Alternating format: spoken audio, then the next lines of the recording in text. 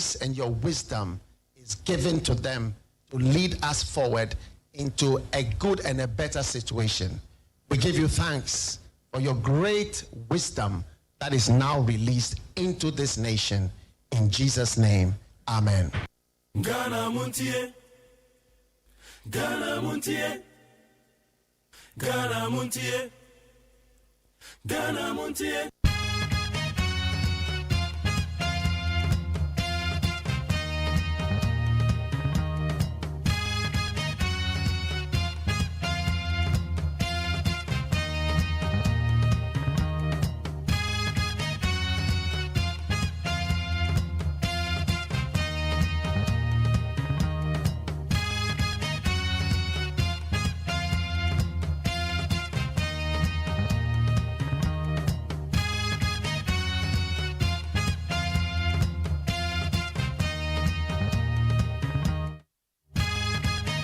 Yamagana phone na kwa ba na Monday.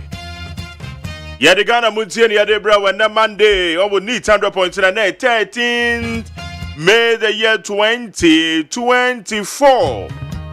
Chale na ne kopa o. What does so damn pema now? And I want say na Monday. We've just begun another fresh working week. Fresh working day. Ya chance yo na otwefo frokra wo ba be late to adwuma. Sorry, the Cobonus, sorry, anytime, sorry. Sorry, free Catasuna, the Cobonus, hey, and there's Zania.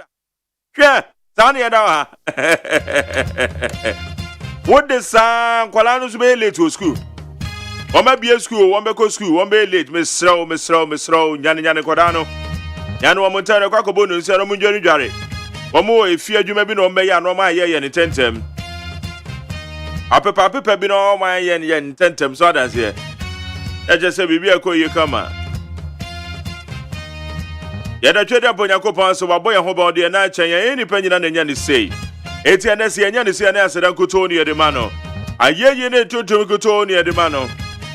Midin the luxurious say AGYEMAN. The media friend Ghana Montie, I want to tackle the money I can see into. But I said, my cojoda me to me produce Ojina Mechi. I've been a frame of bankroll, Nanaya Safo. Woman in charge of the social media handles. Let me know because you made in a demo Facebook. A neat 100.9 FM, neat 100.9 FM. Oko YouTube channel, Despite Media, no YouTube channel, no. Yeah, they are said about King David or they are rise and shine to media the brain. Yeah, they are said also at the man. Yeah, the Mojeja. Reverend Fabian in no country. Another Mojejano. Zion River Chapel, Obehuamoye Dome St. John's. Vision 1 Hope. Powered by Dr. Fashion. Ojo Matadia, Dr. Fashion, Ejujamsano. And Dr. Fashion, Uye Bruta. Dr. Fashion, a designer, and Eshemi. Massa, year con 366. Every day be abako. Dr. Fashion. Our Dome organizer, Osanwa, a boom, a year Kwabenya, a boom junction. Ube Dr. Fashion.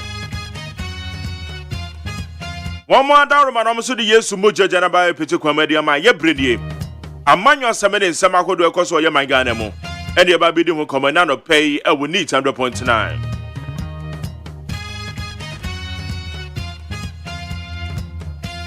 Yekasa Mansancha make up my for tenancy. The Obonka Tamusam do have bear fontaine town home and Samako don as well.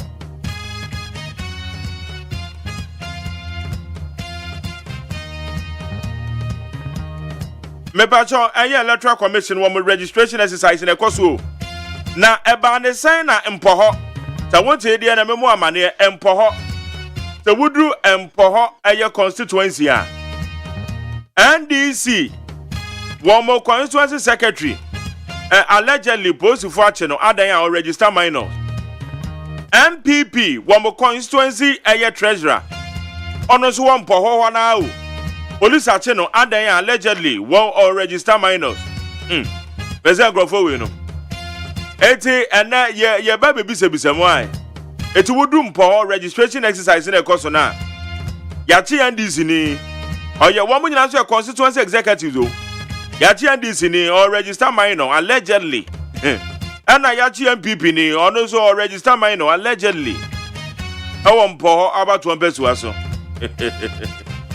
Now, baby, for so yes, one with your boom and talk up giddy, and as I did anyhow.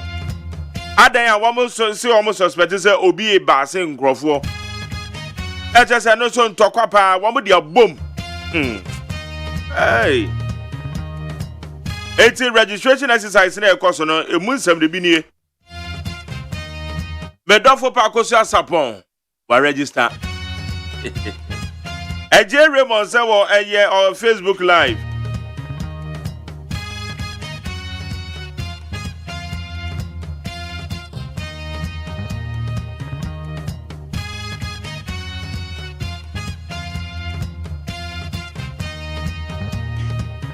Okay, AJ Raymond's on Facebook Live. Say good morning, Mark Jerry. I'm watching you live from Santoni, Greece. And I'm so dynamical Greece. Okay, brofu nana GHA. Also, good morning, Mark Jerry. My name is Kweku Sikeni from Ashaman. Good work, God bless you. And our Facebook name, the brofu nana GHA. Okay, Lampreke Rashid said live in Ashaman official town. Also, the NDC will never understand the election results of December 7th, and there is a reason why Dr. Bawumia was chosen to lead the MPP. And Nana Kwamabwaten. Also, a very special greetings to Nana Temabwache, Deputy CEO, Petroleum Hub Corporation. Also, Yankopon Shadana, Richard Tumesi. Also, MJ, good morning. I'm watching you live from, what's up, baby? Okay, Bonham Hood, UK. Okay. Bonham Hood. Okay, UK. Yo, my bunny here. Palestine Crime. Hey, Charlie Palestine Crime. Now, what was my assembly member, eh? Palestine Crime, my assembly member. Where have you been? Me and I don't buy you. Okay, Palestine Crime said, good morning, Senior Mark Jerry, listening to you and watching you live from Taifa. Have a blessed week. Charlie, MPP, Musiria Kolaba, your friend, the Prince of Prince Phones. Abrante Yarepa, and I'm open a check on you. MPP paying for some one of your serial callers and serial texters. Your friend, the Prince of Prince Phones. Abrante Yarepa, just say, and yes, I'm good to Unyamo support to him, I'm telling you. More Martino, more mom paying for that money. Why? The Prince Yare. The Mokonko Penny. Okay, Nana Bonsa Bidia Kose, Collins Dowda has been arrested. Thank God. Samuel Bobby.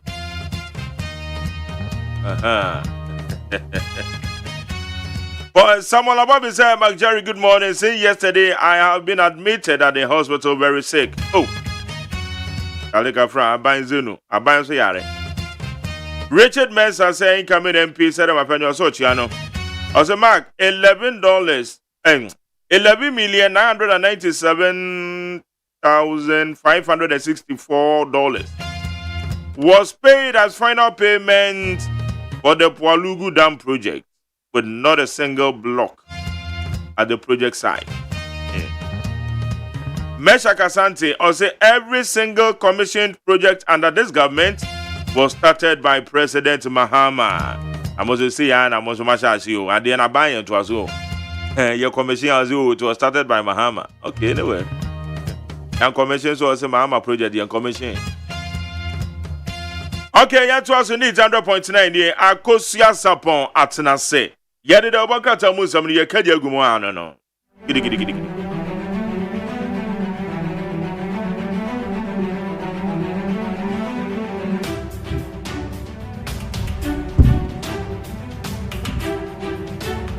Okay, you're going. Agos, Machi. Yaodo. Odofo pana want to say. Nyame hu me mobo. Yeah, the nyame ansi o. Nyame hu me mobo. Obey dey. Kakranka. Mobo papa. The nyame ansi. Weekend ya babetu. Ababetu, akwa ababetu ya.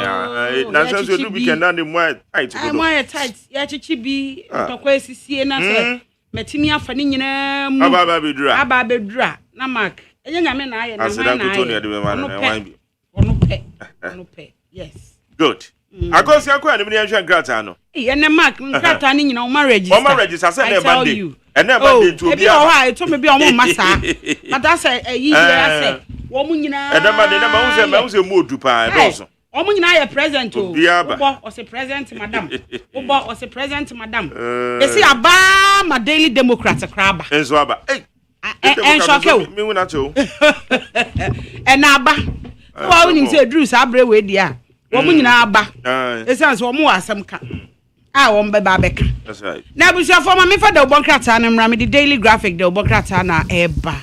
Daily graphic and pay the 024622. Yay! Who said no akra na na wa bre. Esan se enu awia no so boy. Nigeria awia no boy pa. Na sabre ni na na akwaside ekoso akwaside to aso abra 024622 opem so. Ohene anya mfinhia aduonu enum 25 years e wa akonya kasie so.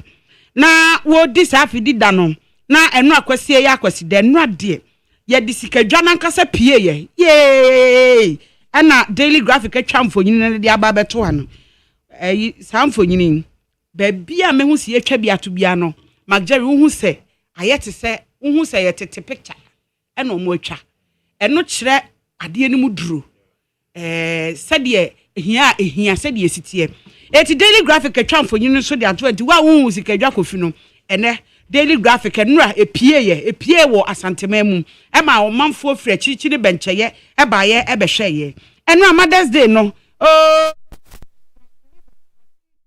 wabo obi abaso holista dua nyentumi wabo na baso ende ade kronti obo na baso de ewom daily graphic ebo amane wa ha se abusia VRA senior staff for no say wo munya reforms so reforms ni Senior Staff Association or more Voter River Authority HSA sa $43 million ya ye tuadiama independent power producers no IPP for no wase said the abusumi bia ye tua no ebe hayen eti anya reforms ye reforms no anka ebeboa papa e wo kwan bia so ama no daily graphic ebomu amane eno achi osofo hwesika samso ka che GRA officers ni say womo ehu ahyehyeye no ehia womo pa eyie enu nti kwan bia so wo beboa se de be ya womo ehu womo hyehyeye atimi akonkan e de ama womo a enu asem no so wo de atu eja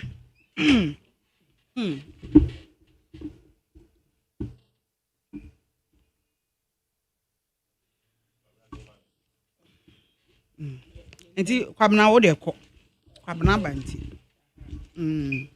onnem ahu ye de watum yo abusiafo de bokrata mede mamu ate mamu akwaba aye Ghanaian Times de bokrata His Excellency Nana Dankwa Akufo-Addo order de bokrata yanim ha ejebo akwakopa hontoma aye Prempeh the First International Airport wa ewo asantimantem kropon Kumasi Finance Minister trese yan support GRA for na target ye de ama wono wontumi enru ho wo mo trese sika bi ayira ewo Krofo Market redevelopment project no 3 million Ghana cedis ya ayira na kema fo trese sika no omunhunu ba bia afa Zoom Lion fo omugusu a womotrese waste management plant kase baako womasibia ma assemblies base 8 ya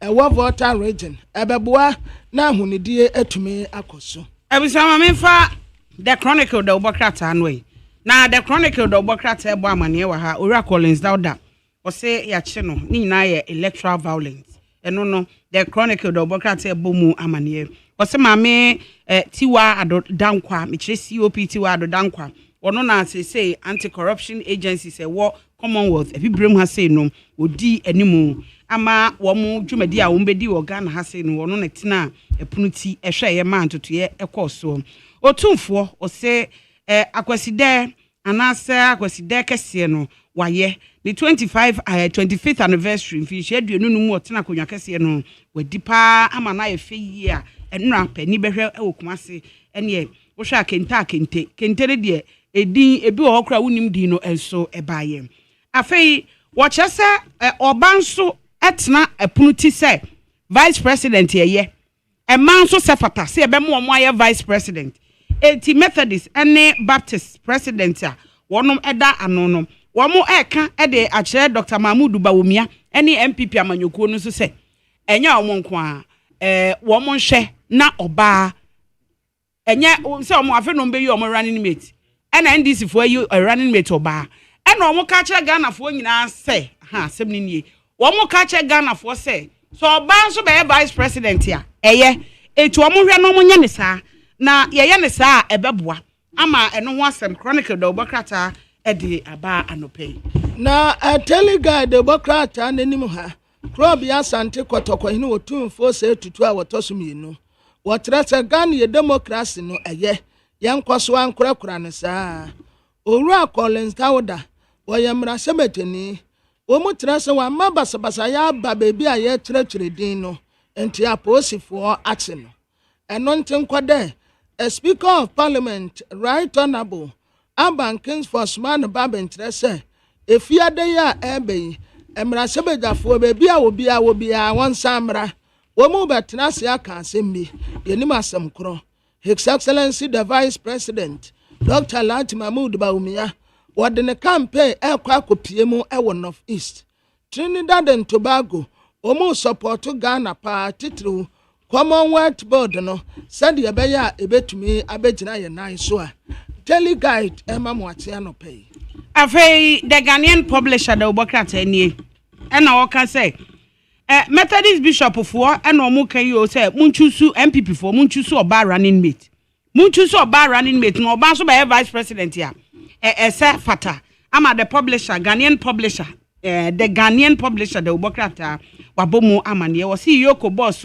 Wana aye chairman abra Commonwealth Anti-Corruption Agency for edi wo mudwuma no they say wababa ye chairman no wasem e wo the Ghanaian publisher odi onwanyamfo dan kwakubotwe mfonyini ababeto aha na wo kasa kire se monto aba emfa ma obi obetumi aye adwuma owura dambotwe ka kire Ghana fo speaker aton sadia frɛ emrahye se fiada wo munyina amra na wo mfiti ase endi dwuma nti no so ho asem wa ha Zoom Lion wa fiti ase a wo makwa commission recycling facility ewo Volta region ho anase from Mantamu said ye be ya wo betimi adi dwumaso aboa ama ye border no watimi asesemu ama eno so aboa ye na Democrat ya friend say the new publisher ni mo ha odi wononyamfo Alexander Fenyama Keniaba watrase wono ena wayiri speaker to ayire nano a wose efiada wo mumra bishop for na katre vice president Dr. Lati Mahmoud Bawumia MPP amanyokuo se esi ade afia ba ne yendie ema urani metia na abaso enti wo mu nso enyibi maami tiwa dodankwa wo mu tese 25th Anti-Corruption Agencies Commonwealth Africa ono no wotena adwam se titreni Zoom Lion fo wo mu treso wo mu shepu oman no enti west no baby aye kurakura no ndi wo mu asi bebre en wo mu asa kwasibie e wo Volta region ononyamfo Collins Dauda wo mu treso baby aye kyerɛkyerɛ din no wa mabasbasa ya ba hɔ no ntia posifu ache no afei ma mefa daily statement da Obokrata anemra daily statement da Obokrata no na wo kyerɛ sɛ mampanyi akufo ado se sɛ wo hwɛ Prempeh airport me kyerɛ Kumasi airport ya fufuro yi a wo ma yɛ fɛfɛɛfɛ a wo hwɛ a enhwɛ yɛ sɛ wo hwɛ kra wo yi wani a ɛden wo se we no ɛdi mpuntuo pa ɛna ɛba bɛba ɛwɔ ɛhɔ ama ɛno no mampanyi de ato edwa afei bishop fo yi a Methodist bishop yi na wo kyerɛ sɛ MPP running mate no Dr. Mahmoud Bawumia wonhwɛ no onyi oba ɛno nso ho asɛm ɛwɔ ha wo se MPP loyal ladies o makɔ sheki ho o mama ho awo so pa ɛno nso ɛwɔ hɔ ɛna obi nso kasa wɔ ha wo kyerɛ sɛ MPP wo mo wɔ kanini ana frankatuni a ɔno kɛtasehye ne proyɛ oboa ogyina ne na so pa eti ɛno nso ɛwɔ the daily statesman the Obokrata na Daily Democrat yanim ha or the Happy Mother's Day abetoto to ha say na oba pani a wodi kan Professor Nana Upoku Agyeman there were two aso ɛyɛ maame Rebecca Kufuado maame Lodina Mahama ɛna afei maame Samira Bawumia ɔwɔ si wɔnum nyinaa happy Mother's Day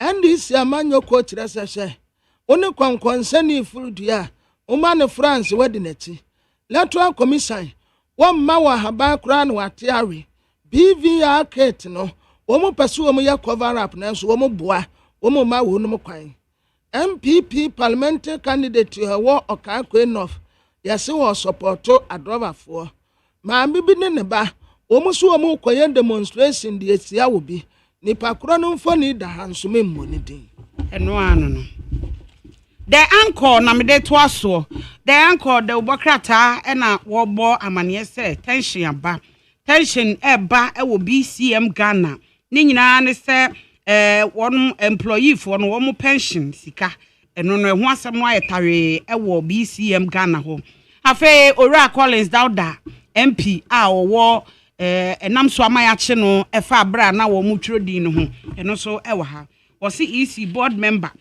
say yes in adwuma na ese so wo ye no wanhye da wanhwe anye ne sta won se nyoma bi wo ho a wo mu pie ni kwanse nkom beka so ne wo ba ya no aba beka waka ho asem wakasa de atia saa enyoma no wokọ from BC na from BC adehye na wo ho ne se wo mo kwan no atete apansam etie nam so ama portals wo ho wo mo asisa natie anwea ene abo wo mo de isi no esanse contractor no agya project no ho ena kwan na ye basa enti omo eye omade a the anchor the obokrata abomu amane na the new crusading guide enim ha mampeni na nado danko Akufuado no wakire se obema atamfo ani ewu ewumo ka kire Dr. Alhaji Mahmood Bawumia se na dawroma ontu so oba running mate Dr. Buafo ena woka sei afi Ghana ye yoko boss o ene ya appointment so wanya chairperson anti-corruption agencies here work Commonwealth Africa ha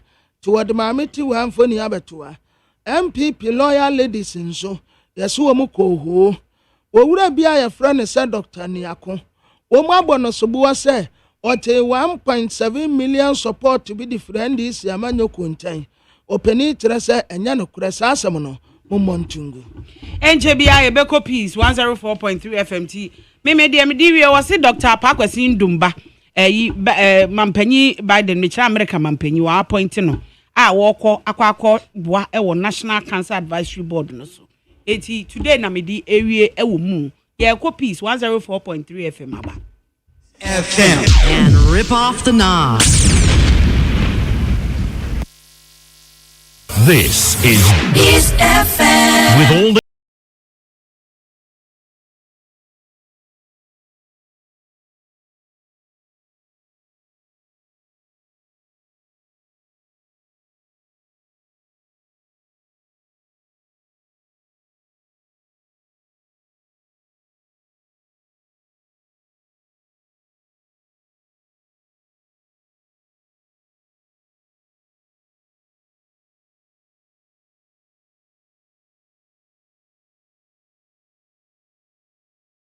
Shimama Yamamunya Ache and some who dry Abuano, Maymunia Mahoroso and Anopaya Sinkonia at the Besomo. Casibu Echan home at the Afa Hello 101.5. You will doom Ewukumase Gan and Cry Hase a neat 100.9 and a OK 101.7.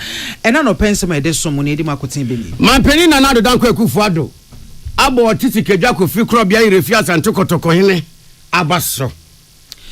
O my process you make the krata aba bontenfa na watwewe ye mu voter registration exercise ya ekoso no entawantawa bi PP mu ebae na apolisifoɔ aka ho asɛm na yɛna National Democratic Congress NDC tinyama nyoko ne de ato electoral commission nim sɛ sa limited voter registration exercise na ekoso no abato commission hwɛ na entawantawa bi aba hu bia no wonsiesie na nanim nyam no ampepa ye kwame no nsemu a Kenya aban ahyase to niema sa ne beya eto wo moto a wo mutua no wodi beka ho wo bepagyam wo be niema hodo bi a yentua to wo so no wo betwe ni nyina bam no matimi agege to isanse e kai di wo manim no eso ne to e no betimi age e de atete sa aka no aso English Premier League no Man City na age ana Arsenal na age memene da ne ne enura agudie ne bi ato fam se etim na ensunsanso ne beba when is Sankaya Hodua Yabuano and Nanope de Ebeto Munim, Nea Sede Nikabia Emma First Atlantic Bank, one more at the digital banking Abba. It sounds one Yabo Mabasomi, digital bank of the year, Enti Bra.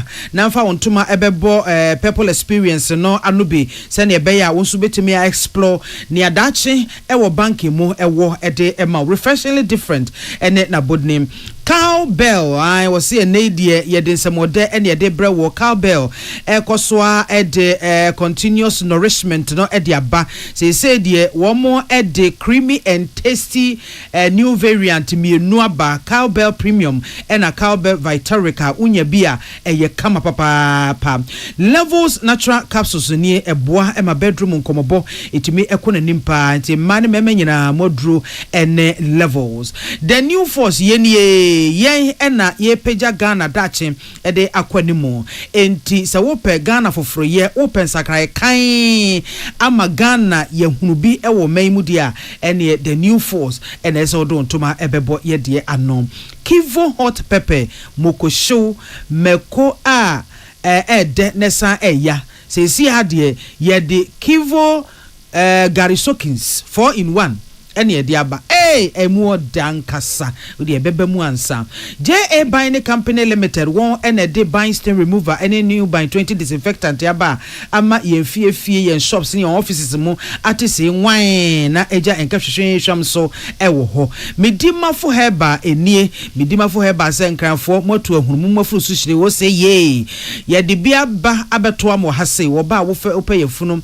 awo eba usisi na ye oya stroke na ache wo yare biara fakodan medima for herbal Suzy Herbal Center ni what the CB men capsule CB women capsule CB soap and what the airtie yechi and nanope baby etron no bi akwa ubenya CB for mu no bi ato ye what this way chocolate drink and opay do here eye enso hye you mekwa da roma and a wo mo bo echi dom na ye de kasebo no abesom akenkan for ye me maame biama kwa for me ne ohini na kwame amo afensem ni Ote emenya eni sikedwa kofi so akrawiri ni brawi ye na asentia so kwa bia yerefi asante kotoko kuma pema pembe ba ye nkase otumfo se tutu the second emfrinsie duonu num a wedi ye wo sikedwa kofi so no ehu dwadata wo bo ye wa asante mantam mu e wo dwabere menhia fikasiem ema titre ni ani ntini wo mo ka be mu no mo se agina wo my Ghana nchono ni ntwaso na kobi nyame asofo na afese so abamu mpenimfo na afia mama ya wodo munyamfo wo man mu na afia nananom hemfo akase ne nketua ne wo mu fra hum ni aham nyina baaye adwabo nase na mampeni na nadodan kwakufu ado akase wo adwabo nase na wo se watisi kedwa kofi so wayen popular de neto sanso woni sasofo otumfo se tutu da second benia beni so no be ma kanfo na ho fe wo sa yeye wo sa seda wo san kanfo ne ntontom sentini se woso ba ye waboa ama santimantamu abo asomdwe peace se pa kwesi dustin powder ana nya santimantamu nko a eja ka na nto na akasre edi nya na ehwine nya nti empuntuo ne asomdwe a waprama santi no wapri bi nso so dia ma tibi do mantamu ama akoko akwaga na ncho no ne ntwa so nyina nti wasa basobo wose sa na montuo ya boa ma wakase yi wobetumi aka ne panya atinya bia ne ho se ama otumfo se tutu the second Ghana for bonise Ghana for bonabaso ewa no pass na tini nanim wa yen kase bia ni ho waso we amra wa ba ye ehumehia odisi na ni so de otumfo education fund ba ye se titru nkwada wa ma penya ka so mo be hye na so ma wofo botom kotola bala wa mu do mo sasem akosi asese nwan wanga na kura wa mu nsansi bi so wa de otumfo education fund yi ba ye ebe bo ankwada yi se de be ye wo menya humehia mu nim de ebe na pomuden so a otumfo abon ho modene pa entima peni na nadodan kwakufu ade se eya abaso bonko a otumfo said to the second has served as a symbol of unity, progress and tradition for the Asante Kingdom and indeed for the entire nation of Ghana. Otumfo's commitment to the welfare of his people, coupled with his strong leadership, has earned him the respect and admiration of all, helping to ensure access to education for thousands and thousands of young Ghanaian children through the Otumfuo Education Fund, joining the fight against the spread of HIV and AIDS, re-energizing and modernizing the institution of chieftaincy, and putting an end to unnecessary chieftaincy disputes within Asante are but a few of his many achievements and successes as Asante. But perhaps what sets Otumfuo Osei II apart is his tireless advocacy for peace, reconciliation, and national cohesion. In a world fraught with division and discord, Otumfuo has been a steadfast voice for unity and understanding, both within Asante and beyond. His efforts to promote dialogue and bridge divide have earned him widespread acclaim and admiration, making him a revered figure not only in Ghana but also across the globe. My penina na dan kwaku fa do kasa wieye ena edru ono fun de sha wo no kwada mu wa ne tifriku bebi de ase etikasi aso da ye de kronkron a wonfo ejan yetuo ne bema enkosa nanso so oba Asanteman ho ban pampin so de sha wodi na hunkan wo pampa so ose kronkron a wonya finsi aduonunum e wo sikadwa kofi so krobia yerefi Asante kotoko Otumfuo Osei II II enso kasai. So as we commence another phase in our journey of destiny, we reaffirm our commitment to peace and the pursuit of development. Education remains our priority, but probably an even higher priority must be the reclamation of our environment from the ravages of Galamsey. We cannot be the generation that destroyed the most precious heritage bequeathed to us by our forefathers to satisfy the greed of a few miscreants. For whatever it takes, we must defeat this scourge. The greatest challenge our nation faces is to redouble our efforts to grow our economy. Governments may come and go, but the nation remains, and democratic nations must look to their entrepreneurs for development. That is why we will continue to encourage our entrepreneurs to show their readiness to place their money where their mouth is and invest more in the country of their birth. This year is another election year. Our political leaders are already on the campaign trail, and there's yet many months of intense and combative campaigning ahead. After all our past experiences, I remain sanguine that our democracy is safe. Nonetheless, we need to remind ourselves that we cannot take things for granted. We must be alert to avoid anything that has the potential to derail the electoral process. Otoko kwaso akro bia yerefi Asante kotoko kuma pima pembe bahire Otumfuo Osei II yete ne no Samson Kwame Nyameche ne Otrobo se kwadwobuadu ene komisia fikasiem ade amanebo ibae na wotwetwe mu na abato komisa so ye hyase se wo mu afe no manya mfinhia edu enwotwe ana wo mu soso a enya borosa na so bibi nti wo mu edini abato nwoma mu no bi ekwato ho se wo mu hyase na wo mu emetre wo mu edi enti wo mu to the limited voter registration exercise na wotwe wie mu pintem bebre ne sisi ye ewo me hodo a o mai prosi adwumakuo no wo mu tintim krata ewo ho de ababonten ne wo mu kanyina ne senia ekoso na wotwe wie mu no ade a ha adwene yie pa na wo mu kasatia ne ekoso ewo registration centers ya ebi ewo Cape Coast mfimfim mantam kukum ewo hafo mantam ena dujama ye no soso Asante mantam emu na nam so ma process for matimi akire nipa bi a wo mo eboa won amomatimi aye nhwehwemu fikofo akosiase ewo sansemi eho a process force wo mo fa kwan so e de atogana fo nyina enim aka wo mo se obia se wokotwe wadi mfihia du nwotwe bia no eye wasade se o mamba pa bia wutimi kotwe wudin na wudin etimi ko abato nwam ne duru se ye kire ya dwen a wonso atimi de kokromoti power no akire wadwen bi na no en wo fa so e de kokobo ama manfo se wo monya hweyie pa no mo mani na hono mo no mo hwe se emra ne hyehye a efa abato ho no wo mbedi so fenchem na etimi aboa na kobasa ukobu kam efa mra no so a emfa ho se wo so wa baitre emfa ho ni dibi ekita wo apolisifoɔ no bedi ni sɛ nwonwono na apolisifoɔ se yɛmfa Ghana man nyinaa anim sɛ apolisifoɔ kuku da miɛnsa ɛna sesei polisi adwumakuo no ahye wɔn sɛ wɔn nkɔnkɔtena fie wɔn ɛne inspector Michael Ado, General Constable Eric Boache ɛna General Constable Michael Jan na wɔkyerɛ mu ɛsɛ mebu so meda to so edu ɛbaako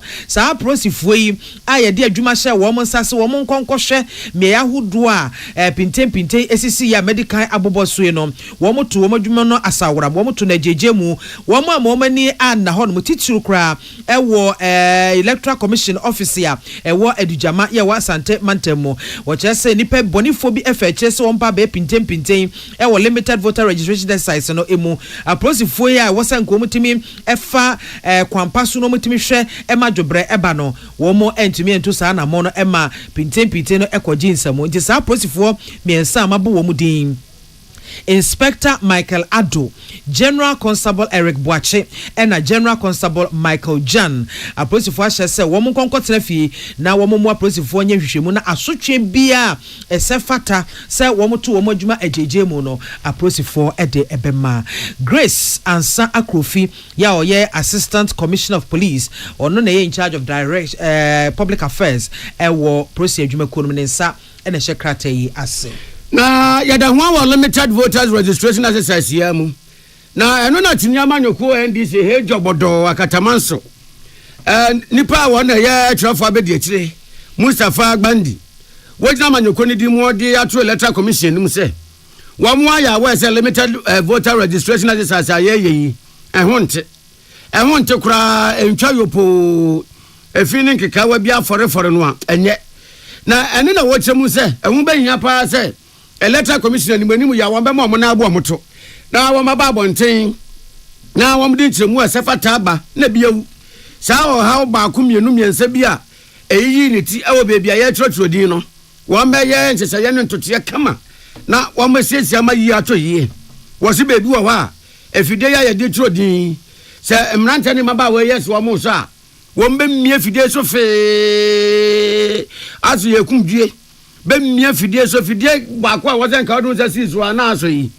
jiw mia se de wo pipe post ana wo pa yakatoa ansa na so na so so a ebe bone ni saa na nipa baako kura tumi register no be du on so ba cross network na teko wo mu disanti mu saa fita no pa be ye hwa no mienu ansa na nyamia ya odoma network na ba eno so ba baako pekitwa bi Mustafa Agbandi se we na ya de bi a wamu andi se manyoko no kura hu kan ye kura nsana ebe sha se electoral commission ye hu bibi a wo manya tetete ho afi aba betuye no wo se atiemu yes ne kase bebo nyina de electoral commission mo na mo to e na de ankoyie bia no wo mo ye no mu siesie na yie entwa yie na epoya mantamo NPP youth organizer Damuraha eno no so dia to amanyofo anim titi NDC amayuko no se bibia wo mu ye bia na mo bia wo mu etu bia wo mo hweso mbedwene Ghana ho kane esan se anhwe ya na esan tumi a wo mu epenti na akwakofa pinten aba na wo de sansemi nyina tu dwabra wo cheso limited voter registration size ekoso no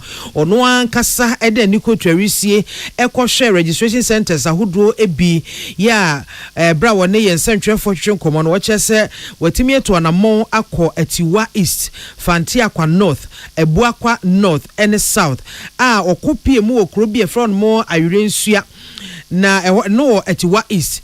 Na wono hunu se enipa bi edi ato sante a wo mo kwakotwere wo mu din ne chese ahoho fa na wo mo so wo mu nyanya emfiedu nwotwe na wo mo ekwakotwere wo mu din ti ono so ne nkrofo eka wo hu gomu etia yi simpanyufo na so se sa nipa yi a wo mo eba betwere wo mu din wo mu nye Ghanafo na bi sukura nya mfisia edu enwotwe na enkowie na chese NDC fo na na stay chiri enti Adamu Raha efaso de to bibia nim titira amanyofo no se wo bia hwese sa de no obeyi ne ho afrim esanse enkowie no o my Ghana eso isusanso no ene beba NDC as a political party is trying to robe in foreigners onto our register. And that, just as I told you people from the beginning of the exercise, as the leader of the youth wing, whilst we are doing this limited registration for the youth, mainly omo register that and our first time voters, mebum. Name the MP mebum anymore payment temano. And omo from other regions, NC Eastern region, where they will try to register people who are not of age, people who are foreigners and do not qualify to be on our register. Now, omo person omo robo into the register. And it happened in my presence, and we have to resist it fiercely. Kudos to your team, no police station for your canvassers, war grounds, across. This guy says he's from Tamale. Tamale, me no Kramoni, Pepe ni no fast. If I said Tamale Kroben, so he's unable to mention the specific town. Until the Bani, on Tikasebia was roho. Ye do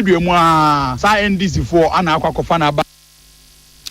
Na adamura amanaso ono mo a wode to dwaka ho bio e no chese MPP amayoko no wo mo entena senyenhwe ha masebe ahoho emetwero mu din wo yabato ekratam na wo mo nkoto aba enyima mpanyi emfa mayenso omedi yenso enti sesei MPP mabu na wo epoe mantamu wo mbeye ni wo betimi bia mra kwan so ahwese saa de no ebe free yabato emukra. Yempene emma foreigners be decided who to be our president for us. Enuano mo ye no mo agree. In as much as say ye pay vote, ye person ye win power no. Let's be mindful of our country as well, where foreigners will not come in and decide for us. Why will you go and bring in Togolese, Ivorians to come and register so they vote for you as a party? If indeed you have a message, you have what it takes, do the right thing and stop bringing in foreigners. That one we will resist it with the last blood in us. I won't sit down aloof and watch NDC bring in people who are not qualified. I know there, nobody will allow that to happen. The sense, na register no buying. Na decided once you could decide Togolese president, Ivorian president, Nigerian president. They should not bother. They should not dare to bring in a whole war to come and register so they can vote for them. That won't happen. Eni awoti ye NPP apoe mantemu mebuno domfrefo Adamu Raha na NDC apoe mantemu domfrefo ye mebuno domfrefo Ora Richard Nyako ono so oti saa asem na ochese enye nokre de bia da Ghana fo emontungu mo bia nyana adwene se obeti de MPP fo eka mo bia makwan ma MPP amayoko no ehunahuna won na was a limited voters registration exercise kroya ho. And Richard Nyagba was director of communications. Dima was Namanyuku NPP. Dia bani. Waba bonte say. Yesi ni munyam dia te say kusia won. Say efiri unsemu bo from na so wan yesterday pe eno ano no asai. As yesi tirehwe egu na tiem. Was it Nyamanyuku NDC? Ade no nsem bi na ma ekọ echima. Bo ni do ro mienua no pop. As a farm maker ben ade gu na nimu ase a. Was so di nchiremu ba. Was it Nyamanyuku NDC?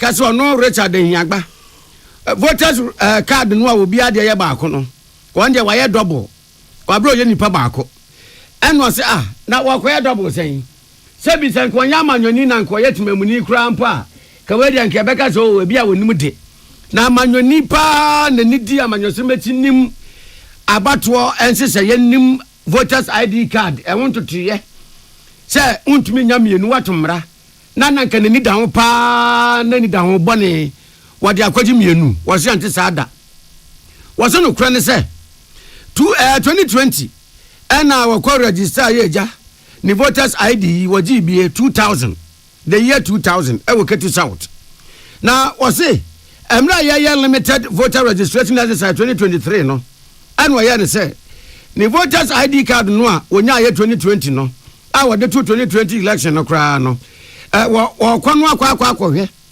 aye mu nsiesie yie wakoye na biometric efidie no wamde kira so na biometric efidie ni bu na netie se adwe just wonyi ntum waso amananse wa wakoye electoral commission penny for say wababa be cheke se de omo so obi am cheke ne de no ba ya efidie ni se wo hu no ID card na adam bone be wo mu hwem na omo so onko ekire no aba efutu wo de ma anu and say why and say kwa say voter registration is ye bi ato we wo kwana futu wa mde ma no 2023 no say won ko ekire no aba no ekire no asona so aba na wo ko na wo mu hwema no a we double registration ben ene wo mu a ne nuanom NDC for edene na mu a wo mu say ne din wo say ente sada enti wo abete sa asem bia no botugu na ye rodo radan semwa no kura bia enim o tie kasebo peace 104.3 ye da ye ho agenkrato ye ba ye beto aso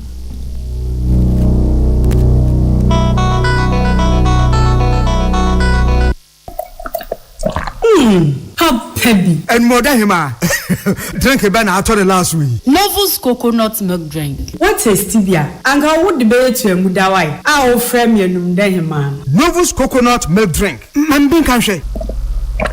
Hey, yeah, Misso, but yeah, and more than him. When I was Shahono, can you resist Novus coconut milk drink? Oh, I can't.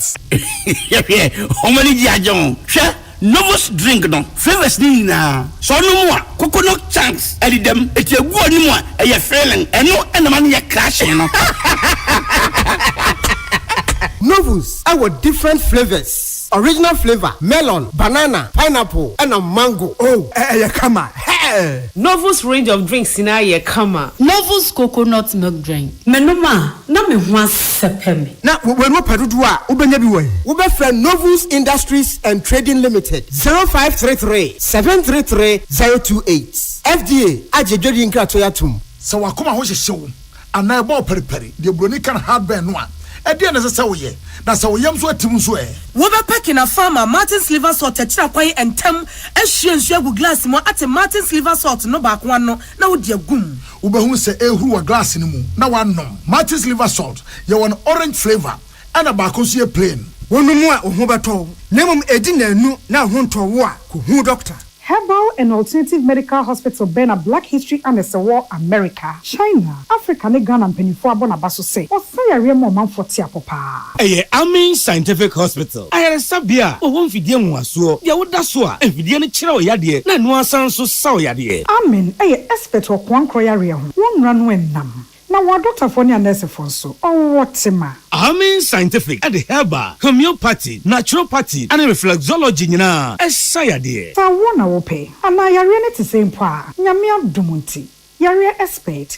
Amen Scientific Ebabwama inshallah uwato na wonswe dia dance said the Ghana for near brochure for be dia dance no Accra Amen Scientific ewo dome Obersnet Flats and Alashibinso our Klagon Eben Shaman Road under bridge ope our Krabate P Fre non sure dia benwo 0245 275254 ana 020-722-9505 Amen Scientific Herbal and Alternative Medical Hospital Allow Shafi Nyamene Yaresafo Amanfo dia moka kire Freddy's Corner home appliances hono or dia ba Freddy's Corner Home Appliances Center home appliances a eye papa bia ebi wo ho brands ben media Samsung Kaiwell TCL TV air conditioner freezers fridges water dispensers any dia kekeka ho nia ubenya good warranty dia ko Freddy's Corner Home Appliances ukoko memle CCTV a eboama monitor properties any business at anywhere in the world CCTV any da ho e wo detector clear pictures Wi-Fi connector utimi connect ma wo phone na wo monitor baby a wo wiase bia Freddy's Corner Home Appliances abeka Freddy's Corner edwosu ahodo a oton phones ene ehun accessories no ho 0544-959195 ana 020-7937-323 ana so brokoko memle satellite in chehwa na ye can discount ene achadia obetiasie Freddy's Corner home of authentic home appliances phones and its accessories.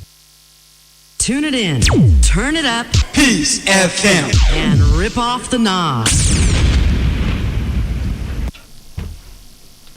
Abusiafo ya to akase abono so na yakowie wa manone na afi agudie mu nsam emo Kenya aban wa hyase a wode niema etoto yie se ne ebe ya obetimi atoto eto num no matrem na etumi aboa ma nipa dodo no a wo mo etumi etua to na watimi de abu akekere wo man no enti no wo mo ede eto ho mra bi eba sei brodo sei ne buo behwira kosoro sei wom pa ene niema hodo bi ananka kane ne to ene da so ni nyina wo mu besoa eto e de aguso e de se wo mo de VAT aye Ghana e wo ha bi no wo mo de VAT ni bi e ba betoto wo mo enema so no dan chen so a mobile money transfer te se yen e-levy die ya ha airtime nyina any data wo be use nyina wo mo e de eto e ba betoto ni nyina so na wo mo kire se oman no wo mo afe sikasam afe no e sha ase July bosume mu e na chese sa eto nyina wo manfo e be sha ase atua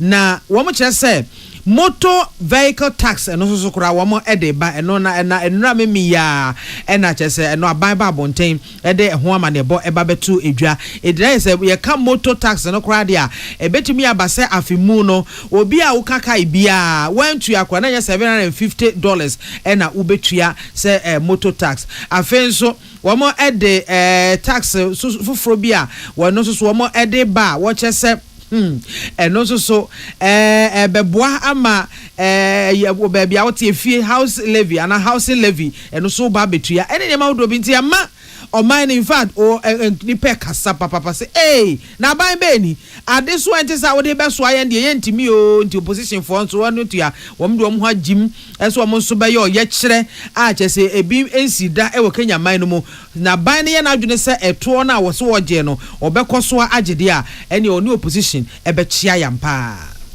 ye wie ka se bono wa agudi mu nsem mu na se ko Spanish La Liga se ya ene obia nim se Real Madrid wo maje league no wo mu obia mumuhie wo de Barcelona for pa wo de wo nse wo mu ne yi match wo mebo no ene Real Sociedad on bo mu nse 1 million ense sawe enti Spain wo de no na nya me adom a first June ye be ma MBMs ne ma me yi no na UEFA Champions League ya baba finals na Real Madrid asan so Arsenal wo maje enti ye we ye na se ani di ball nechi ni ahia na asan se Real Madrid be charge cup nti ma me bia ma me yi na be hit pa na eno dan chen English Premiership abo bia be wu awopre enti wo mo de English Premiership yi bala show no come and see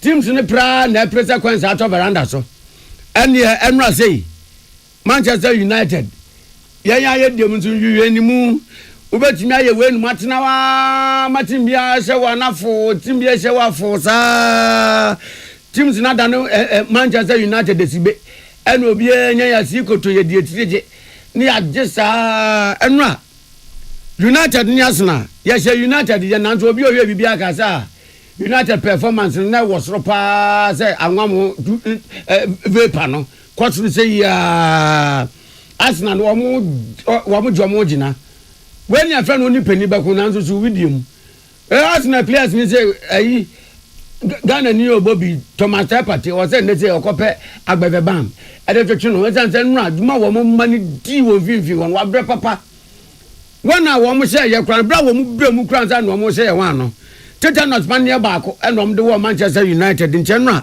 Arsenal say one United ya yentumi ante ena eja West Ham United Kudus wo mu chi Luton Town for she wo mu kamiensa ema Luton Town wo mu timi baako say West Ham for no mu do mani bre na kwaso so Luton Town so na no Chelsea chi wo mu wo mu nyadoa no enom de akogu Luton Town for no so no Crystal Palace baby adeda you enua Jordan you wo no womne Wolves and a boy ema wom so share come yen sama Wolves team mu ba kope Nottingham Forest and Chelsea Pochettino no one person obeko sense ye di league yi be na wie yi and anu no betime ye we ni asase anso sa tena sa wa director han team bia first division team kra emeko kra team kra na ye Chelsea they say the mo me so ama Chelsea wo mo pa no mu ni we are much this week omo my so go didi nanso ni na om da 7 yan say enti na English Premiership no dia akwakosi no Newcastle any team yan kra didi agro the day is bright and fair oh happy day a day of joy brighten for ya wo mentumi am right wo Newcastle 1-1 abusan foka se bona se akenkan fa no pe wote yankan ye me mame biama kwa fomene ohene nana kwame amo aseda kase enkoma Susie Eba Center wo de CB-men capsules ye memedro so kwa bema wo ha wo junso mu a ma onsanka bi ebeboa wo ye pa prostate disorders bia wadura ene CB-men capsules CB-men capsules so ye medro a eboa mo mafichi ko honsem ekoyie kama CB soap ye de pedicure ye na ho eme na ho te se nwan wo 19 na papa ya bomoden fa CB soap etwi na ho ebeka sie ni ama wo 19 na ye smooth na watimi dia chaw chaw ama ya kono baby eto no bia herbal shop pharmacy any chemical shops nyina wo kwa won sabeka bi from 0247 111671 and 0246578750 midima for herbal eni I wo de semode abre adehia wo mo ewon kran ha midima for herbal ebie branch for kra ewon kran ha say Dr. Time aso say yare bia enu edi asie no to anamo ebra midima for herbal na wo ba wo be ma the best treatment ever na wo say eba expert in stroke wo sisi ena wo kotodua anasa oba ne be ma mo pa wo eho de wa ben wo ho pa o hwe midima for herbal ye Dr. Time aso a ye say wo pokwase mayira ai nti Mr. wa freno e wo 0244 774 282 and a 050 072 7215. JA Buying Company Limited in one at the buying stain remover any new buying 20 disinfectant yaba stubborn stains akeka yen terrazzo yen floor tiles ene ne keka ka hunyina no ebeyi every hon water closet mu wash basin mu ene sink mu mu beti se wan na wi disinfectant no so no o de apepa hon mo amamo mo wanketenkete yemfie ni ehunu wo mo no ekuo mu nyina every hon mo na emefie atenwan wo shop mu atenwan offices so a ehon mo atenwan na wi bonus no nka hwehwe hwam ya ebeja wo hon mo ama obi awra hon mo a na nani aka hon mo mesewa upebi ato a Melcom China Mall Shoprite Game Dream Bell kwa ubenye bi ato hon mo obetimi afro 0243 104 883 anasa 0541 808 096 Kivo hot pepper minua ekom de a wo hram aduane nya ready na wo pe bibia ya quick pa na wo de assorte ho de a ene na mekanfo Kivo 4-in-1 Gary Soakins e de amount ai ya mix it sugar wom gari tuetua milk wom na fensen enkate so ebiemu nti wunya se ya crunchy ankasa na wudi a wotenkasa yes emu de papa ne gari soak is a real one pa wudi a wankasa obetene dem de bia wia obekwa kotobi Kivo 4-in-1 Gary soaking mix was soaking aye easy kra Gary soaking aye easy the new force in ye me ton sa frost bra nefa ontoma ebebo the new force team de ano na yesesa ga na yehyebre esan se wo mo ani so ade hunu papa mpanyini papa ya ho ntenchima wo mo ebebo ama Ghana yie die asan apagya ne mu bieu Ghana ntoma pa ya san fefra kese ye pe ho a ye hunu ya sene mu enema nyina ye bubuzuri baja chese wo hwe ba bia enhwe kese Ghana sika ye die no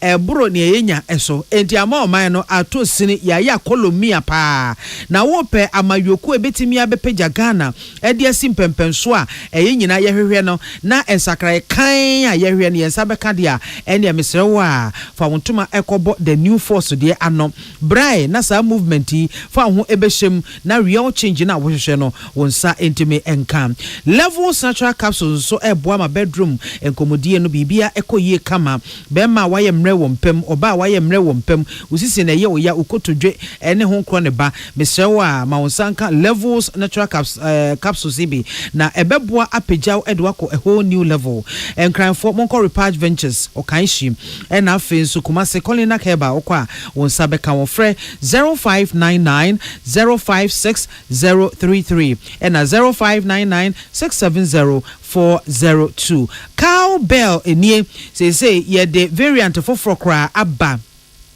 a Cowbell Premium and a Cowbell Vitaric. Yeah, Cowbell Premium no add the yankasa na nutrients bebre so and a womu essential minerals any vitamins I boasisi in the pediano on sa ebeka womu and a Vitaric so no and also so a nutritious pa yeah no so vitamins A, B9, C, D, E, K nina e womu ne born for essential a creamy we Food and Drugs Authority womu aje Atomo. First Atlantic Bank Digital Bank of the Year. Found to my bebo the purple experience and now also experience be now explore into the future of banking. I no First Atlantic Bank kwa ejesu ena ewo. One more ekita awesome digital banking platforms are one the bebo ama banking huns kita hudie nyina no etimi akoyie ede amount. The First Atlantic Bank said to anamo ebra na uba uno ho de biara da Mastercard ena wope DigiPay anase Visa card ena wo hwehwe wo mo ebeboa amoanya corporate pay internet banking ene ho kwan ba just edoso ankasa. First Atlantic Bank say refreshingly different ene na body your this way chocolate drink anopai di o hia eyensu hie kan ena odebe ho no breakfast papa wenya toasted bread bi dia bia so wo kokora nyumakoya da roma ena no pay wo mo bo echidom me de kase bo no ebesom yada mu nyina ase amamumu enity Ghana Montie, Ghana Montie, Ghana Montie, Ghana Montie. Darling, what bantem papa? Oh, the why are dear very good. Now SIC life more no ho. Odo me hunu ho. Enya grow. When am so that near ko waste time ko change so to ahuro say. Say emu nantie awia eni fifire. SIC life more no service how ni nyina. Me see ati obi abre so a. Wo mo underground car park. Enti say park ko car wase ho a awia mo so. Ena building na fair banks esishem boutique ahoro, cosmetics, unisex salon, jewelry shop, book shop, restaurant, travel and tours, pharmacy, insurance company, mobile phone for conference room kesi a man for betimi akohan. One washrooms neat. SIC Life Mall. Architect now design no we good papa. Yes, so mo lift any escalator nyina wo ho. Eh no kra and one standby generators until we be can lift him say doom so na yibia. Na Accra ehfa pati no mo wo. Oh, Accra Central SIC Life Mall. Ben Presby Church no. Enya yira kwan kra. SIC Life Mall. Bibia wo ho. Be fa family ni nyina akwa shopping. Hey, catch it. List ni nie. And you ma beto to dia me baba no ho de no. Hwem so betumi a. Hey, asew. Hey, now beka. Ya John to mami ensa duku portmanteau. This way chocolate drink. Na kan wo hwe afibia so beri ni waware ne a. This way chocolate drink. Na kan sia. Oh, asew. Wo den kan no ntumu ho. Me be mo anu nso hye kura de aka ho. Wo hwe de wapi ho. O ka se batete e da fom ho. This way chocolate drink. Kra cha be pe baba ware. Asew. Ye fi say this way chocolate drink. Ya sorry anopa no ne yenom ye bi hye fridge nom no se snack ye nya hoho a no ne de serve wo mo ye didi wie ne ye pe bibia bogu ya de so a this way chocolate drink ne yenom and this way no ti ano a he se kire wom koko wom brick wom bibia wom ade wo hia ne so hye this way chocolate drink de wo hia ani so hye FDA ahwehwe se adwede nkratoe mo agye atum se eye.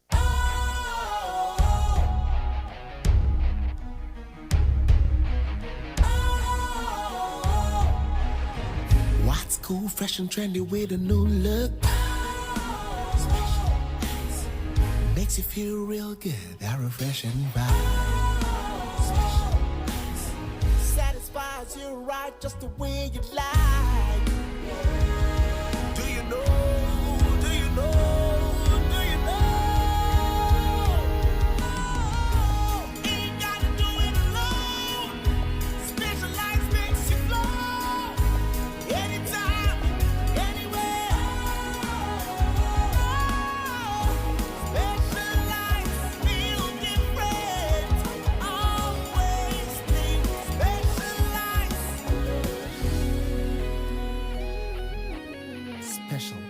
Natural mineral water. Feel different. Think special. This advertisement has been vetted and approved by the FDA.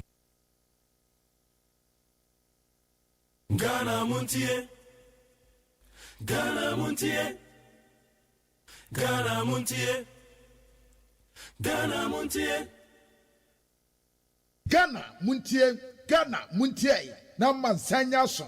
Adawroko fiaman homene so ejiji tonton sansan ewo neat. 100.9 FM. Ghana Montie, Ghana Montie, Ghana Montie, Ghana Montie.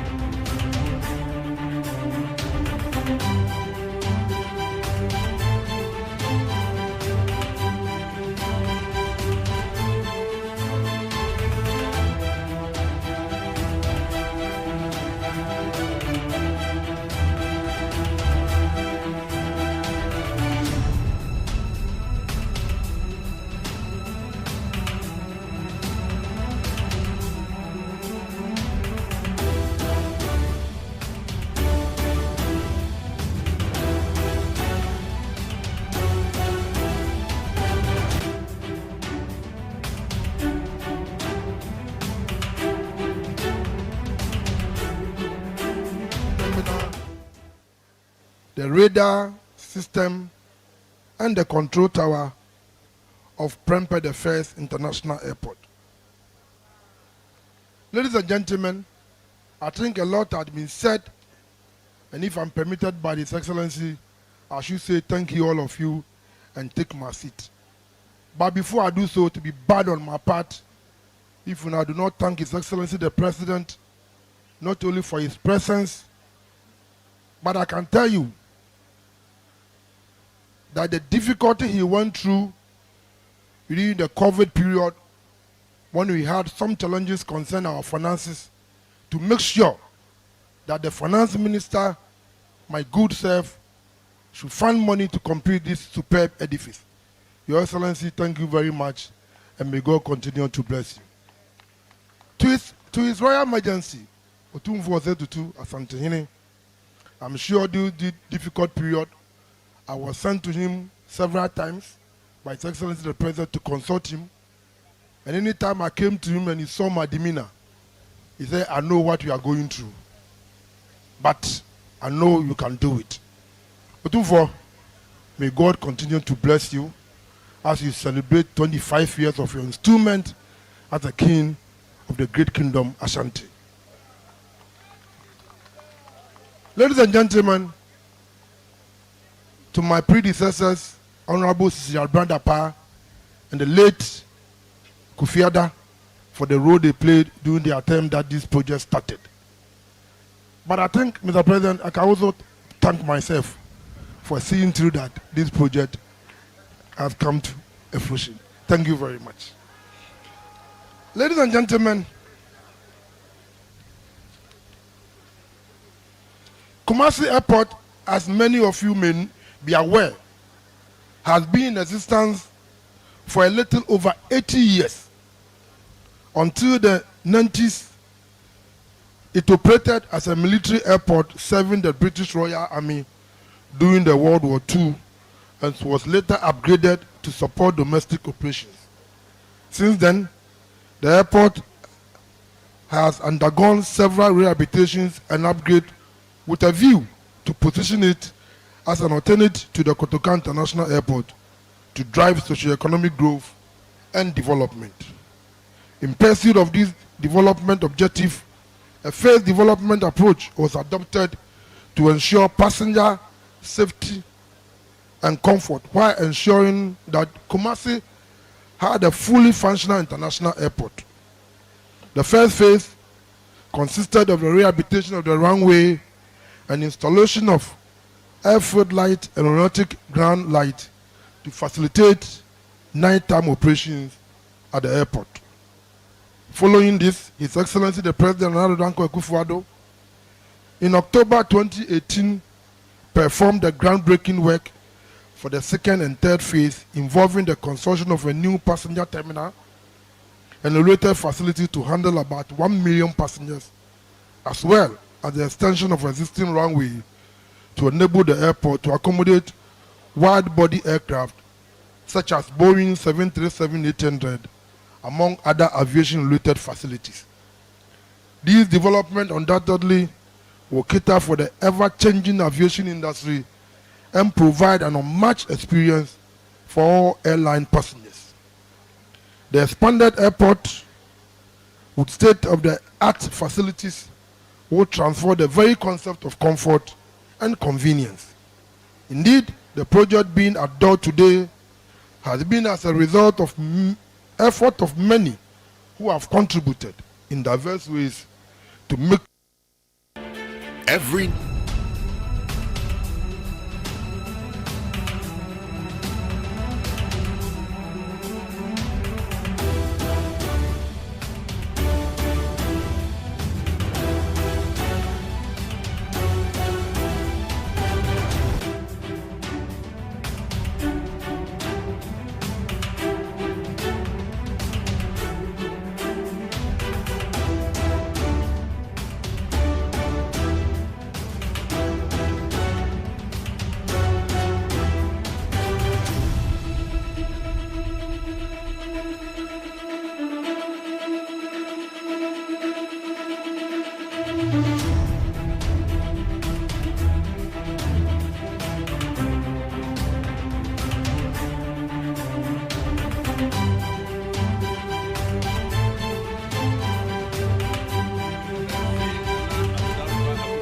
President of the Republic of Ghana, Your Royal Majesty Otumfuo Osei the Second, Excellency the Prime Minister of Trinidad and Tobago and Consort, Honorable Ministers of State, Honorable Members of Parliament, Nananum, MMDCEs, Boards of Airport Company and Civil Aviation Authority,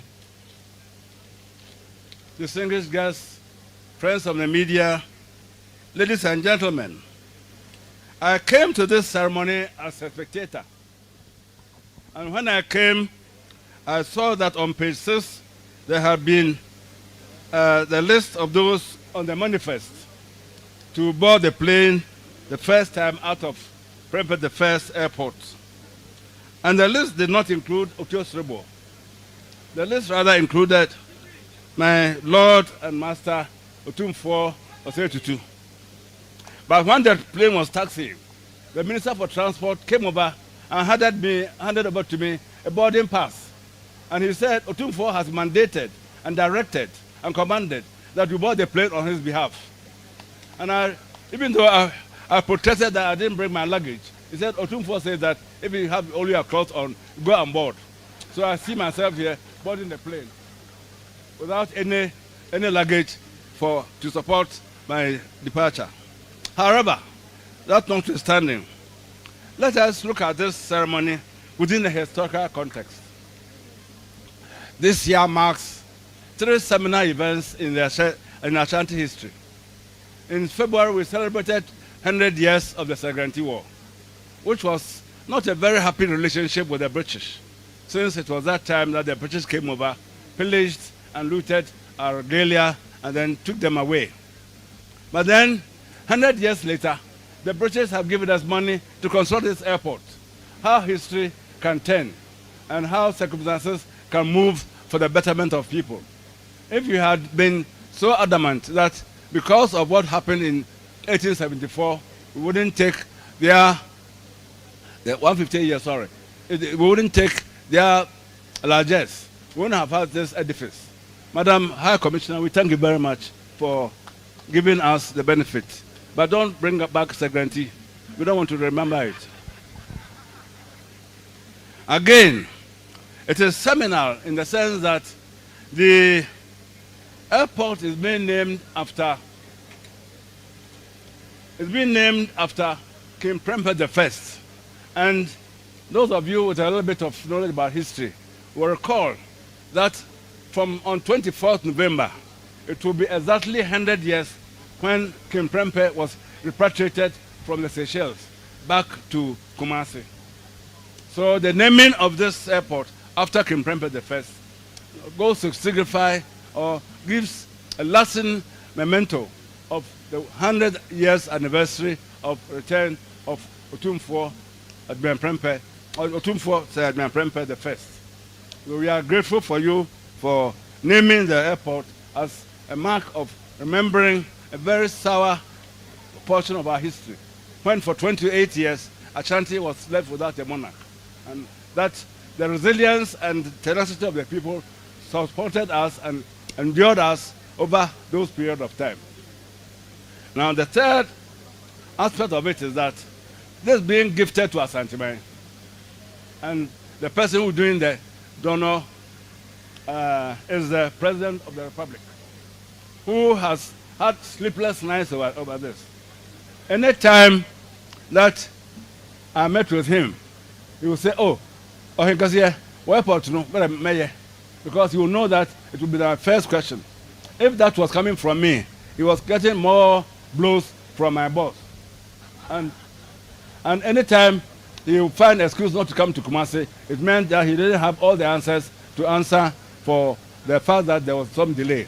But the delays did come unavoidable as they were because of COVID and other attenuating issues. But it's the tenacity of the president that has sustained him and that has made sure that despite all the odds, he would get this airport delivered. And here we are today, having it being delivered. Mr. President, we thank you very much.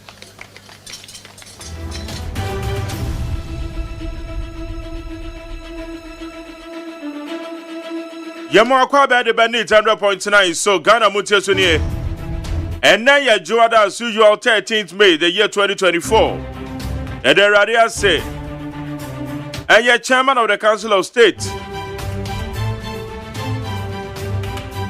Na no to sirbo na atene kan dwabe man hene no. Ebra ne ya bie aye Kumase wiemhyen ginabia ne yayan international. Ebiano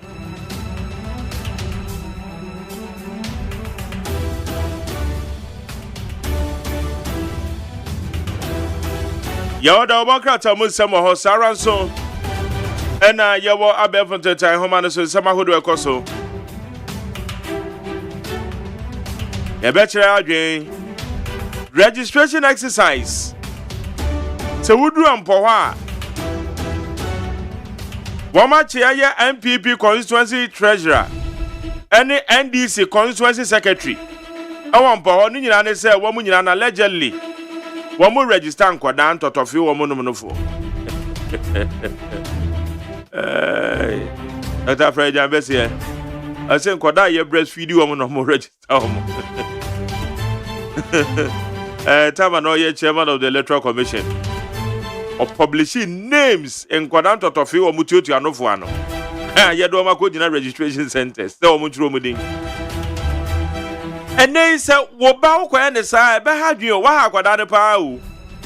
And I'm saying, on to Miss Sunny age BMO. It's a quad massa Okoko register now, Wahano.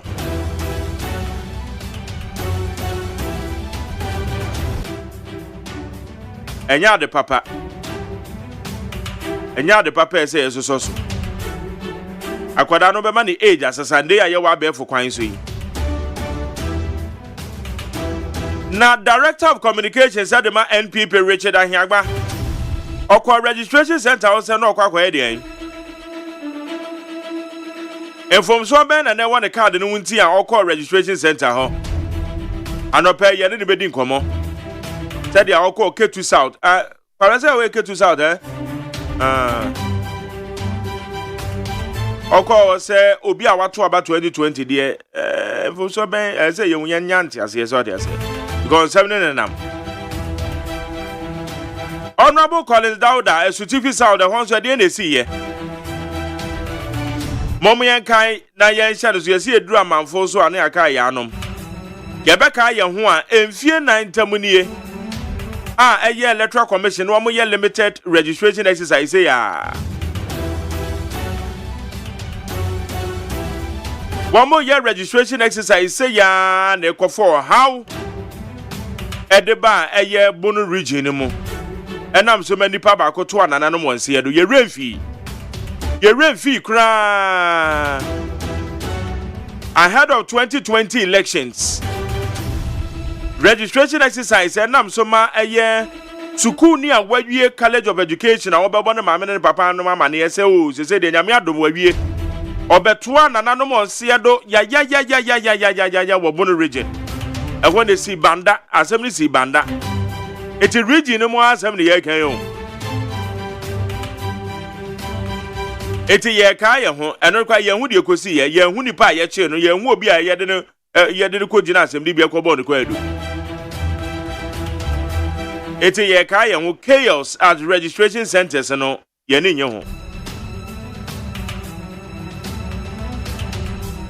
Right, high in 100.9. Amasacha me kwabra fu wa ha me dofo pa kosu asapon. Ono so atena se. A me ka de sana na obi jealous so ba uni pande ene obi wu a be hwe. Kwabra ma che. Mejo so bra. Ale, e go se. Oh, erade adom na wonso e. Ya me adom boko. Ekoye nkakra. Nkakra be ne de. Ye kurem. Oh yeah. Sir, o my chechire de. Ese trente ya. Ye nyai echeso. Nti na wonsamo a obobo so e. Yeah. Ononyamfo Collins Dawda. On say me de say aposifo ne se omo arrest no sesa ana asem no kire. Sana yate. Good. Say aposifo. Say police for mutin my updates. Yeah. Say aposifo ye no say ya de biada. Kameni beje. Okay. Wahu. Se nipa no etiatia mra so a. Se nipa no ya ade a ebema abatuo nani onyam akọ because already no ankasa no. Electoral commission for no yebo wo mo sobo all the time. Enti yem pese bibia ebemu wo mo ani onyam aka no yebesa de atiti form no enye. Enti se basabasa ya akoso empo ho yate obi Collins Dawda yate no. Yeah. It's in the right direction. Na dawroma posifo wo wura Richard Ahiaba ya woye communication director ma MPP se de course wo Ketu South ho no se ono so de no se de ye tene saa na te de a wo mo nkwache wono so eba ne san na wo koye registration say ne seven etene say in an attempt to obey double registration. Good. In an attempt ka say na bibi enko yie. Bibi enko yie ben. So errors be e won the card. Enti I don't think say yenya na no pay. Errors good. Errors be ya. Enti wonim say error wo ho. Na 2020 woto aba na ana wanto aba. 2016 woto aba ni bi ana wanto aba.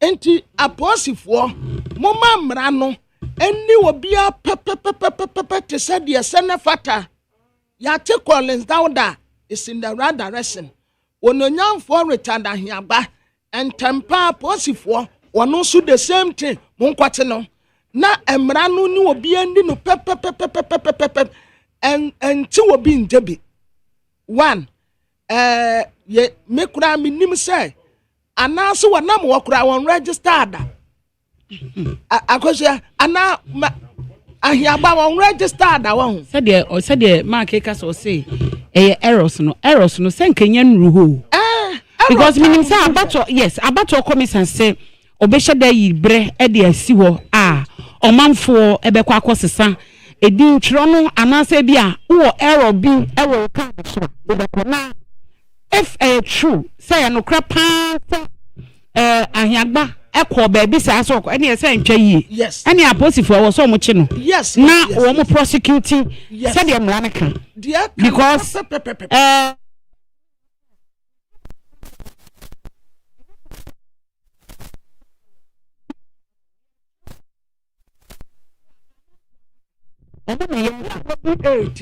obi a bibi nti uni Ghana ha me say na we yankwana te errors ma ba ma yi wanya wo konfinhia edunwotwe ne no obenya no September na me share da ko ekobisa say na ma ba ma obetimi akotro bia no so wanya 18 na so wanya nyan September na so ntumi ntworo bi nti so obetworo ne din bi ewu a agi se bia mfie mienu na mfie nan a ye tworo din bi no na obetimi akotro ne din nti me nti ase ya na de wo mu edin twere ya wo mu twere wo mu anka no ba bia say wo mu correct errors anaso wo mu anka no ba bia say wa wo de no emfomsuo bi be wa ho no bra ya nya corrections and it na me say e say yenya Richard because edin tworo no wo mu ntro din say wo the correct errors there be we ye wo mu ntro wo mu din da e wa abatuo mu yes wo mu ene wama afei no manya 18 years wama to wama du One more penny fears, one more penny fears so. One more na ekwa kwotro muden. Eti when in the only correct errors. Yeah. Eti I say yetiminya the proper understanding. Inti na me say asamono yetimi frere Richard in the crisis here ya can. Yeah. And na moreover say apostle once was some information no. Meme ya ntan esese wo mo de sam penimfo ni ye scapegoat. Sam penimfo bi ate sa. So wo mo timi establish so kwa ye double registration. Yes. Esese ye de sam penimfo ni ye scapegoat. Na ye prosecute mu say ye trotro din ya obi anko ho no nko ye sa abasabasa no. Wow, eni kwa se ye tenantena ho a ne aye ne se o. Enya hwe na wo mpena ba tete wo che. There be obi bia wo be wan say for some time now na me say emra so die ye atuma enka ye mo mpaye kura no ma jare nka bi ni ho oh mo mpaye mame mo mfa mpaye but there be say emra so die ye atuma enwo nya se ye be ya akom kira bo mpaye ata obi achi institutions no ye na atuma wo kwa abrochira se bia na ifo yi wo maduma aban wonsa nim se CID for FBI for yi wo maduma aban nsa nim no wo mayi wo maduma se de safata no a enti sasa na tie de a ora enti ora Richard ahia ba na da wuro enti no wakita voters ID card na wo san akoya fofora na se Richard won to abada okay. What to abada according to in some yatete no so or to about 2020 grab it is say get me enya no dey bisa ne say edien na opese okokoye o registration center my daddy me bisa nso ahwe o bisu a no won to abada oh me ka je say wakasa so what to abada say me tire say bia no won to abada ena nko okoye kude akọ register foforo dey na kwa so okoye kude na no say dey say bia say nkofo anim say won to abada enti nko ye wan trekese kwa so na o sineki akọ register foforo ate entrekese kwa bi so no akọ entine nyina ho a o monya me nso me de ma me ebi kura no won to abada ebia wonam wo kura won to abada enti wo kop okọ honom so wo kopedai or transfer the vote to an say error ben na da one correct sa error no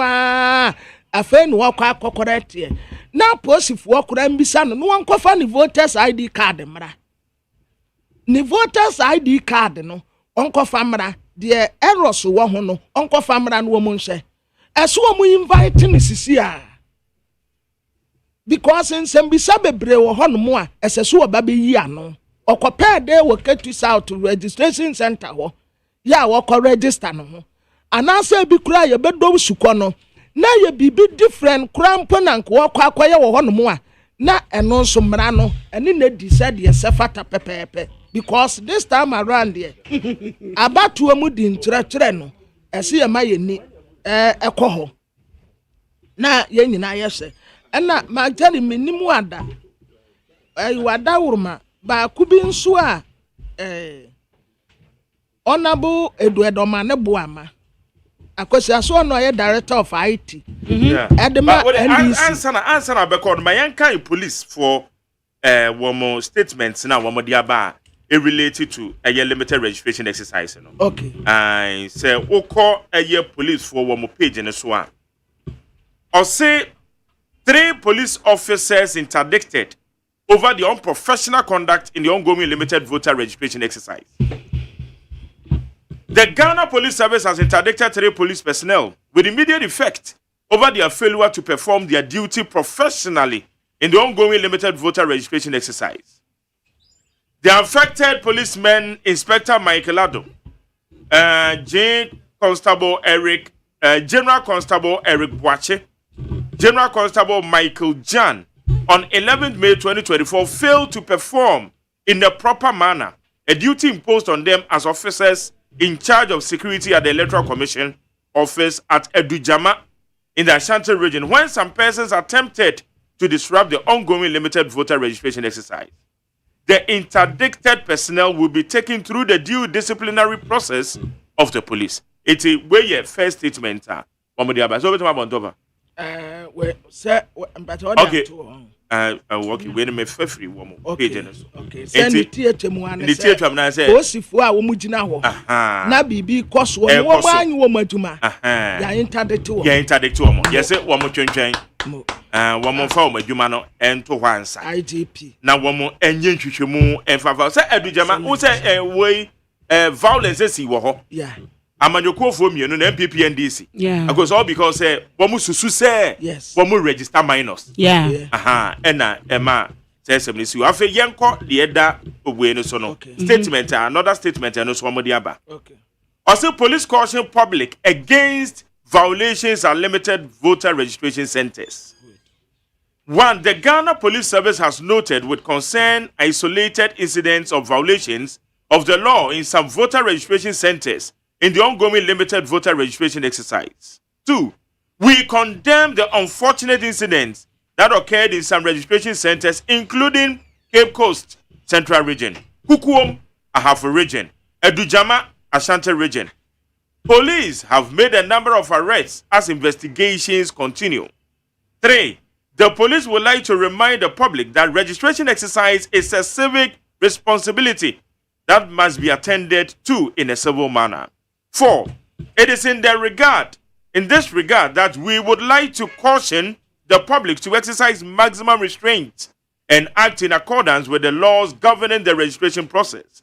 5. Police will not tolerate any disregard of the law, and any persons who engage in such acts shall be dealt with accordingly. It is signed Grace Ansa Akrofi, Assistant Commissioner of Police, Director Public Affairs. It's the Omodi Ansa Abani. Abusuafo Ghana Police Service for na wo mo boy amane say basabasa ye course wo centers ya hodo bi no wo ma tete nipa ne bi. Na Ghana Police Service tire say eniama e course wo ba bi a ye tire din no wo mo ni nte ho kra. Na de atosum ye no wo mo konnemo basabasa ye bi e course e wo Cape Coast e hompa ye Cape Coast North e ho na ekowawusi e ba me say tuo kasa ho na ehun so mo patapata no a ade ekowawusi kwahye kem na nipa bi nso gina nkyɛn a wo mu huro no saa nkɔfo ni nyina posifo mu misa wo mu nsɛm ɛno wɔ mfimfini mantem ɛna kukuom ɛno wɔ Afro Region ɛna Edujama ɛno wɔ Asante mantem na aposifo ate nipa ni bia wo mu gusu a wo mu yɛ asɛm no mu nhyehyɛmu de ɛtɔ me yansa posifo pɛso wɔ katra mansa nyina sɛ ɛyi wɔ mamba pa bia asɛdeɛ so wɔ bɛhyɛ sɛ registration exercise ɛkɔ no ɛbɛkɔ jojo ne saa kwan yi so nti ɛna wɔfa katra yɛ nyina sɛ yɛni mmara no so na yɛnsonson yɛn ho sɛdeɛ ɛbɛyɛ a registration no process nyina ɛbɛkɔ so kama aposifo atra sɛ wo mu nsoso nsɛm hunu bia so si wo bia obebu mmara so anaso wɔde mmara ni onyam bɛtutu fam deɛ aposifo ni bɛti ne sɛdeɛ mmara ne sɛ pɛpɛɛpɛ ya wo mu obi amfa ne hunde eye Grace Ansa Akrofi wɔyɛ Assistant Commissioner of Police yo wɔsan Director Public Affairs Ghana Police Service wɔno ɛna ne nsa secretary yase a wɔbɔ ɔmanfo kɔkɔ wɔ mu ayade. All right, enti dia ya kan say Saranso na over the weekend Friday no yete say NDC constituency secretary won po ɛna MPP constituency treasurer no so won po constituency allegedly wo mu mienu nso yete say wo mu register minors ba kokra de wo mu kofa akwada no birth certificate by a wo mu hwe so net so onya enru 18 years it net so automatically no wafum it is supposed for efa no na okobo anhwehwemu it no so de esi wo no it registration exercise na ekoso no kwamna yen ka kire ye mo se ye nyina ya sede enoma woman to say ye no we shouldn't and to say yes enoma no na ye ma registration no entum ye den enkoso tot amanyokofo wo ma ye basen wo ma register minors mo register nkoda enya 18 years and kwabena I'm telling you say nkoda na no mo ha o keke because akwada no timi sesa na ye jibie mo moye pe a capture system ne so se baby a wode na kogina na eno ano no na nam so a wo se panimu pa wo se papa yi baby a wanyina do ese anyi fitaafu woni tirim no waka yommo One me fita no ma. So I know you fit and help out. My Jenny say yen na yesu say yempa yesu say yen na yenya bi. Na obi a wo keka kwa 70 na ekukura nani achi kura kukura ni ho. Ekukura ni nani achi. Na eyewa so na uko create a problem no. Okay. Richard Anyagbadi, no information available amount for the my and the say 2020 no one man not to aba but not the any voter registration and voter register anymore. It's not the name but no could have voters ID card. Yes, sir, police station or to abano. It is yente no man be asking you. Anything I say. I would there. Yeah, but I mean, you understanding. Any at your phone, information I better meme police here and they say, voter, no could have voters ID card.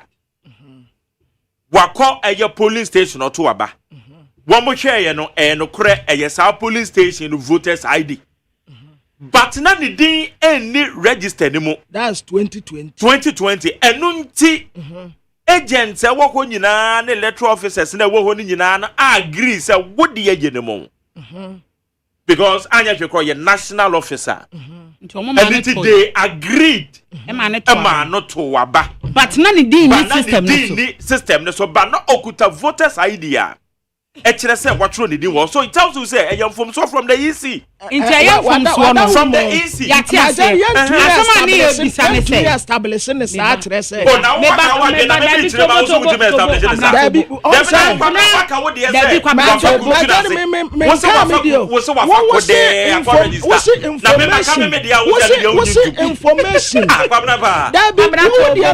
information abeda wo pono so.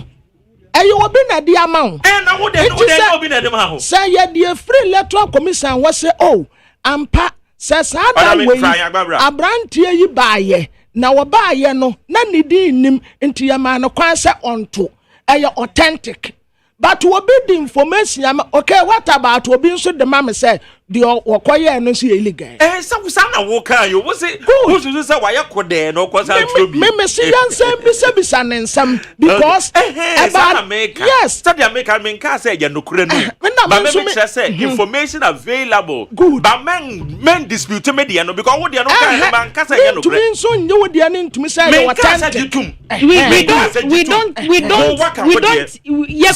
we don't even me any quasi draw conclusion. That's what I'm saying. That is what we don't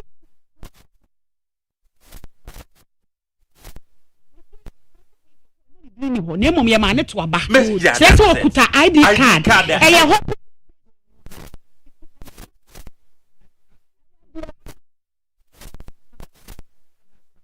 Yeah. Let's just say you're from the EC. Eti ono ye na de ye te ye ne say o ye na de say nkoko no akwa kotro ni din ana rectification ni de entumi maso de side because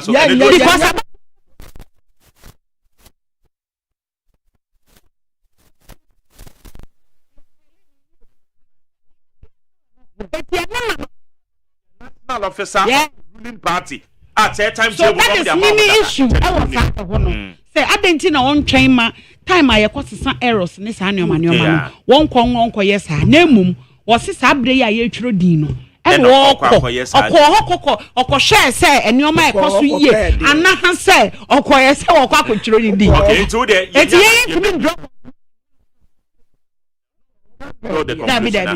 but they are not make catch kwabna say who say ono no kan ne side di onu nim ana dia na dwen ye no and I'm so you be so I find it out and I also saw me so there be me no and yes na me come say and na say yeah what fa kuntuna sesan ko akọ register na nti no so your wadu na bia eje wo say of fa kuntuna se say ana say yeah ana say ebi nso a nti ananse bi nso ane ade na si ebisa but si ebeka say ye say ene tie de enti na meka say wo pekrama ho to no one yen finding out from the EC good and that's a Ghana Police Service Ghana Police Service and so a dear investigation woman yet the afa ho and the information in yes Ghana Police Service that would they be mean criminality woman or Ghana Police hey criminality nim dear and now double registration it can be possible it can be possible intimidate me penny say once if one investigation but when him say obi antimi double registration are you aware good but obi to me aye how okay then why double registration my daddy double registration one thing say amanyofo yi be boss bo say nkofo ye double registration double registration obeye but if you dey quarantine my daddy ultimate to about that never my daddy wada uruma wada if you dey be quarantine but omo kwaye ana me say amanfo ye okay but at the moment we be register no kwa na eje offline good so we register offline na obetima your double registration but at the moment we be migrate this data no to main database and so no you be quarantined my daddy if you dey ni vote you can't vote. I am telling you. Efidie ni nipa na ti ho. Oh, kwabra. Efidie no ya automatic yo. Aya bia wo be feed ni no wo de be ma. Kwabra me catch your plane say nobody this time this era obiara ni obetuma ye double registration na. Obetimi ato abada. Never. Me say never. Well, I am telling you never. Sir, wa kwaye double registration, on kwaye double registration. Edia me se aposifo omunnomu asuko na yenhu ade pote ya na okoye wo wadwen ya wo se criminality bi wo menka criminality me se wo munya investigation na yenso ade kodie pote ya na okope yo okay higher need 100.9 for 0507 ade kodie pote ya na okope no wo mu de wo munya investigation okay na wo mu establish it all right say a criminality on criminality or double registration omun hwem ni yenhunu Collins down so de no yeah one also the same thing and the no yeah good ecofa violence ni ade ne bai na ma jari ba ko ana me ya wo say Dr. Maneboama yeah enso add to the page ono so e bosobo or accuse said electoral commission say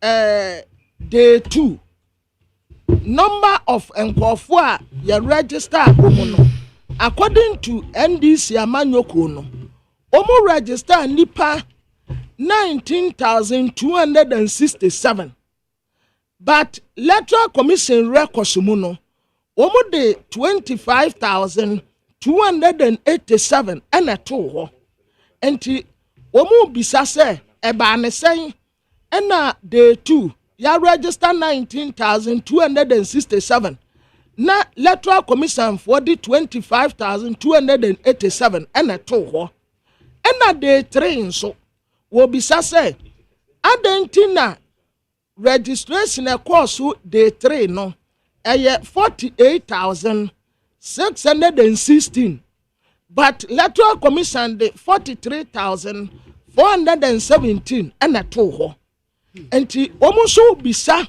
electoral commission say sa figures no omunya no he day 3 de no according to them no say 48,616 but electoral commission the 43,417 and to ho enti wadawroma sa wunya electoral commission eni wo mu abato no fa wo mu ho nso a ne ye bisa wo no say subuo ya nkofo yi bo wo no no nso entiremu bi wo ho no a na wo mama o manfo aso ate because eye abato ye nyina ye boa se wo mu say yanya citizens mama yanya spectators ti di ebekwaso ebetia ebema abato nani onyam atoto ase nyina no esese ye tinintini nyina no ye tetere no fefefe said ye benya credible election ya obi abehu say yes Ghana eba ne yabato ani onyam a ejina brane enti na jare wadawuruma wo se wunya electoral commission fo nso a na ye bisa wonum ebia na wo mu wonchire mu bi. All right. Medase. Now, yen share eye ensema eno nso edi anyimu abefo teta homa no so. Yembo remena yenko. Agoza sha se mame. Dollarize Ghana's economy to curb cedi depreciation, Dr. Kwache suggests. Dr. John Kwabena Kwache, Director of Research at the Institute of Economic Affairs, has suggested adopting the dollar as Ghana's currency to stabilize the economy. Dollarizing and okay.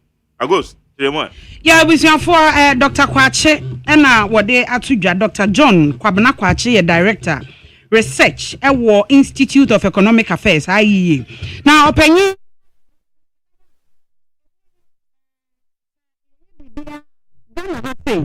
Ka yamfa dollar no nya adwuma se de be ye betimi aboa ma economy no atumi agina ogidi se eno no mum ebeboa ama ye sika sam agina ne naso pa na yamfa ye krampo no dollar no eno na ye de eye adwuma enti ogidi se ye sidi ne de ane ewo ho na mum ewo se bibia be ye bia no se bia obi kra beta de a bono dollar mu obi beta de a obebo no dollar mu na se ne kura dan Ghana ha se uto dan a dollar mu no mo board edition ya dada na mo se officially and company 40 me ye ne saa ogidi se nke beboa ama ye sika sam atumi agina ne naso.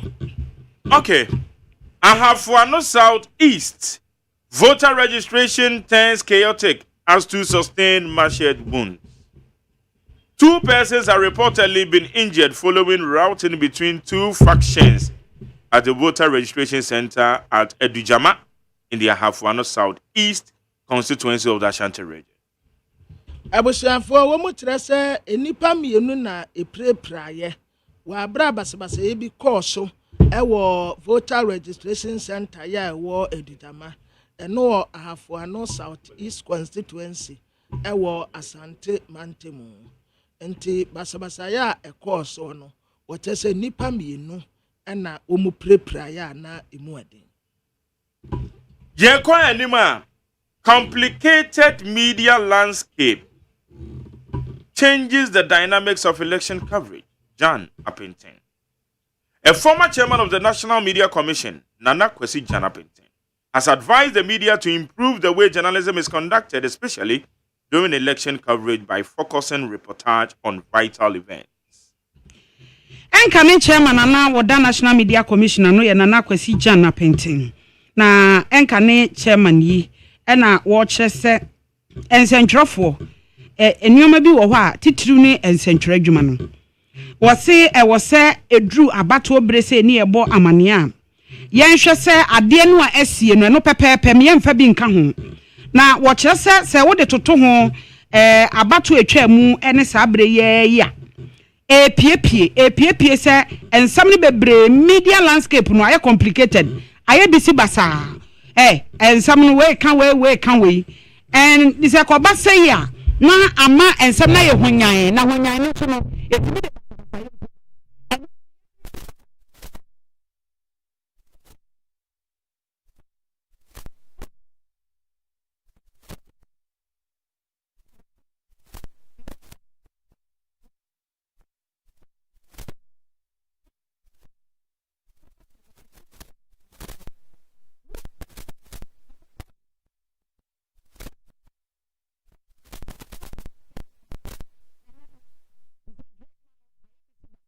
into what the 2020 and 2024 year enya better sa onse media na kasa ya liberalizing say no so twadwuma no do na edoso ena ene abefo enteta homa no kran so asa ababe kan na no so say no kran so na kontemo yeah was the traditional media and they obeka wa ha no answer no bi o northern region better na say edimre kakra ba ne abefo enteta homa no ya hwe na wom news reportage bi na ba ya na ya so ma say your boy chirehwe yes and drop for so sale.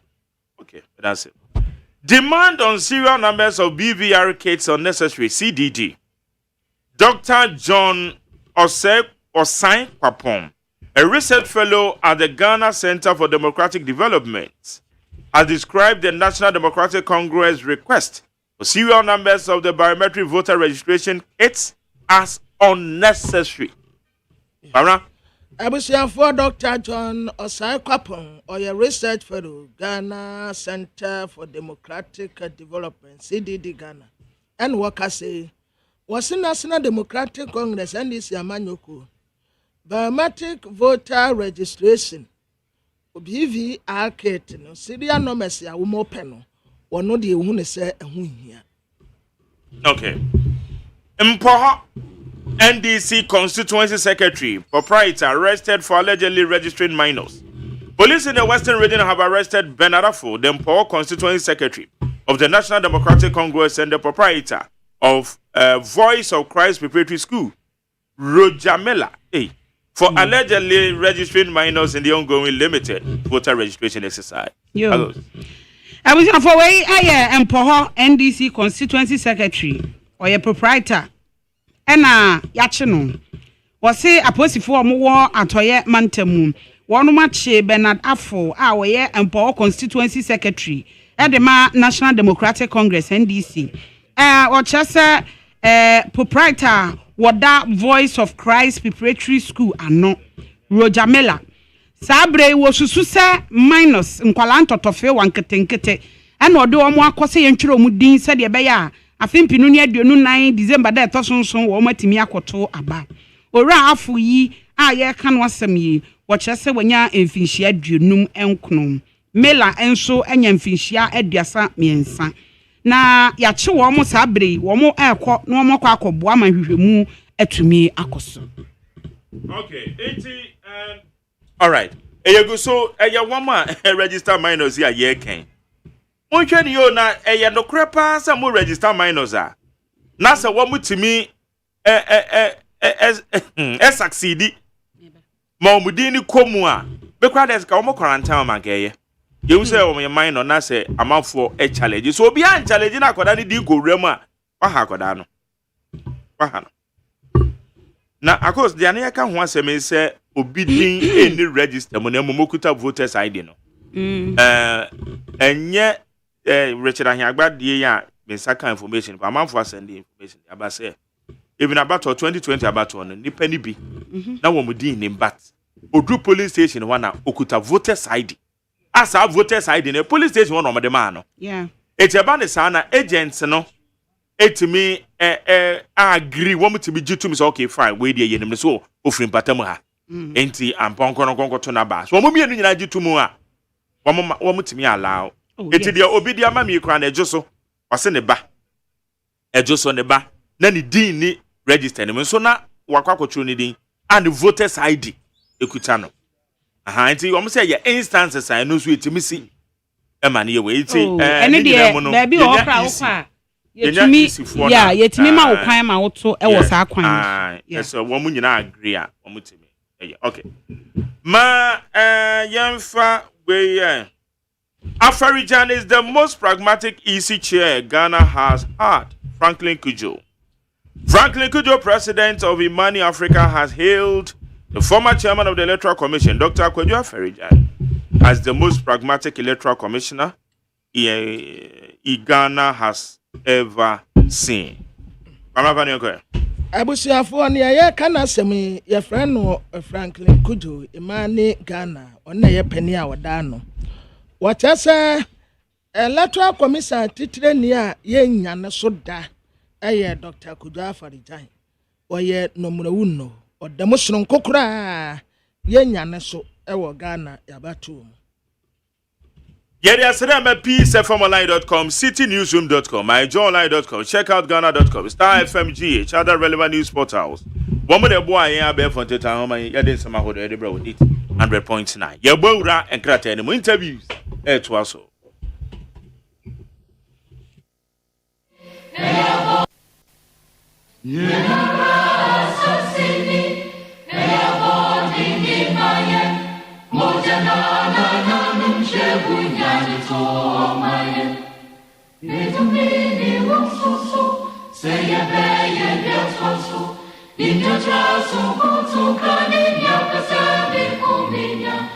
Edi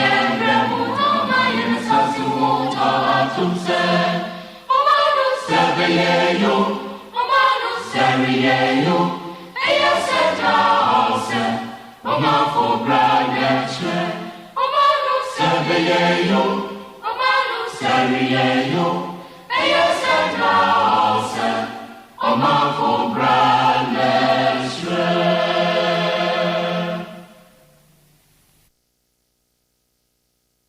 Jamu akwa be de bandit 100.9 so jumedi ye frɛ no eye Ghana Montie. Kwamna ye mfa nkrata ne yanko. Abusiafo de bakrata mede mamu atia mamu akwa bebio ewo neat 100.9. Ye ka ye no mutie de bakrata ahodo ni nyina register wo neat FM so. Momfa mra ye beka ni nyina mamu. Mampeni na nado danko akufo ado His Excellency wogina ha. Krobia Santi Kotoko hini wotumfo se tutu a wotoso mienu gina ha. Minister of Transport wa ha ena Asante Regional Minister nso gina ha.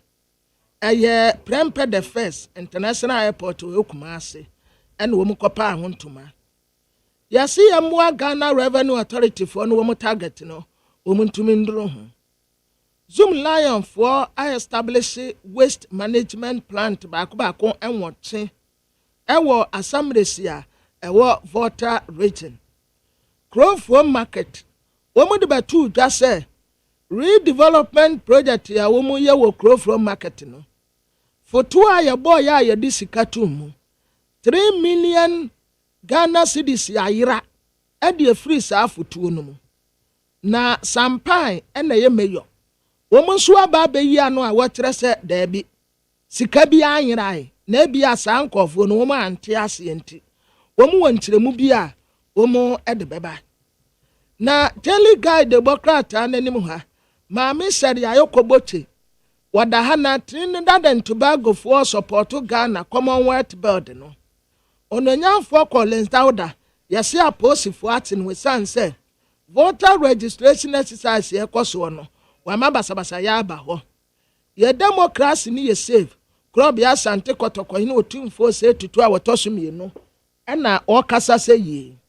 His Excellency the Vice President Dr. Alhaji Mahmoud Bawumia wo kwasa ne nto abo ase ewo North East enne ne ho ena wode nani kwatira wo kwatira senti a esese wo manfo eto aba ede emano na de obokrata me de to aso bio.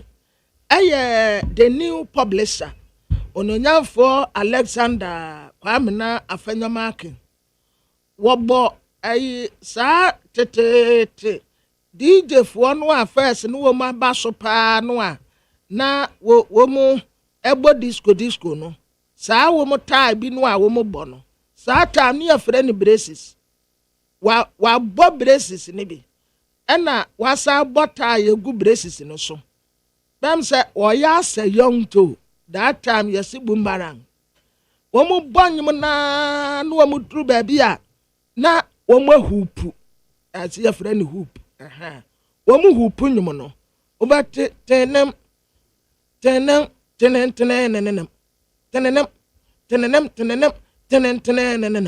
ne yase saa time na young too ono ankasa no wade na no to be.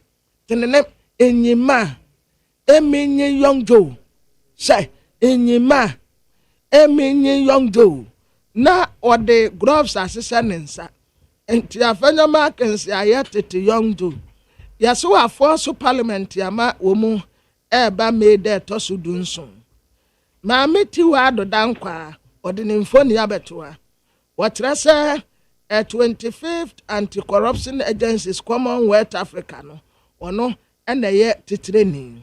Okay. Kwabna sa ofa insight and nkrata ni bia wo se de aba beto ho se otwa insight anim ho a or say government fingered in Adamus mining case as Solomon Owusu blames officials for companies' disregard of court orders. Enti yanko ahomano so ne Solomon Owusu indi komana on treyum.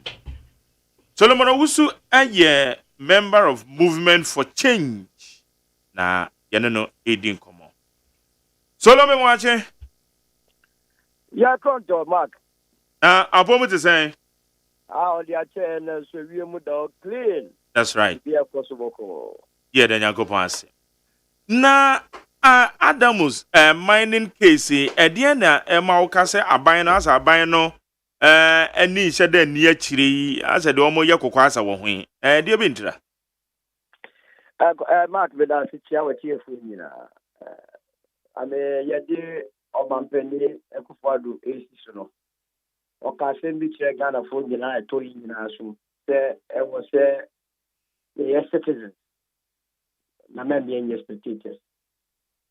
Abangana Omaya sisi aminoka say o fa obampeni fa na beti o fa ministers o fa na shebe ganu bia o da omanya no adia o so ho are so omanya ndika. And it is omanya we japade bi e was say magika. Na so oman timamfo ene won wadi anim eku ani kuso a na Adamus mining company me say unu be bia wo oman atoye mpotem western region. Asa company no Adamus Australia wo mu 90% ana Ghana ban wo mu 10%.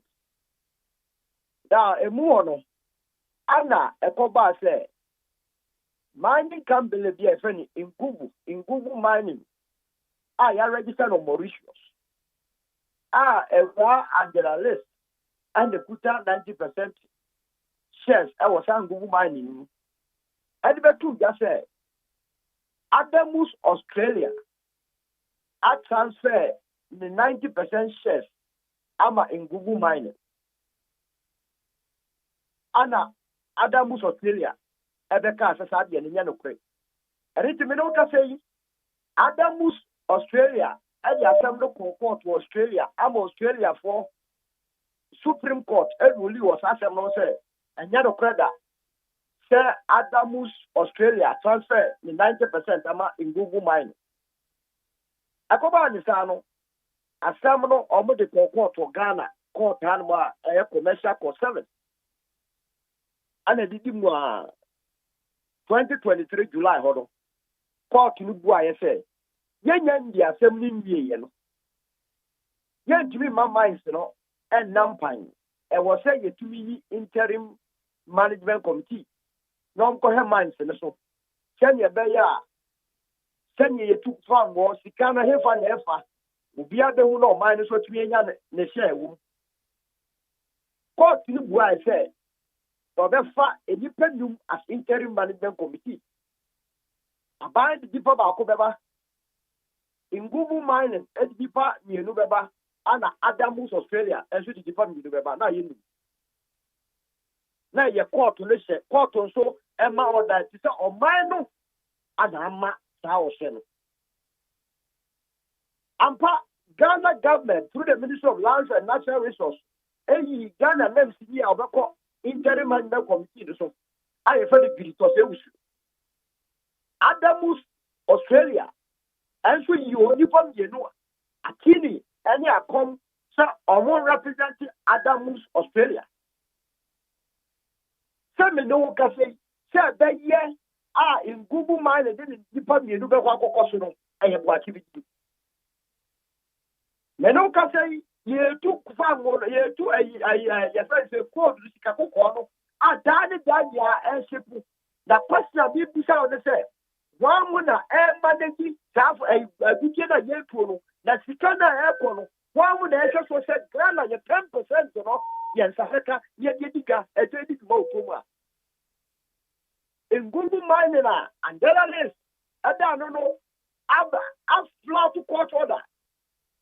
So when you move from the number to the extent on the 29th of February or 19th of February, sorry.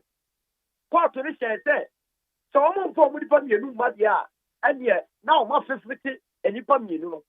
They don't say interim management committee court to say you know.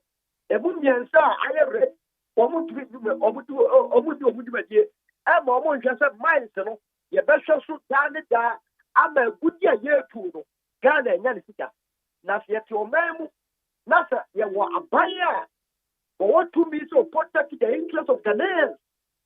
That you seek our baby, not call Cashet, Say Makwai, now conform over minds in the society. They are 10% or the second. Yes, Sabaka, you get it. Nothing, yen to me, now way, Mark, and now I buy Anna Asada Yabuapayo. So, we're in a year to chair, may give you. I don't do that, Macazano. Okay. What might be a underlying factors are ability to such maybe they suppose like a dialectical attitude. And I make us Abamu Beniford yet to tell me I'm in fact at someone else.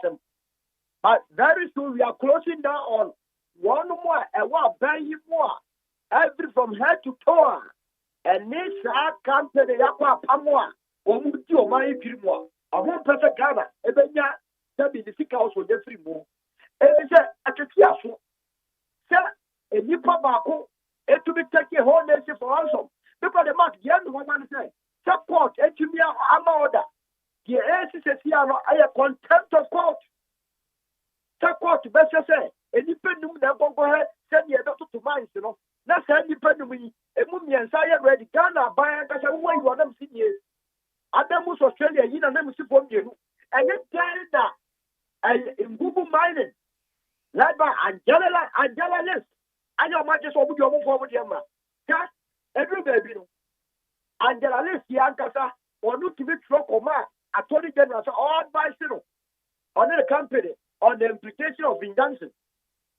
Abraham, you will say, I took away your company. The whole team said they be a better track of my 20 or advice here. Now, you got it. I don't think a seminar Casano, Nippon and Casana, so quarter. Yes, but me, by concern, they say, yeah, quarter my order. Say, young for the pendulum and then managing minds. Sa order no has not been complied. And I buy 2 years behind. Say, or when you open, and it is a see, I go to bed, you may get dead and me do be a mark. The Kenyan will say every day, gold bears 30 ounces and also 10 ounces and also 1 kilo. And the free Adam Musako, the says he can one with that year, they walk with you one with him, that kind of war, yes, woman, and for the airport, and for the Benjamin, and no never concern. Okay, it's a says, Sandy Penumua, I just say, one more cocoa Gina, mine and Nemo, and monitors are their mine and air cosono.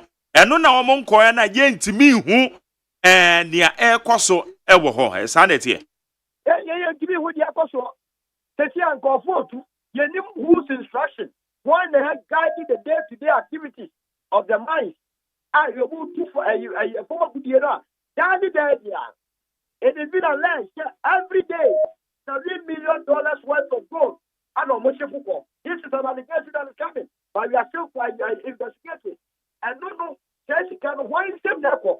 Abra you need management be as it is now no you need management be extra Adamus so that you to memu na se sikabi se wo now you to make your money here that you done the killer jeje mu here then I can only be a citizen and not a spectator and I'm calling on the government to come clean on this say omu no mo and I say go for be to be kura and no one necessary in Google money there clean. You make sure the court order is implemented. Now you guy, IMC the free will to be able to manage Adamus until such a time court because as a Ghanaian, they were 10% shares. I will move. I will say to me, brother boy, the year to go for and I nearby. Okay. All right. Yeah, because I buy no bit to me. I said your work and I buy no bit to me. The NTA be a court order no mun to me any so and only be beyond that or any action that you want to take. Say be a interview. Oh my, they more 2 weeks. I'll go back to the court as amicus curiae. Amicus curiae, yeah. Yes, because Mark, and for 14 people come too much. Where you are someone else of this also, and I'm sorry. What is the Attorney General doing? I am sitting up for office. The head office Adamus, that public and catch him. How many police call here? Yes, some public police of one floor. Abraham, man, never caught on at all. The question is who called those police as well? That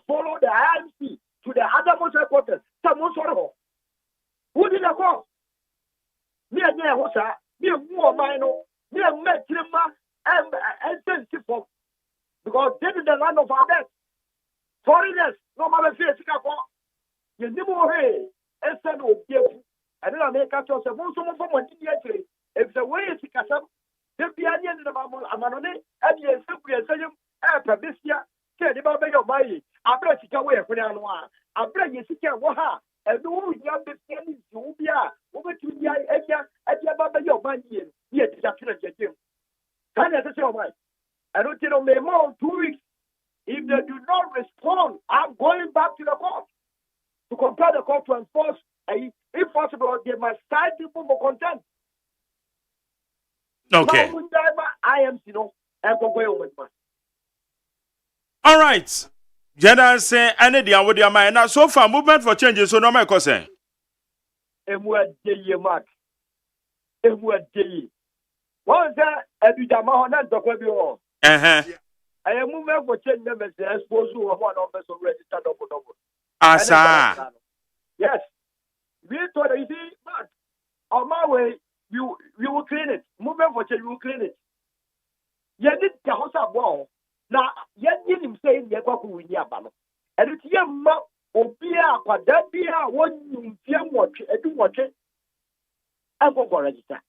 Yeah, ma, but Fabia, you should say, what do you feel to watch a power register and go register? It sounds like Ghana for say, or more and here and a Padana. That your more care and say, open here or one integrity and credibility, and the shooting about the Christo. What gives to say a fire, which is a great confidential planner, the DNA basic also, and is the Kumasua, and the Bama Member Kumayano, and then I can't afford to get. Let's get to be draw, and man call for, and fan call for, wouldn't be else on the Twaba, and membership. And you know what is you. We are reliably informed, and here, my main kind of protocol Nigeria for Okuma. That the Ghanaian elections is for the people of this country called Ghana.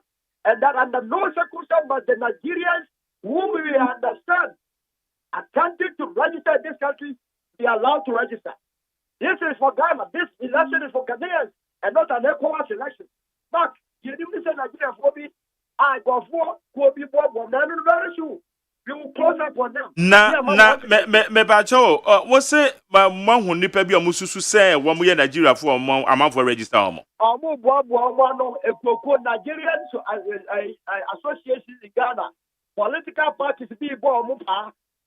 Say omo Bob nipa no omo for omo kwaji Ghana card and go register.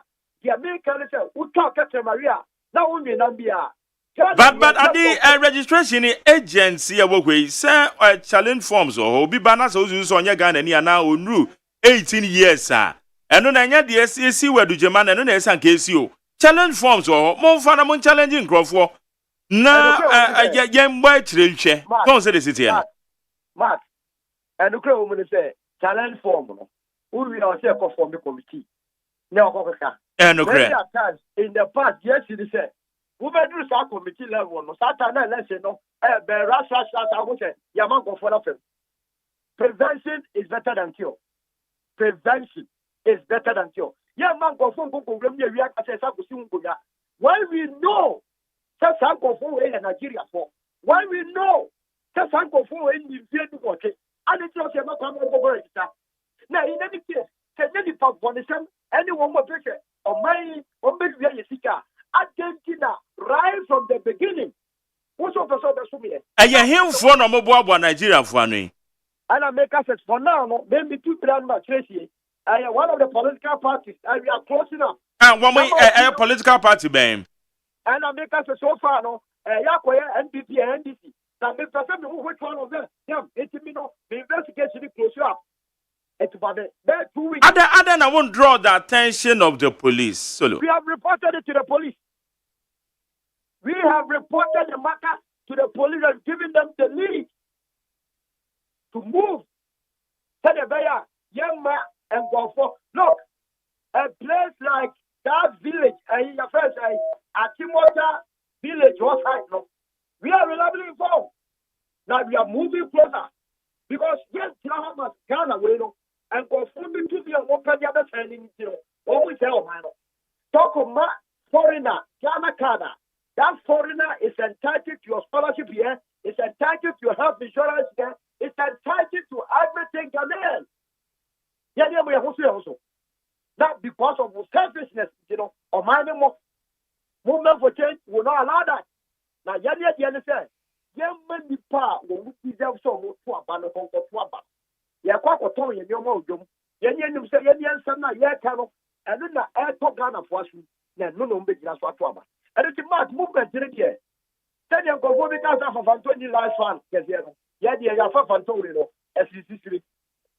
Okay, it's not just a registration. Move on the tapa. Even though Moon play major role, yeah, woman. Yeah, money tell you will rest across board. You will rest everywhere. That gives us information every single day as to the happenings. Because you see, so bad. You remember, I got just on NDP or NDC. As I remember, who do you know? And where the undercover work, Bana Muyo. The Ghana phone, you know, we think of us, but you're picking by time information. Every election and your process and your event, whether or not you win, it depends on the voter register. You're telling no, almost the same of women prayer and deserve some big remote. A very big move to us. I don't think all the stations are, police stations are, registration centers are, you're making sure, sir. Young man kwada and register young man foreigner. And I can tell you, sir, there is a political party that tries to register foreigners to come.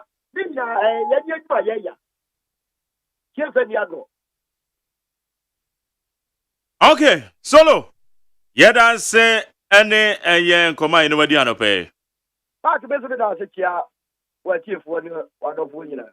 right, that is sure.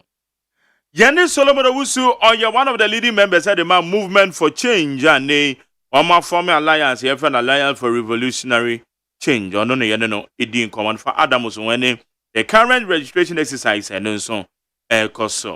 What about you in Channel 050-372-1744? 050-372-1744. Here.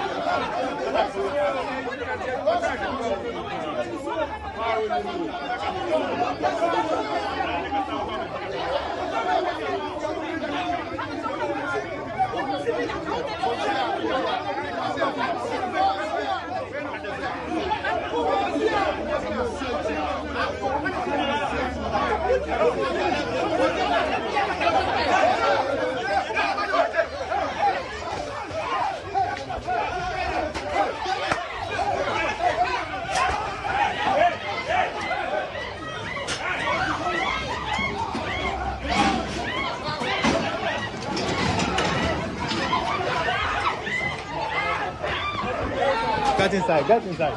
Leave. We'll call it out.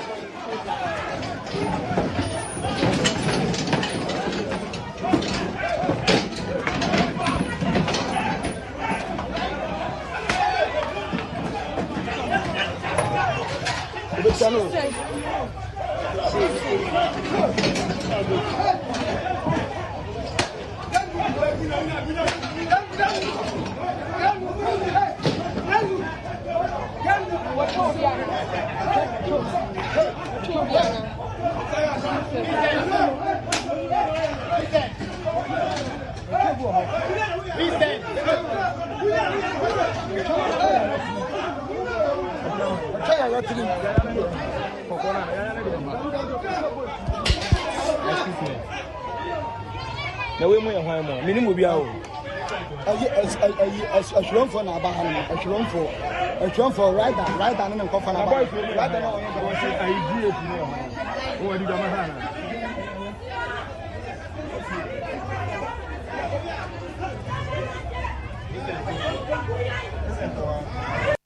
Okay, abusia ene ya mbiboma we yade kwa ye Facebook no so live no akwa akwa akwoche.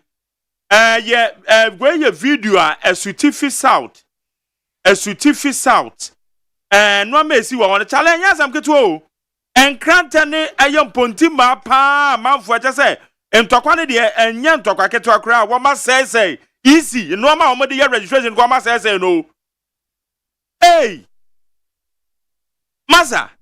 Yeah, the video no to yeah they call your Facebook live was here. Na also akwa kwahwe. Why? Yeah they call na wakwa kwahwe na ya samo edi. Registration kakra ye. Hey, kamera? Okay, me yanshe kwanu ye. Okay. Where your statement, Honorable Collins Dowda or the Abba song. It's in my young kind statement, no. Young kind statement, no, na your farmer yet here for a statement, Honorable Collins Dowda or the Abba. Okay, banana now, but the way na money at the Facebook or and I'm out for share the echo so if registration home. Yeah, the betu is here. It's a way a statement and also your baby come out. Oh, that's for your ba. Yeah, ba. Ghana Montie. Ghana Montie. Ghana Montie. Ghana Montie.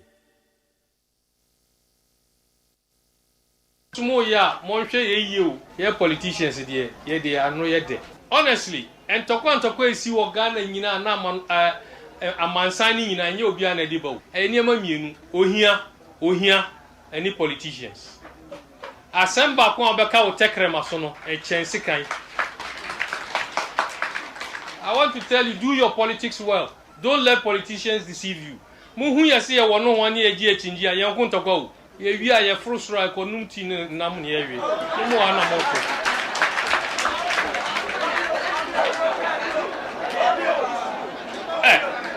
Me catch them on Okari. There are people here. And ne, Omuhumia, Omusi Omutiase, or Safumafu or Himpa, and MPP. Ninu Kuma, AGYEMAN or NDC. Shelia Ite or NDC, no a minister. Ninu Penny Professor Ite or MPP. NDC lawyer Larry Ajeti or NDC. Ne Papa Waka Baby, Peter Lajeti or MPP. Samuel Jinapo or Himpa. Or MPP, Ninu Penny John Jinapo or NDC. Me and me Jina Hay, me or MPP. Me New Penny Kamara or NDC. If you hear that come, no number that come. Me Martina, me Jina, me catch them one. Me who opposition down. Me party the our co-opposition, but me Kasankasa me co-opposition. Look, 1 minute you know. Look, me who opposition da. Me party MPP are co-opposition, but me them in co-opposition. Because NDC wa power me didi. Kamara me kono homa mi score be mame. And then me wa power. Bibi here na obe frame. Ye kasada na mahu opposition no. Enti mondwin mayem ma party and mayem contest. That's the only thing. Enti mondwin enti registration exercise inti. Wakwa chen ayo ponti ba nkranta e de atwitwa unua. E de ponti ba atwi ni patrimo. We had the video na ko your Facebook onti. Oko your Facebook page ni so a. Me pa cho obi hu dia akoso wo. Eti monwen. Na kwamna yanko kwani ya himpo. K2 South nso yentie de akoso. And so the video no beto your Facebook page ni so. You see it.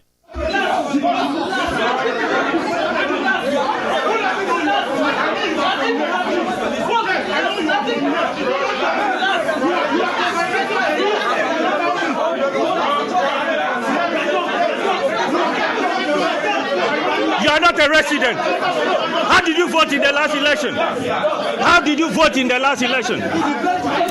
My friend, give us space. He's challenged and he will not get a card. He has been challenged and he will not get a card. Is it different from other people? Which president? Haven't you been challenging people? The people you are challenging, the ones you are challenging, have you given the card to them? The ones you are challenging, have you issued the card? He has been challenged. Richard Anyagba has been challenged. Richard Anyagba has been challenged and he will not get the card. I said Richard Anyagba has been challenged and he will not get the card. Richard Anyagba will not take the card. He has been challenged. He's not above any Ghanaian. Richard Anyagba is not above any Ghanaian.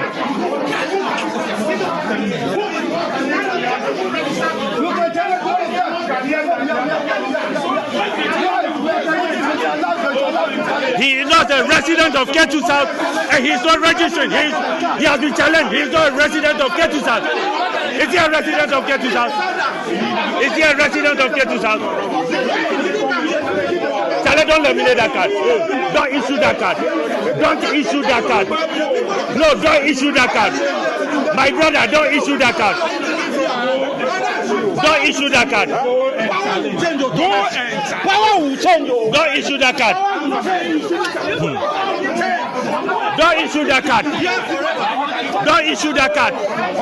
We are recording. Richard Anyagba has been challenged. Don't issue the card. You dare issue that card. Issue that card. Issue the card. Hey, you have challenged him and that is it. He will not take the card. What? He will not take the card. He should come for review. Is he a resident here? Is he a resident? Never record him. Never record him. Never record him. You told me not to record him. You told me not to record him.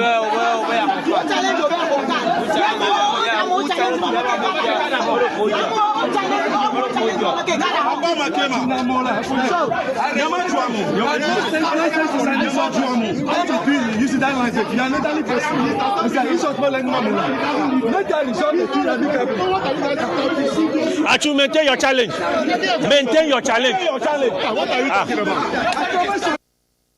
Okay. Abusia, the ambebo yen so ya de kwa your Facebook o sesi e kwa betuma kwa kwhwe. And your social media handles no. We ye Ketu South no hu Richard Anyagba wo ma amanfo ani abere se oba bepe den e wo eye registration center ho. All because wo mususu se oba be double registration. Ana bibi etesa so kwamna. Yes. Na kwamna honorable Collins Dauda de no. Yeah.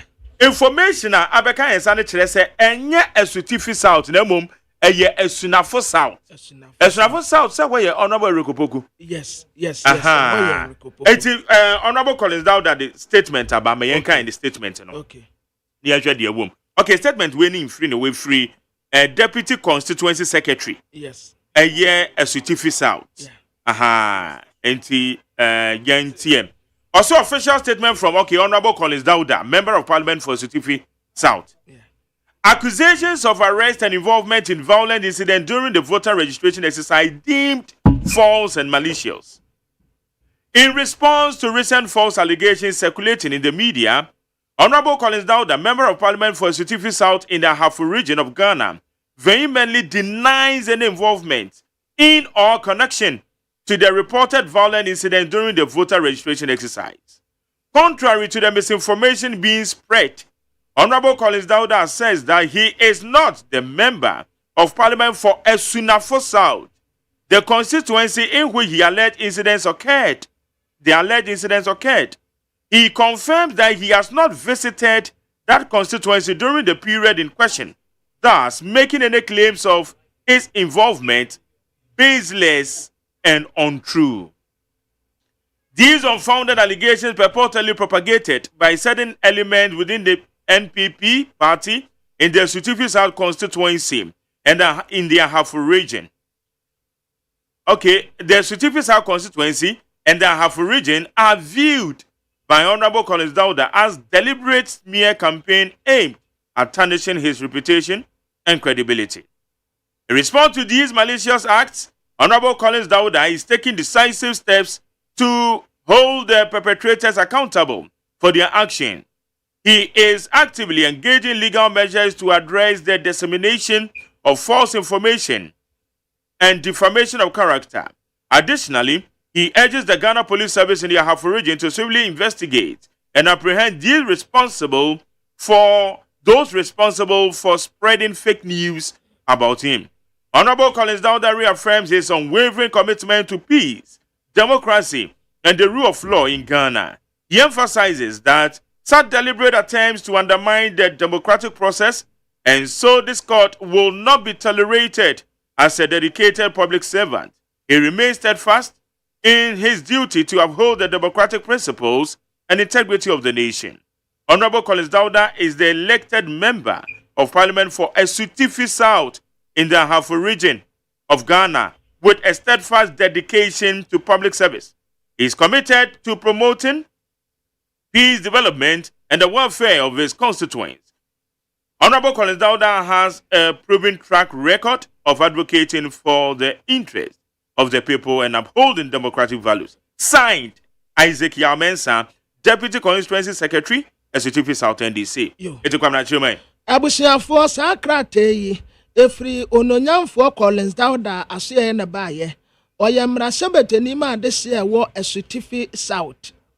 Wotrasa sobu ayabo se basabase bi e course ne huwom na yate no ewo registration center bi enam exercise a ekoso no enya no kure eyentro SCTP South ewo Ahafo region na saa asem ya aba betodwa efa no ho no kure bi anim ononyamfo Collins Dauda wate wono woye mrasebetani ma adese ewo SCTP South wa Ahafo region enti say yadi bibi baba beto no so say yate no basabasa ye bi akoso of voter registration exercise ya na omo ye no Honorable Collins Dauda enya no kure na asam no kura mposa di omo kan no kura atrese enya no kure Honorable Collins Dauda wonu bebi a woye mrasebetani ani bebi a sa basabasa ni esi ye no trese enya no kure kura imu che kura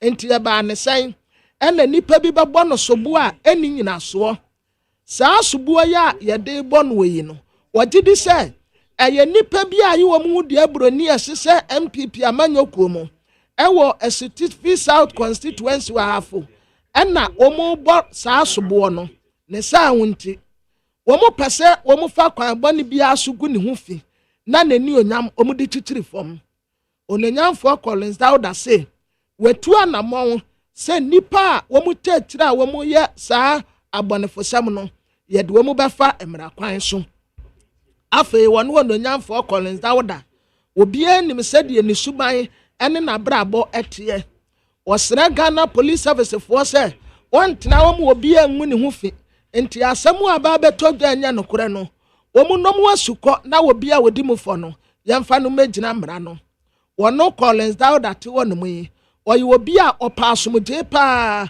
kabi mamin kabi nso wakura mu ade besi nne oman no emra ne yede tetere eno anso no wakura mu na onye obi a sabi obi a wote mra siesei wode wo mayi mra betititi fam na wafre hoye ede aba oyi obi a wasum yie pa odi ne huni obu ne ho Ghana ye mra yede ye adwuma no nso odi so pepepe ononyamfo Collins Dauda ayamra sebetani ma adese wo SCTP South ewo Ahafo region ye wo Ghana ha ene wa ye na duma nso te se de se efata pepepa asomdie ene mpuntuo ena ope ede ama ne constituency fo ononyamfo Collins Dauda wa records wa etre se enipa ye die ene wo men democracy ene da na koma so enti asem no abetodwa no anya no kura wanim ho maate enti aye Isaac Yamensa ono ye deputy constituency secretary SCTP South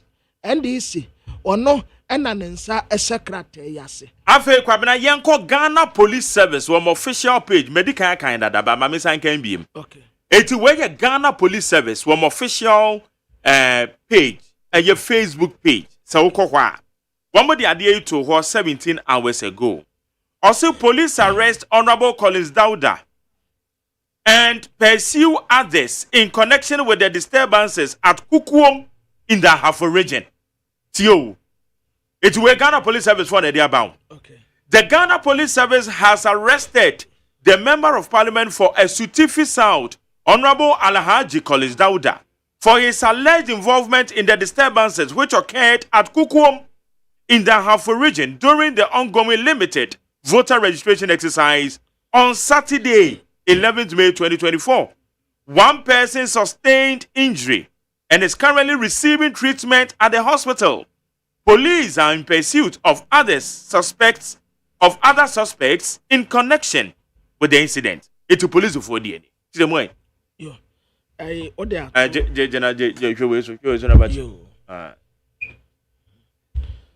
Abusiafo ai wei asemo ani adanse ne yetebia ya adanse. Ghana Police Service for omu page ya omu de nsem to wa na yekofa bi firi.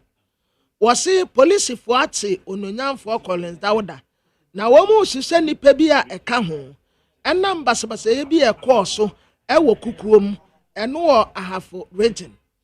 Ghana Police Service ya chimra sebejani a wojirama de se wo Esutifi South. Honorable Alhaji Collins Dauda sebasabasa ye bi ekọ ewo kukuom Ahafo region no eye limited voter registration exercise ekọ na ya da memenda meda etosu du baako ana omu eche no omu tese nipa baako eprapa emu eden oda ya sabia ya woje ayarese posifo pese omu hihye nkaefo eka ho nyina na yete wonum nyina ede omu kogina emra no enti wei eye aposifo omu aso eye na saaso ni efiriba enti kwabena wonim won say police for say yachi Honorable Collins Dauda one more incident in the Siwo Kukuom, it's now young correct say and yes, Esutifi South. And Entokwanisi and Emome Sunafo South. And I'm say Kukuomono is within a Sunafo South constituency. So I say, aha. Inti Banesana police force so a coach and until assembly the NC a Esutifi South per your police for a country because one more see Kukuom. It's Kukuomo within a Sunafo South. Kukuomo no can. Esuna South when can Esutifi South. There be a near Esutifi. Internet and Tokwan and Esutifi. No more police of one and almost to say Honorable Collins Dauda. Eshe Chirebi. It's now Makwa channel and any pebi account home. About what I say. It is saying now some require in Tiakoba say police of one say one match Honorable Collins Dauda and in a year ni pebi adwin say in Tokwani si were Esutifi South a on one constituency. But then your is Esunafo South. Esunafo South ne ye Honorable Eric Opoku constituency. Okay. Meba to what you say. Matthias.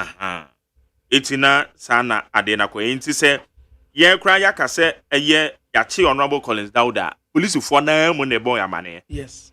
Nye ye pe na ye boy tirim ne kan. Enti until say police for ba beka otherwise no. Okay. Ye source eye Ghana Police Service. Okay. That's right. Okay, how you need 100.9. Na okay. NDC for also the statement aba. Hey, statement no wo. Kame je beto kwamna eje kan say aduma na eno an ye. Senti na esi. NDC for the aba. Ni nyina na related. Related we intimidate to us here. Sameja feed the statement about beto abon ten by ye be for so ni akan. OSEI media release 13th May 2024 to say Eba and the date ya. NDC respond to arrest of the Member of Parliament for Esutifi South, Honorable Collins Dauda, in connection with ongoing voter registration exercise. The National Democratic Congress has taken a note of a statement by the Ghana Police Service that it has arrested the Member of Parliament for Esutifi South, Honorable Collins Dauda, for his alleged involvement in some disturbances at a voter registration center at Kukuom in the Sunafo South constituency in the Ahafo region. Having had the benefit of the facts surrounding the said incident, the party wishes to respond as follows. 1. On or about 10 a.m. on Saturday, 11th May 2024, a group of thugs belonging to the ruling New Patriotic Party, numbering about 40, besieged the Sunafo South constituency registration center at Kukuom. 2. Wearing face masks and dressed in what looked like military apparel. These MPP thugs unleashed violence on the registration center. They attacked and chased away perceived first-time NDC voters, numbering about 150, who were in a queue waiting to be registered. But they didn't know who NDC for. They didn't know NDC. Okay, 3. These hooded MPP thugs, who were led by one anointing, threatened the accredited NDC agents, police officers, and other observers, insisting that they will not allow the first-time voters to be registered. The attacks persisted from 10 a.m. until 3 p.m. on that fateful day. 4. At about 3 p.m., the police at Kukuom called for reinforcement from the Regional Police Command at Goso. This did not, however, deter the MPP bandits who continued to engage in heated verbal exchanges with the police at the scene, insisting that they will not allow the perceived supporters of the NDC to register. 5. In the midst of the pandemonium, one Daniel Latta, a known NDC member, an assembly member for the Denyase electoral area, Abu, the NDC coordinator for Asarikrom electoral area, as well as the NDC registration agent at the center, were severely brutalized by the MPP thugs. 6. Upon hearing about the ongoing chaos, some NDC supporters rushed to the scene to ascertain the situation for themselves and offer some support to the NDC supporters who were under attack. Upon seeing the NDC supporters, some of the MPP thugs bolted. Calm was restored at the center for some time, allowing some of the harassed supporters of the NDC to register. In a sudden turn of events, one of the MPP thugs drove across and blocked the road when the Sutifi South NDC supporters were leaving center. Internet says Sutifi South for supporters by home. He then pulled a gun and began to shoot indiscriminately at the NDC supporters in their vehicle. At this point, the NDC supporters, in the exercise of their right to self-defense, shot back to deter the attacks. No one sustained gunshot injuries. A nature said attacks in Yorubia with the two, NDC folk with the two, MPP folk with the two. Hey!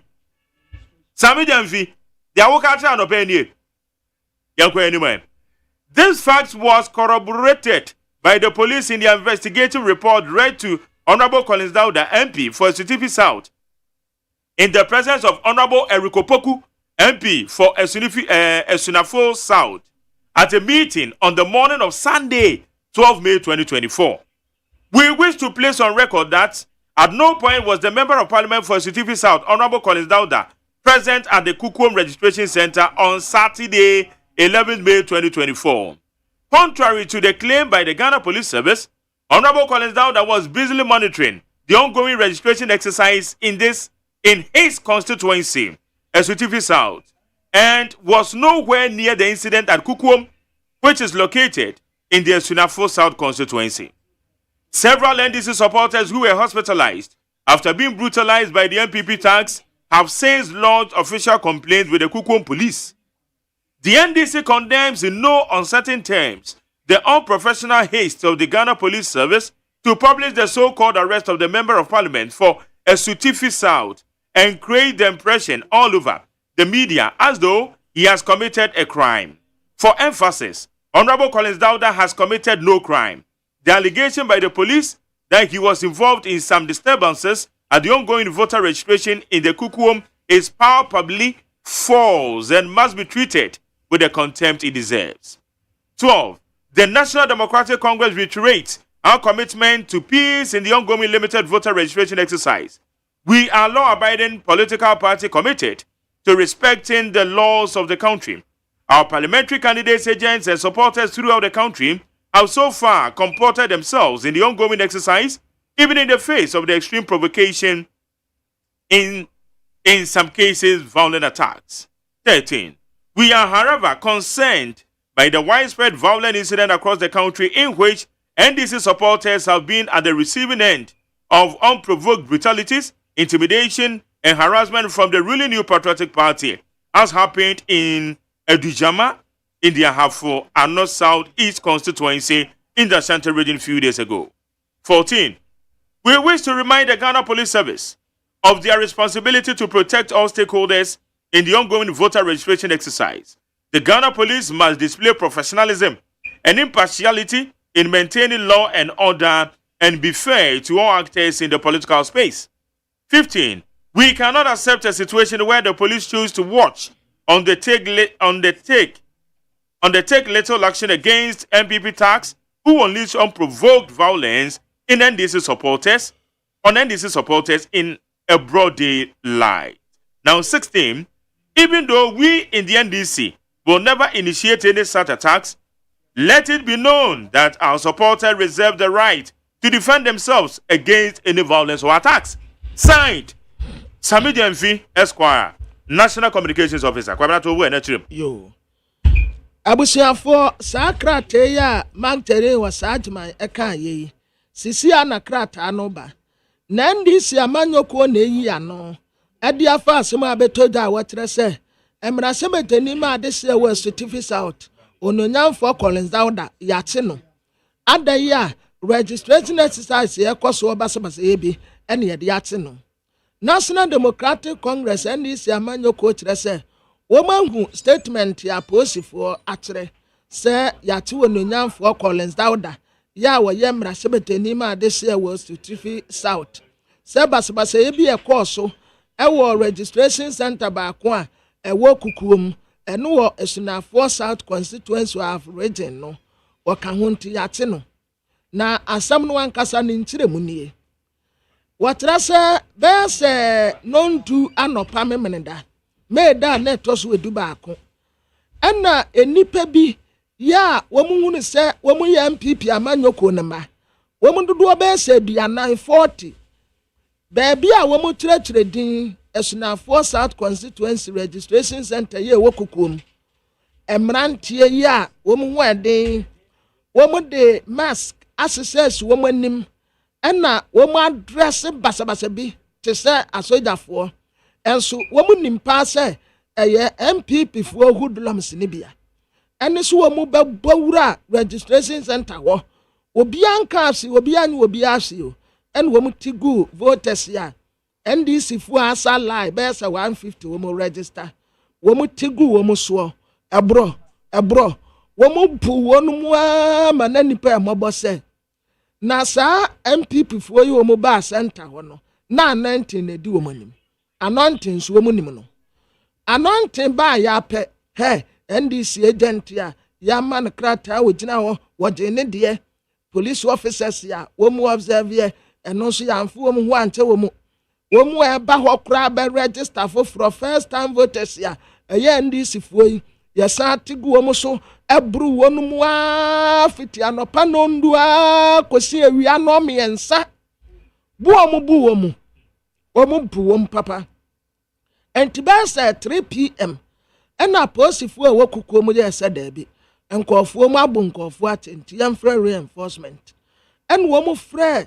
Regional Police Command ya wogo so say mama omo bunkofo ena omo di mirika ba ya numpo omo ba ye sa anointing ne nkofo yi omo kan we yaka we ka posifo kan omo aka tese omo ano dendende be se di omo ye wo honom ena NDC fo e be register omo sa tigu omo so epiempia wonum a na dia toso enum a medro no ena wotre se ebra basabasa ye na menteme ho ase koso no ano ena wowura bi e friend Daniata oye NDC ni ya obi anim no oye asamre memampo e wo denya ase electoral area ena abu bra abu nso ye NDC coordinator wo asare krom electoral area wo na wo registration center wo se agent yo wo man ka biansem ena anointing ene ne tax ya eba wetigu wo so ebro wo mu bu abu ena wo Daniel Ata wo mu bu wo mu am wo mu say yes nsuo bu a so obunya so pampam enti NDC supporters no a wo mu wo fie no ene wo mu tin say mo ankwa am nkofo ne ya bu wo makum wo mu ye o ene say wo mu timirika hu and woman do one woman supporters see woman po pam woman pam supporters no say woman free one ko na registration nko so afei registration ni start say koso an kakra yesa ase a ye register pen na woman sa ba ho bio afei kura de woman ko block road no so woman ma wo bia mpontamu nko en wo bia ntamu ma eye NDC a certificate south NDC supporters nyina woman wo bia free center ho no wo matutuo wo mu twetua pe na NDC fo no so wo mu de na kurakura wo mu bat no wo mu fa hwe enti we mu achi wo mu de a wo mu ma so pepepe na wo mu so atubi enti etuo no wo mu to na indiscriminately edigu NDC supporters ne so ene wo mu so edifend wo mu kakra bi ena ebi kura eprae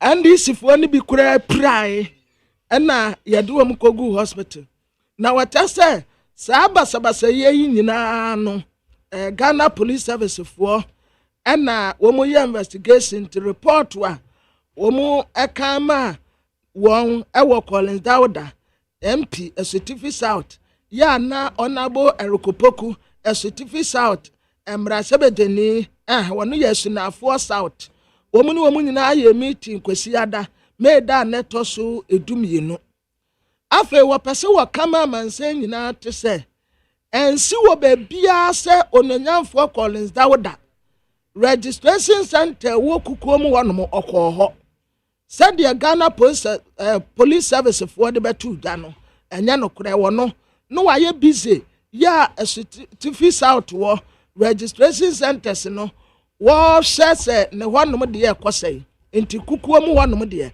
wanko NDC supporters pa MPP fo no bu wo mu prepra wo mu no na nya nipa ketwa enti ete na wo mu koye complaints ema kukuom aposifo NDC condemn ade course woni nyina say wo mu anya de na Ghana Police Service fo nso makotra atum ho no say mate wononyamfo Collins Dauda ya create impression bi dia say nkofo tirim say Collins Dauda ene wo ma basabasa ye course wo kukuo mu ho no no enya no kure enti amanfo mommo saa asem no entunwe na wonfan so wo watra say eniama course wo no NDC amanyoko wo mu condemn kura na National Democratic Congress de munim so wo mu ya amanyoko a wo mu paasum de pa enti sa limited voter registration exercise ya ekoso no obi anim so wo mu ya nkofo wo mu dimra so wo mu mpebasbasa ye bia wo mu parliamentary candidate agent supporters ya ewa mantem ni nyina so far wo mu nti complain ba kumpose bia ba kukura ni so ase obi ate wodi ya wo mu nse wo bia bufuo yeso wo mu kwa wo mu te wo kom enso nkofo ena etiguo mu so a wo mu buo mu eno mpo wo mu nka hwe afei wo mu ahunu basabasa ya ekoso NDC fo a ye buru wo mu ya wo mu supporters ye buru wo mu ye prepre bie ye popo bie ha wo mani edigu wonum so na ni nyina MPP amanyokwe ena wo mu ye ebia ne se wo mu supporters ye wadu jama ya buo mu eno afo ano south east constituency wa santimantem na kakra besi konie wo mu kai Ghana Police Service fo se de ekoso nyina da wo mu abem wo mu na so ntakrache so oberesa asomdue beba so ewo saa mia wodo aye to abane nyina enti Ghana Police Service ye wo mu ntumi accept se de bia NDC fo be ye di na MPP fo atie guo mu so wa bra wo mu nse wo mabufuo eba buru wo mu akwa akosi adekye ya mujira won mu amani etue mu afi NDC wo mu di wo mu kase wo mu attack wo bia wo mu supporters nso obi attack wo mu a wo mu nsonson wo mu ho na mom se obi batusi obi so na se posifo gina ho na se mo anka hwe amfa ntini nipa kro de a ɛne wɔn nso bɛ defend wɔn ho sɛdeɛ ɛbɛyɛ a wɔn nipa biara nkopira nti samija mfe national communication officer wɔno ɛna ne nsa secretary ase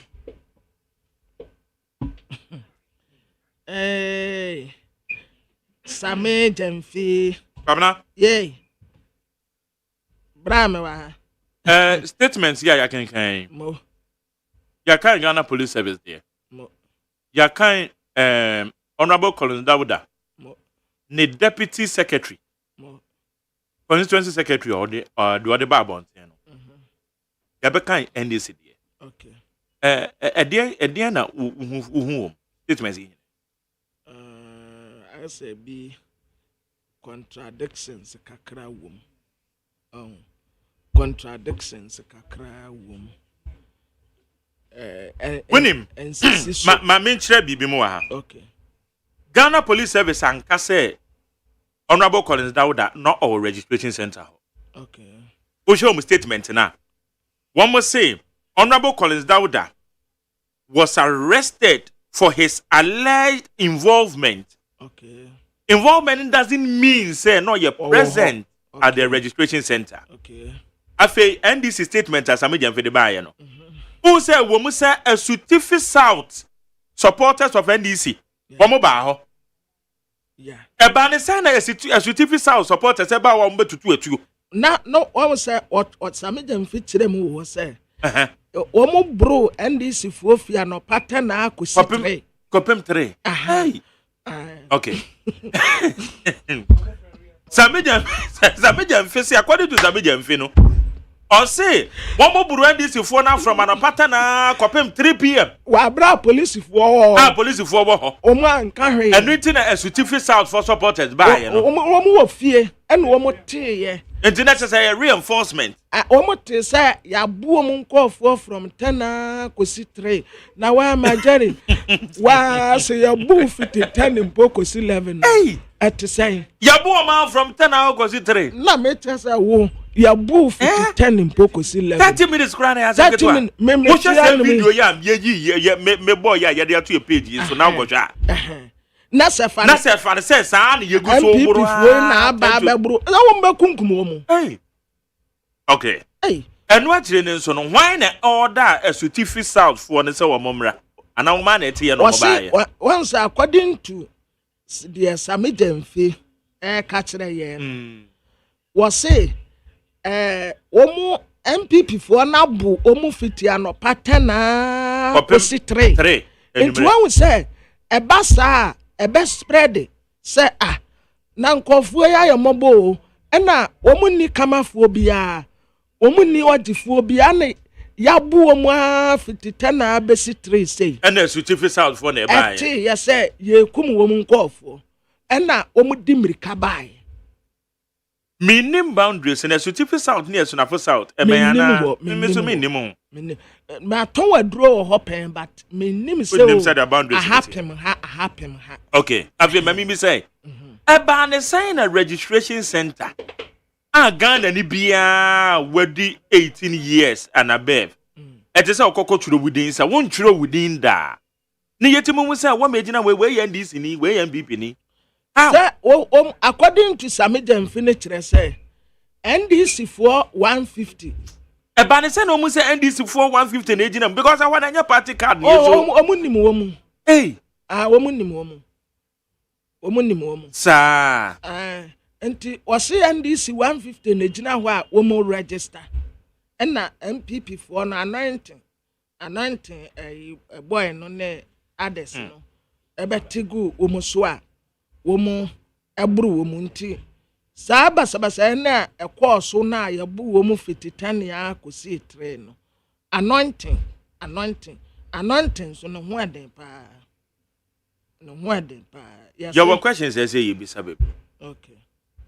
But registration centers media me hu ne say I sent to sana to kwasi ya mo bi wu ye no some ka say to kwasi mo bi wu wa banda from registration center me say from day 1 na me say Ghana Police Service for chi obi adina kogina court ya bon ko edu jeli ne be 50 years kasadi we ebi nsi da but akwaya NDC MPP sam enti womun saben nam wa asemo me say said the institutions no tie no me uma me IGP kura menje Kwabra me the point is so me raising is say registration center political parties say amano yourself na moye de ade no bia nko ho kwa so kwa kuta no ma ye demand kwa register na kwa baby rather than say you be say identified NDC people identified MPP people na eno so akwa fancy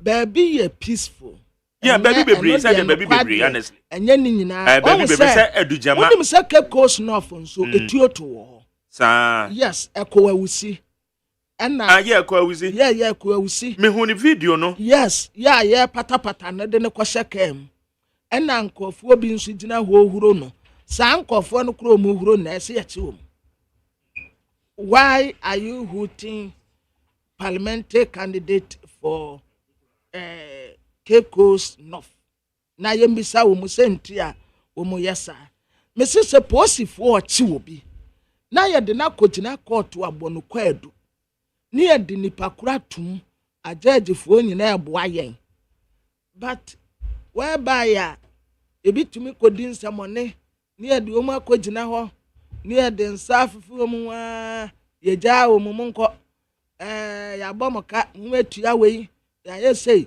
enti obia be di bone in the name of political party said ye sami demfi kan ye no kura adenti na ye kyerɛkyerɛ din so na MPP fo be se nipa 40 ebe kɔ registration center wa kɔ buru nkɔfo fiti anopa 10 ya edi akosi ewi abre 3 ade wo bɔne be no madi ya mutume bu nipa saa dia no wo mayamu nkwala we ye register muti go mo so ebu wo ma sese wo ma ye helpless no mu ni jifuo bia na suppose fuo gina ho a stand your reinforcement beba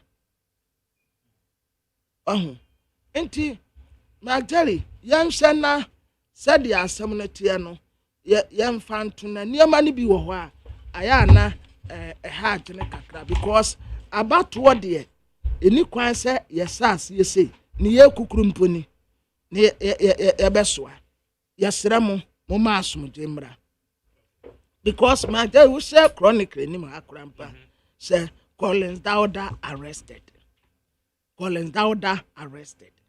well internet say asem no spread the baby ya tino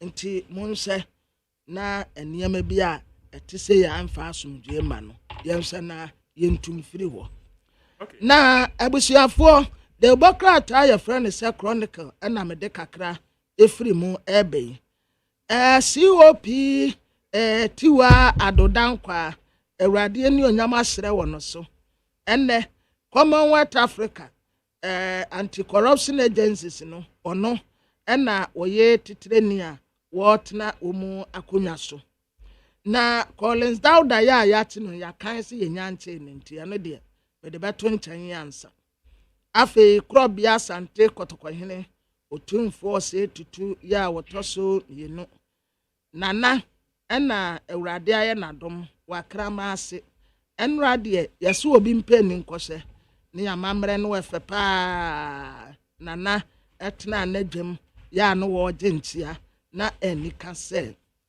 na Methodist and Baptist president empenimfo akasimfo mienu Reverend Enoch Thompson and the most Reverend Dr. Paul K. Buafo and Womukase.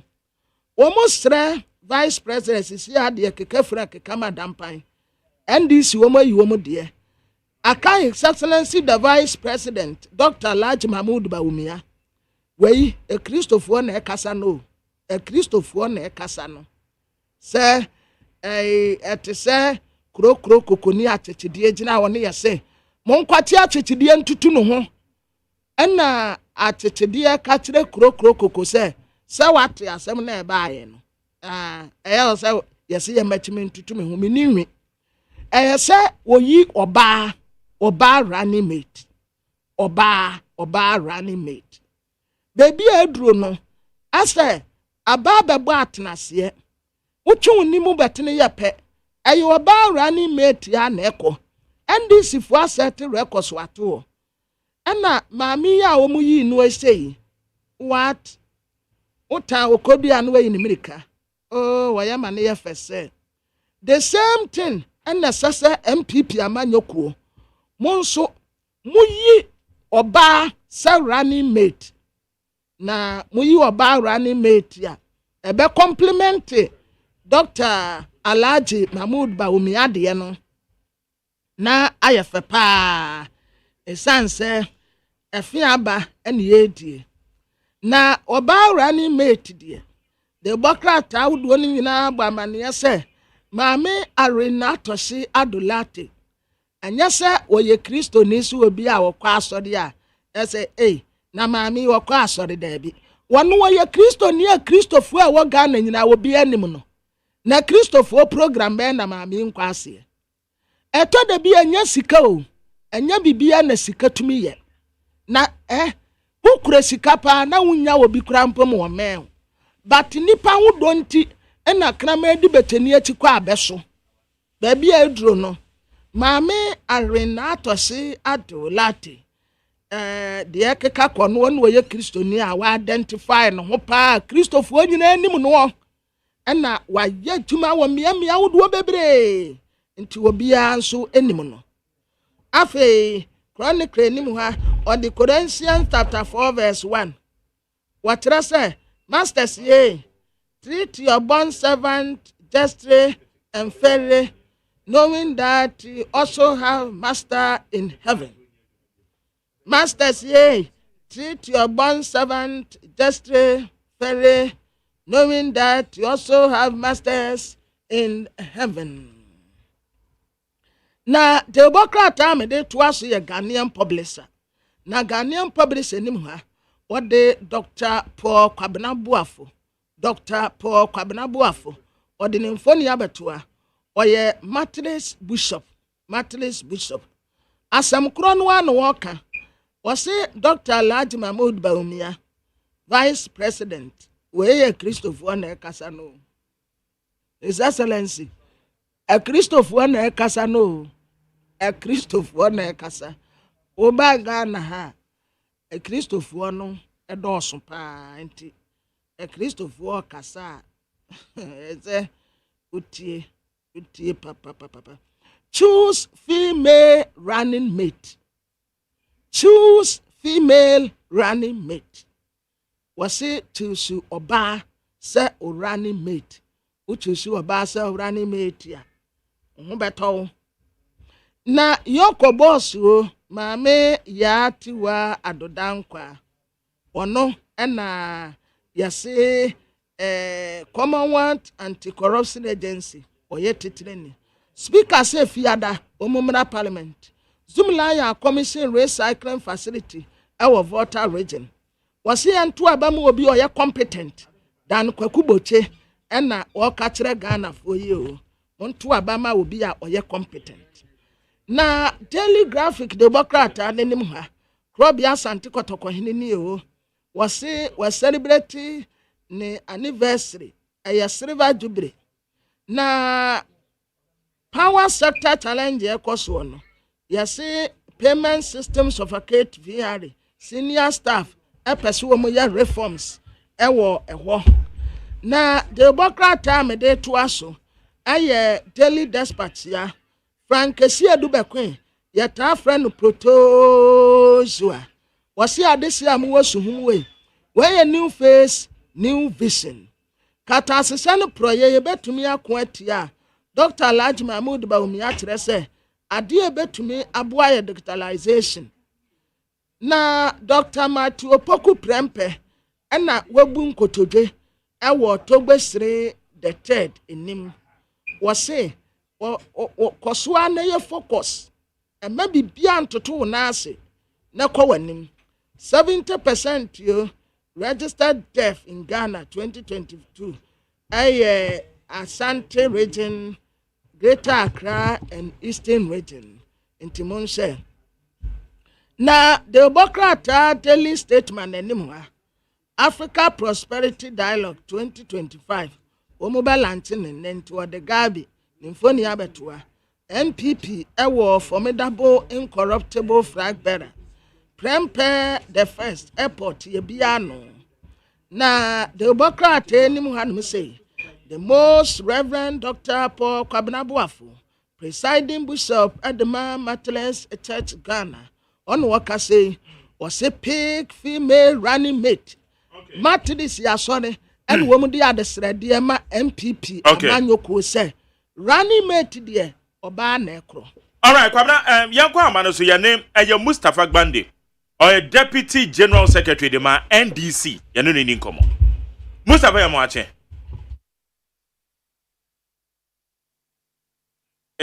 Mustafa Mbacho we can match you. There are people here. Now, say, and ne. You the ready as Mojan so to ya Frosania. I come here na dey. Sir. Nso na do te ba mu dia. I come na do dey. Anyway. Yen to us where Esunafo South chaos here. Any the police for the buy constituency name deputy no a Sutifi South deputy secretary at the statement aba fa the police for honorable Collins Dawuda ho and an open so Sami Jamfim communication officer and so at the statement aba betum the sequence of events said the anoma is here bisa say e dey abote pa na edam table so efa the esi Nem da se. Aya how pa. Ohun se mutifie na o maame ana o papa. Awu mbebre na se onka no kra nkyerem a. The only alternative, the only option is another ultimate is there will be chaos. You don't need a prophet to know. About to electoral commission juma. Edintro electoral commission juma.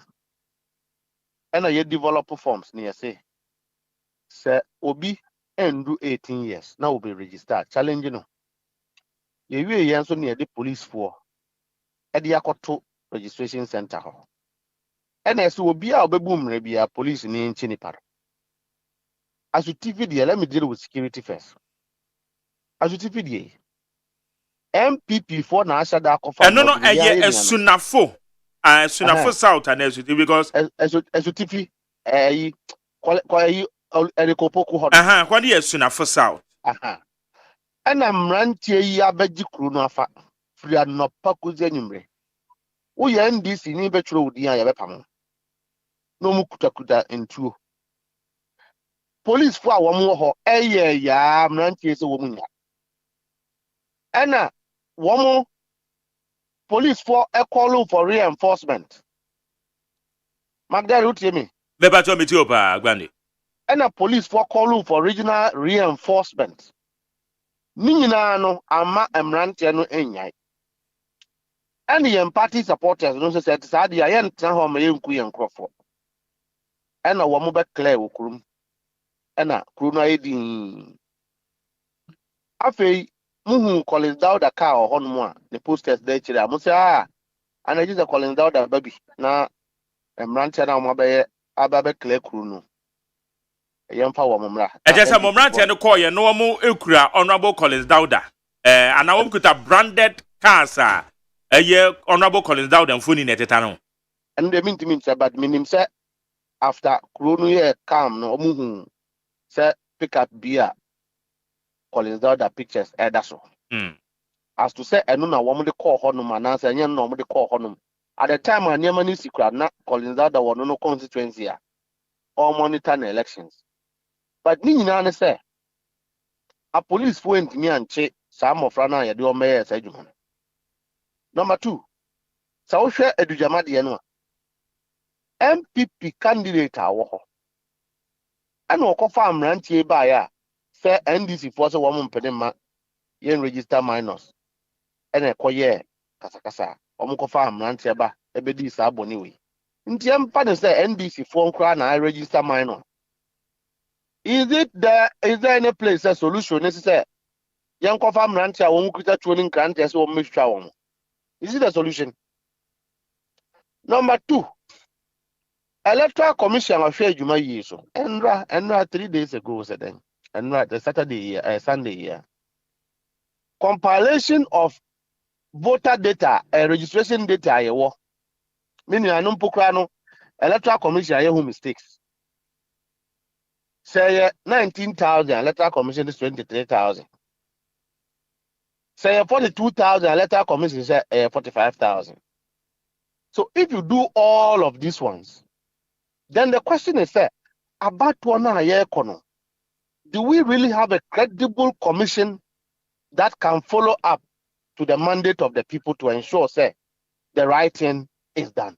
Okay, Mebao, my young Yababa Electoral Commission, the so whether they are credible, so won't be to me, I hear the right now. But maybe, sir, a ban is saying a registration. Ye ko tro ye din, e kwa na enya particles na ye de ko. Na nipa bi be hu say we no ye ndisefo, we no ye MPP fo. How? See ade no, ni nyina Electoral Commission na ye ko for by. Constitution ni kire say obi a wadi 18 years bi article yamma kwan ema nipa no ntro ne din. Enka Electoral Commission timi di ade no ko bia ebe ni fie wo sori akwa tro wudin no de political party bi anka ho ba se ne abeye no aye se political parties no amwa amayan fancrofo no anko registration center, they will not go.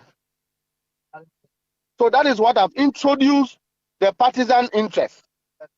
And I know MPP fire imagine say registration na here no. There were 3 types of busing ekoso. Nkrofo a omuye ordinary resident e constituency omu na mra ne tese omu nturo wo mudin. And nkrofo a omuye ordinary resident but omu ko school ananso omu ye adwuma wo mmia ntie to registration a ombeba aba be register. MPP for the number 3 bia ka number 3 ni say si e ka say ha de ebia omu hia 100 vote na wo ma win against NDC. Yankofa nkrofo mfiri another constituency no mo metro wo mudin wo ho. MPP for na introduce that. And the MPP for na any terms ya pedent ya na ma sa de we nyina. Eba ne say how mo hu ne say a ema wo kan za. I think ye kan na nka wa frɛ MPP for ato ahoman so. Na nka we bisa wo mo say basa na si wa adugyaman no wo mo ye de nkɔ han nkrofo so wo mo betwa nkrofo krante. Ayi be na me ka kyerɛ wo say eno na kofa Cape Coast asemi ko ba I was there. Cape Coast there no na me wo hobi Akwawuzi hona na. Akwawuzi, yes, akwawuzi ni akwawuzi. Akofa nkrofo free outside so mo metro wo mudin. Ana nkrofo na wo go registration on that be omo mpene. Eno say wakofa amrante so wo medu atotra sem wo hono ni. They should let the registration process move devoid of all this violence. They should just do that. Enti sa nyama na wo mo ye no and na ye ka say so we call a Ambrose Derry conference here. Your prayer was saying. Nandom, yeah. Former Minister for Interior. And Nura, send vigilance and common in free outside the Burkina Ebetro woman do what has to say. I mean, must you win election by force? And also for a woman be almost as a transfer. In all the insecurity instances that you have quoted, I have given you the facts, Edujamai. I've given you a certificate honum. Can you trace NDC for the name of Koko Hopesana? Koko be free police for Nebisa Womo. Say MPP for Magic Chrono and Far. Edujamai, you saw the video, police people running away. One neighbor one buying. Who is supposed to be protecting order in this country? Let's begin to call out people one by one. When they do the wrong thing, let's call them. Magyari, you sit in this country, you have a commission that is making erroneous mistakes when it comes to figures. You are not concerned. Is it not a source of insecurity and mistrust? Magyari, you are sitting here and yesterday registration. And a network, electoral commission is why ready. You start a network in Yejuma. Ubako baby, now for 300 at the line, you baby not 60 penny actual woman. The question is, who is going to be feeding the people to come back the following day? Are we not making the exercise very cumbersome for the people to register? And they go through all manner of stress. When you have a president who says, I won't hand over power, you think people will not be suspicious? Oh, President I can say on hand you over power. Okay. Didn't you hear? But on Casa, President in Casa, inaccurate. President spokesperson. Oh, there be some what can you to enter the BBC say okay, champion can and knows one thing. There be Mencabre champion. What's the president? Now Mr. President can make sure say Brana champion can one thing. Me pacho oka president one Gabriel champion. Padaruma. President can say I won't hand over to somebody who are defeated and that's anything. Does it lie in the authority of the president to decide who to hand over to? Magdalene, you don't appreciate that these things build up to insecurity. You don't appreciate. Now you have a commissioner of IT for the electoral commission. No generally.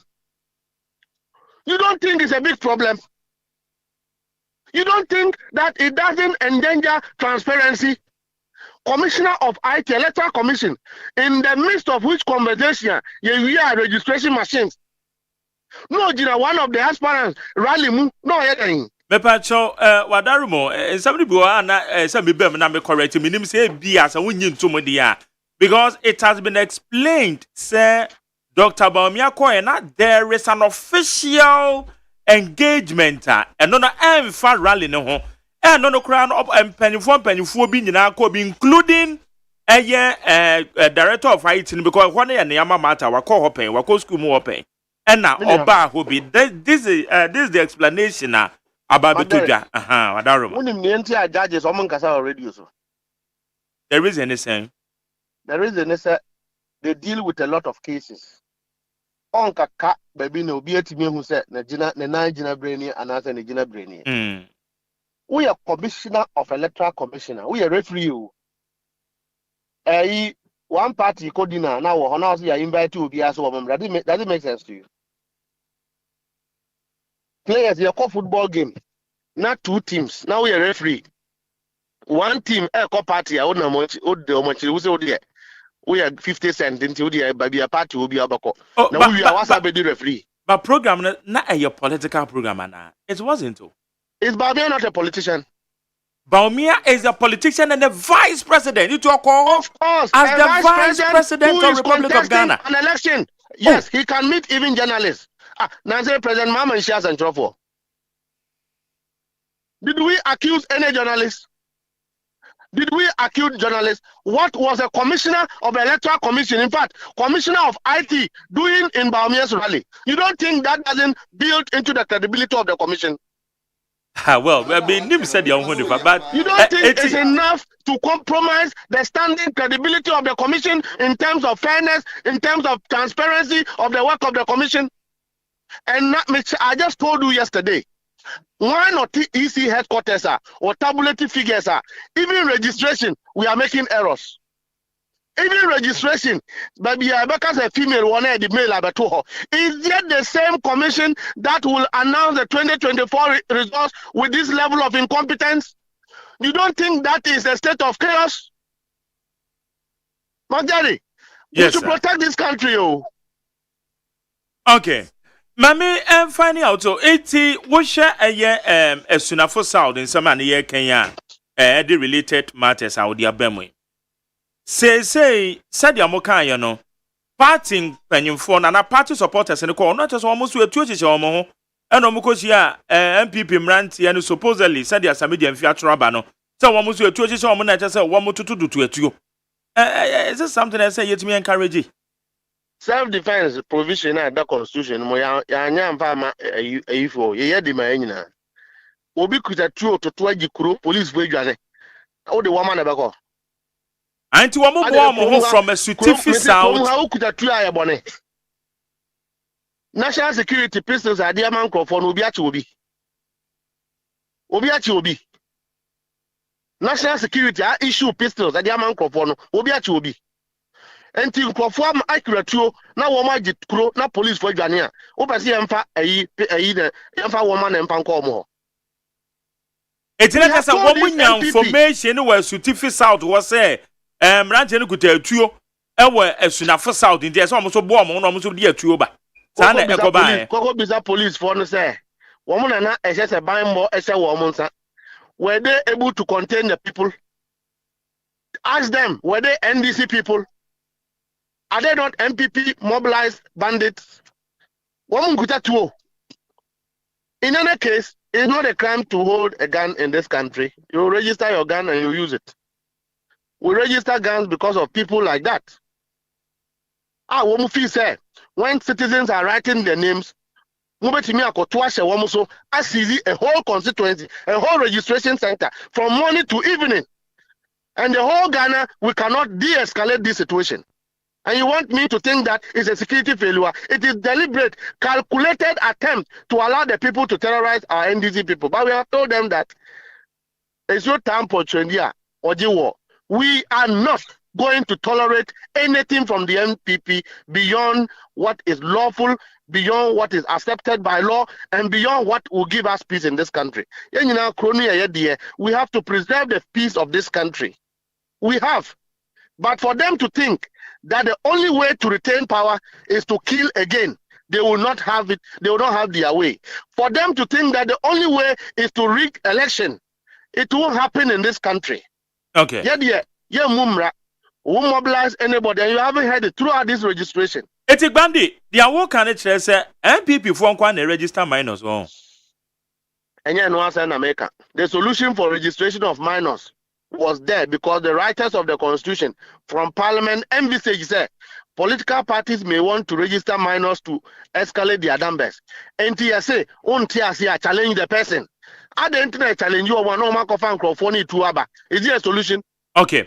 Now, more political parties in Mibisamo say I didn't crown no original registration queue my yet me who say we end this way MPP.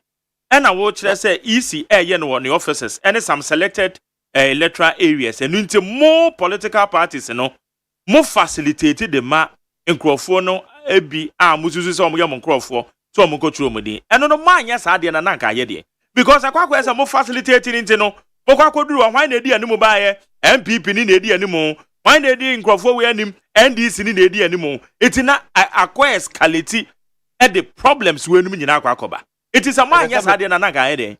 As I said, me put him for a Dixon. The next time I won't be journalist, then you will understand why politicians would have to be engaged in what they are engaged in. It's like it takes processes. Okay. It's not an event. 7th December is not the election. MPP for the foreigners, but Peter Amewu constituency. We stop foreigners from being registered. 3 months ago, my immigration for Chin Crawford, more than 2,000 people, foreigners, idea settle. Now they are doing that for what? Ghana, comedy, and Musa Crawford, baby. The only thing is that people want to increase their numbers. Okay. And I make a choice. One more year, a third layer of busing, transporting people from a constituency where they are not ordinary residents to a constituency where MPP have targeted that they want to win. And we are stopping them. We told them it won't happen. You can go with it. Say, police for but you see, in all of these ones, we as actors of these elections must be law abiding and do what will preserve the peace of this country. And I'm saying that the current electoral commission in each state and form is the greatest threat to the instability of this country going into 2024 election. The greatest threat AGYEMAN or that commission, because if people who are educated lawyers are commission cannot even do common mathematics to add figures and get an accurate figure, then we are in trouble. Limited registration, tabulation to get an exact figure representing what MPP has, representing what NDC has, then we are in trouble. That one, don't come and blame NDC, don't come and blame MPP. The biggest threat is Jane Mensa. She's reckless and irresponsible to her duty. Greatest abandonment of her responsibility to be professional and to ensure that she's free and fair from anyone's influence. That is what she doesn't have. That is the kind of professional gravitas only NTR. I think that she's the most dangerous indicator, dangerous stakeholder going into the election. Magdari, if the referee cannot apply the rules, do you think the players will apply the rules? The stakes in 2024 election are very high. The police must sit up. If Mustafa is wrong, invite him. If Nanabi is wrong, invite him. Moi German Crawford CZ Crow the whole morning to evening. When NDC intervened to cause order in town, where were you when the people took over the town? Mankranso, a PC parliamentary candidate of the MPP, TV mobilizing Crawford Kuta now police for Ghana. Who is supposed to be doing what in this country? We are also political parties. Everybody knows that political parties are a problem. That is why we have the law. Who is applying the law? Yes, Commissioner Ako Party, Baumia Ralia. Also, they invited, it was a public event. That is not the definition of a public event. That is a politician engaging with stakeholders. Why would Dr. Mahmoud Baumia engage a commissioner of the Electoral Commission?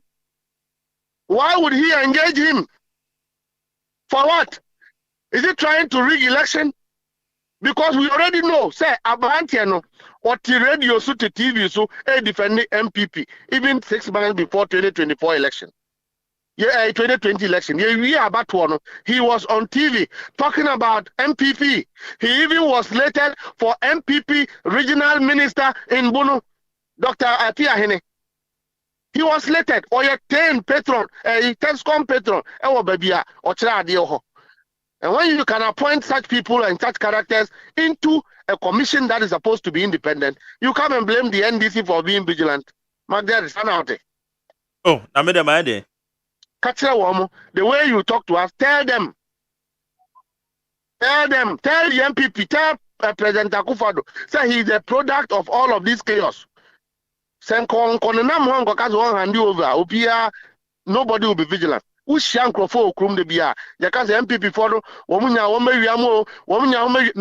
saying the MPP want to win a legitimate election. So going into that election, the stakes will be very high, and I can assure you that it will be very high. We will not allow them to rig the election. Okay.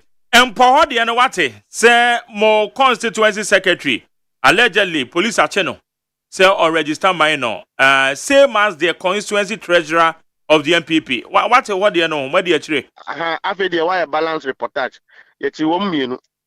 Now, out here. You can to me draw hasty conclusions. Tell me my balance. There are no imbalance. Some may bow about so why this is balance reportage. Because one much 1 million and I mean can't say political parties are potentially people who can cheat. That is why the law is there. So in Poho, the police acted swiftly. And woman ya bow mabaso. Na Mancranso de na omo hemfa. Ejunafo de na omo hemfa. Why didn't the police act in the same manner they did in Impoho constituency? That is the questions we are raising, which is what the police should come and answer. Yeah, no, my did, or my attempt, actually calling out the things that he is under arrest. Calling out that then why? Must you cut negative publicity to somebody like that? Okay. Mustafa, you better say, but said I must say my vigilance to the Mokoswa na Bibia and to me come and party facilitation and I'm more problem, even though what I say I'm not saying enough for me, dear. But and no answer and a trigger say no man we no. But I didn't do it. What MPP NDC Upaja or Common will be a vigilant. Okay. I say in a electoral commission. All right. Okay. All right, me dance. Monday, you dance none of person here. Come on. Nyamisha Minia. Nyamisha so. Yane Aya Mustafa Gbande, Deputy General Secretary de Ma NDC ono na yene no edin common. Ghana Montie eso enie. Ghana Montie. Ghana Montie. Ghana Montie. Ghana Montie. Okay, high need 100.9. Mame from messages in the na Owusu na hene de oba studio ha. O de Mate.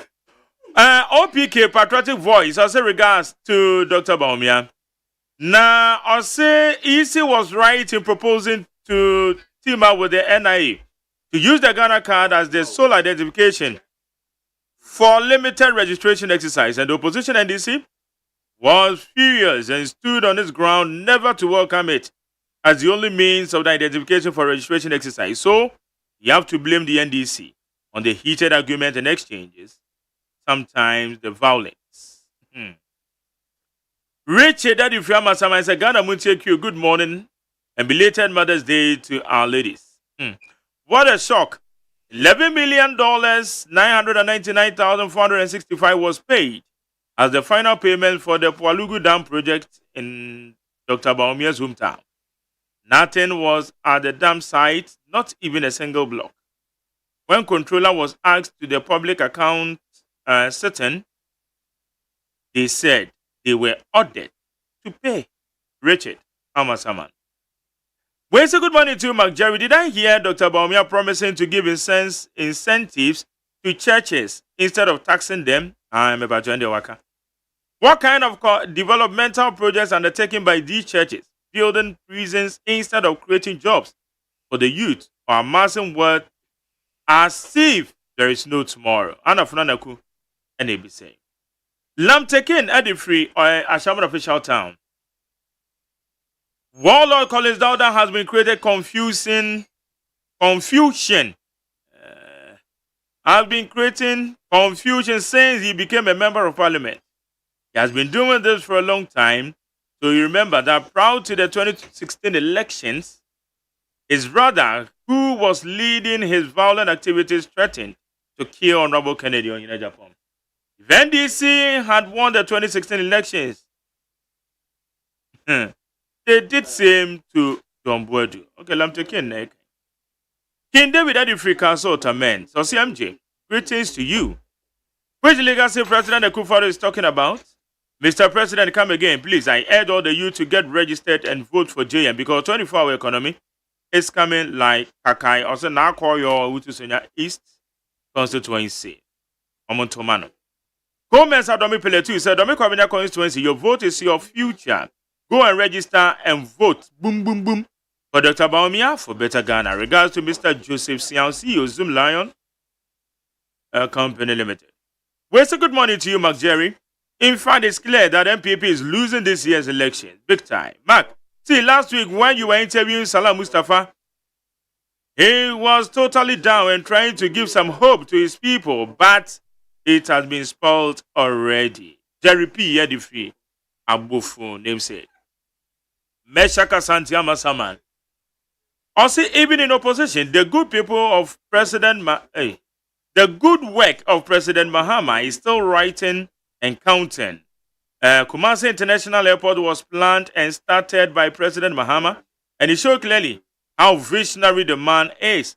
And we, the people of Ashanti region, especially Kumasi, will pay him back December 7th. Meshak Asante. We say, I think churches should ignore Baumia on incentives issue because the same Baumia who said taxing Momo is like stealing from the poor. What happened today? What happened? Today they are stealing from the poor. Are they stealing from the poor? Let's open our eyes. Teacher Kujo says the alternative John Dramani Mahama and his NDC are empty. Why? Because John Mahama is dead goat already, and he does not fear death again. Fear death again in his own speech. So I'm asking, what can dead goat do again? MPP have performed better than any other government in every sector since 1992. When say McJerry, those Presbyterians and Pentecostal, whatever, should just applaud NDC for choosing a vibrant woman as their running mate. And they should stop that hypocrisy. If MPP likes it, they can also choose the First Lady as their running mate. That's we message you free. Tema West to be being black man. Eric Kwakubo said the registration is still ongoing. I'm pleading with all Ghanaians youth to go and register to vote massively for the MPP and Dr. Bawumia. The JDM and his NDC are trying everything possible to distract the MPP government from doing what is right. Alasan said, good morning to you, McJerry. What at all is the Electoral Commission stand to lose if they decentralize the registration process to the electoral areas polling stations? That will even help first-time voters to know their polling stations easier, and that would have stopped the busing of people to electoral offices. And they're not working. Phobia Rasta Canterman to say, I'm for NDC and I'll vote for JM, so I will not listen to what MPP are saying. Chief Man Kumasia Tunso says it's unfortunate that people are to know better, creating problems in some voter registration centers. I hope and pray that the security men would up their game and ensure that we have a peaceful atmosphere for the registration centers, because every life matters. We say congratulations to Opimso. May you live long, King. God bless you and entire Shanty Kingdom. TK for Spintex. We say good morning, McJerry. Please, it's an observation that I've made about your personal jingle. Please keep my comment. Okay. Martin, yo, me that's it. That's a technical issue. Amisco Spelele di Frika Republic, because undoubtedly, you don't need a rocket science to declare that Dr. Bawumia's vision is realistic than Tadanwa. JDM, so let's all support him to win 2024. For Ghana's development is more important. It is possible. We say it's unfortunate. The media is projecting this Kumasi International Airport as though President Anadu initiated it, and now have refused to acknowledge JDM for his effort. Alex Kofi Yarini and Odiabe. We say, McJerry, you see how Kwabena Mafo is struggling to defend Collins Dauda? Okay, Kofi Ajima, you can do. Francis Sata. I'll say, on the farmers, I'll say, McJerry, please, how are you this morning?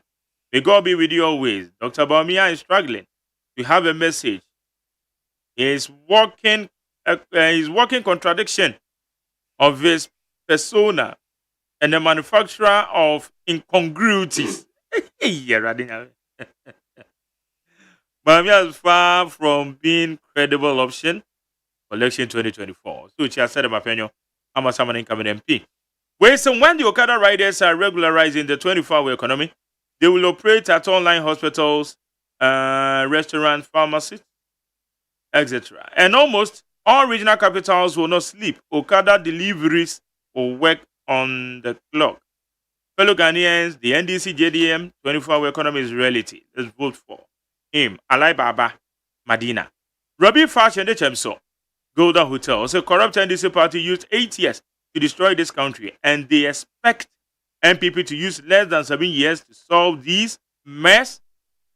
Use greater. Okay. Also, but I never watch it.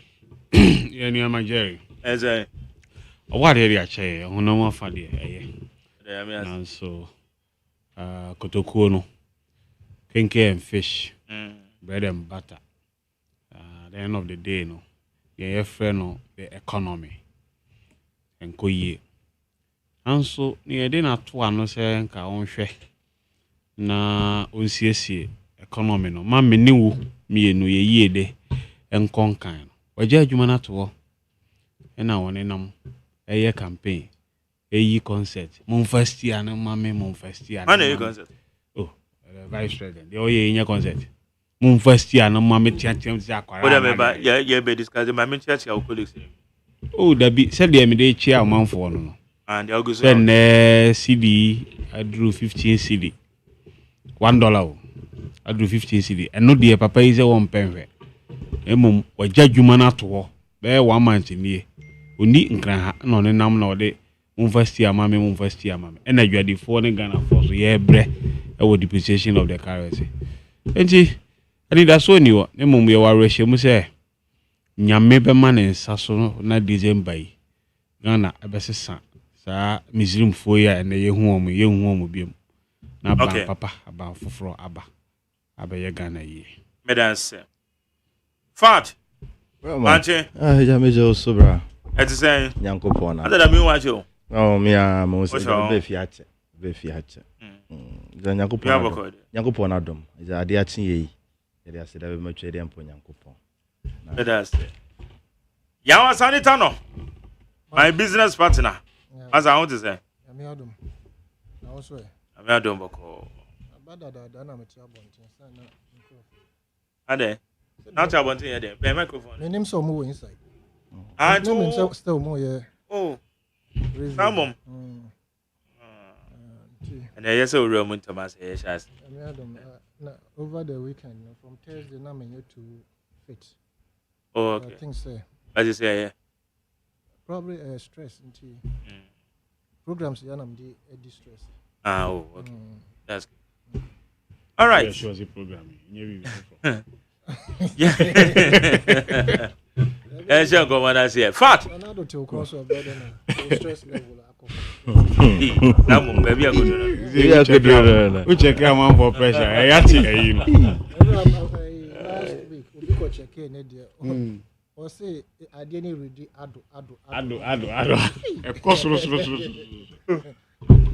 so anyway fat Ramak tell it young share violence I would do a course of registration center okay any reaction from the police and the account especially registration of minors one on your phone ya na mu register ban so na mu de so born police Ramak ya share the course me da se bebre Ramak e din kama me fa kwenye na mencha wetie fo no pay na ja mencha busu fo abi no mo hie mu no pay ofi ha braya me hu wache mecha soronko ejuwe obo homodin na yanko modie so anopa eja onim ze na meni apanyin bana hene anopa minim 2016 na NDC presidential candidate in Patrono na Hwan Bramak 2016 why what's the no no who was the NDC presidential candidate John Dramani mama it's not a president and onya kunya kwa campaign meboa etiana no bana hene saw nothing wrong with that when nya twom no bana hene ehu se eno de oja na djuma to kwa campaign na vice president and oye the leader of the New Patriotic Party Dr. Alhaji Mahmoud Bawumia and Pemino Kasa North East region oba pro and then the also oja na djuma to president mua etimi ja no presidency eto ho eja na otiplay mu unim arrest level 2016 jamama tiplay mu na nere etiplay mu na vice president Samuel no nam form and we nyen baby koi no nam form helicopter na play mamengi just say me kan sana bu safo betimi helicopter won hu adekura bi pache otiplay mu anu pay se bana hene pese anu pay ye kan sem anu pay ya ye be kan sem akai Ghana fo na onim bibi 2016 abatuo ya o wo the maybe free Bono region eti Bono ahafo enka ne tete no na menim hopa yie I'm not new to the Bono ahafo region na ahafo a ehun semsema be me new to it na no pa we me hu se okan NDC statement bi a the communications officer ensa sha ase na statement no kura nyakopo animu nie menim se sami jemfia na tro ye dia menim but I doubt on the statement no because statement no sabi as or the Ghana fo nyina adwen edi agro sana me hunu because ya a free Bono ahafo region there we know the history of Kukuom we know we are not new to it ahafo Kukuom oh chief me say ya a free Bono ahafo region no we know the history sami jemfio free Bono ahafo ni bi and I expect him to tell Ghanaians the truth of the history, the political antecedents e was that area ho. And report to me Ghana for nyina a trust statement so MPP for kutetuo and o mu tutu fiti anopeto ewia eh Kukuom na video ba abonte nyina hwe bi ya ntisa ba ya gina chire ka se NDC fo mbakunkum nyina akọ Where from all these things? Say enya young condemn. That's all be hiding behind the history of Kuku. Na young kai kran ye kai eja branti your friend say Abdullah Naba meboa. Enya ne di no. Collins out the new eja and we to free Ghana he. Mu yefi no. Say no tete nipa MPP for half a region. We know all these events saying the political antecedents twemu. It your best stress amije mfia no pa we say Sebi. When na wan kwankwa Sebi to say omo former propaganda secretary a emrebe onye kwenya kodu parliament. Yeah, vet no car so election year until can sembisa. Yes, no, what happens in those areas. We knew how people were being beaten up. Sebi saw MPP agent in TA. We had a parliamentary candidate Sebi. Ya two born a kemu. I was ampesuano so ha. And where from all these stories and the way I'm creating impression me so all of a sudden an MPP focused two of them chromo to any free infa. Ya best romo. A dine tro. Yenim se abatu bi enu aye event a process edin tro be sha ase na yedidi musa akopem se beto aba na wo hwede ye koba na utietie bi utieja anu pewe utie vene saying I think about could be o kan e fa me am director ho utie stories e nenam ho Richard a very simple matter enso so sebi bramak sebi on NDC for na make catch tie for anu pewe nyina ne se etie for muntie bebre. So we bet to double voting. Our Ghana ha. Ne Richard Anyagba. Never. A popular, a well-known personality. To say or no. Or talk about me, obi ehuno. Where from all this desperation? Ya best friend this for. Edini etro. Ye ni muse moni abremu pekwan bi so asa apetumi bion. Ne nche sebi. Ensema enim na no power ubisa na NDC. If friends are brand to ne din komoyi. And some of them be more than some none. And about me, I say, and I'm saying, and to win a credit about 2024, yeah, woman. You better say this for a dini etro. And more from 18 years. Our munya quenya entro mutin. And no be beer on your quenya entro nedinda. And a quenya bas on tronidin. Na you could do about 12 years. Why about 2 that's 7 December when you quenya to be. We the Ancasabu and my bonnet saying the woman. Richard, now can Richard no question. Richard, a problem with the difference and the voter ID card. The problem is that last elections are 2 years, you know. The bio data or ordinance see machine so no. Machine no ent me and capture the data no. Amanti easy for one capture and so whenever there is any opportunity to make another registration biano. Omra no omon rectify the bio data. And the bio data last 2020 elections. All to ordinance see machine so no na encapture emma. And I see so whenever there's an opportunity to write names beyond omra rectification. So I capture data and from capture data and for that was his business at the registration center. Beyond that, one cause a sebio maybe an word in politics. I feel about double registration. Now what about me? Where from all this logic? Name moment this for a more opportunity bia a car sebio ego bia who feel my aka masa Ghana for am so abana ye ko 2024 we e do or die o manya to me na sebio we are mre it should never be that case. Ya to about from Venice saying 1992 ya share fourth republic ya say MPP a boycott to parliamentary elections in 1992 a sign sebio name be a see Simon na entwa ye opaque ballot boxes are sebi that box me bakwana ye vote gum dada. We've moved on. We've grown upon years and your experiences. Ya buy any bedru be near bedri. About to be no bit back at them and the power say about to a cotui obi betima kwasna baby a kind your part amobi. It is never possible. Ghana for your GDS say electoral systems and they operate you know obi ntimi ntane dem em money sremu en kase we na edi abantu we declare no enya possible bramak. Ya be say Ghana for we've come a long way. We've moved from the opaque ballot boxes. We've moved from those regimes that sebio near the security personnel and intimidate amount for from voting. We've moved away from those periods. It's your best Ghana for no power. Abani Yakotuo. Dr. Mahmoud Baumia and I'm editing Ninkomodie to Ghana for him. Now over the weekend, some of Kaya on the power, my own say I want for channel a certain Basase, yeah, my churches incentives, one canisa.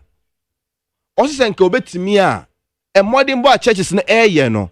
Yempe kwa bisu nya den emo ma emo na nya fe na be taxi o mo so mo metua to bebrebe ebio what that's the message now na scenario bi no o create na man po we say picture na ye create so so oba all my churches incentives and ebi no fa no kwan bi so no mo twene side bi it is never true or see churches no yanim what churches are doing me call Methodist senior high school or wenchi say nya Methodist for na be see school na enka manya bi anko sa amre no okay it we know the contribution of this events and religious organizations to the development of this country. All right. And Dr. Baumia Kunyano, onim very beautiful. Onami oshia sofo, oshia nkremofo, oshia hemfo, we share a jemudi a first a mile say mudi a jadifo. No we share a mebunu.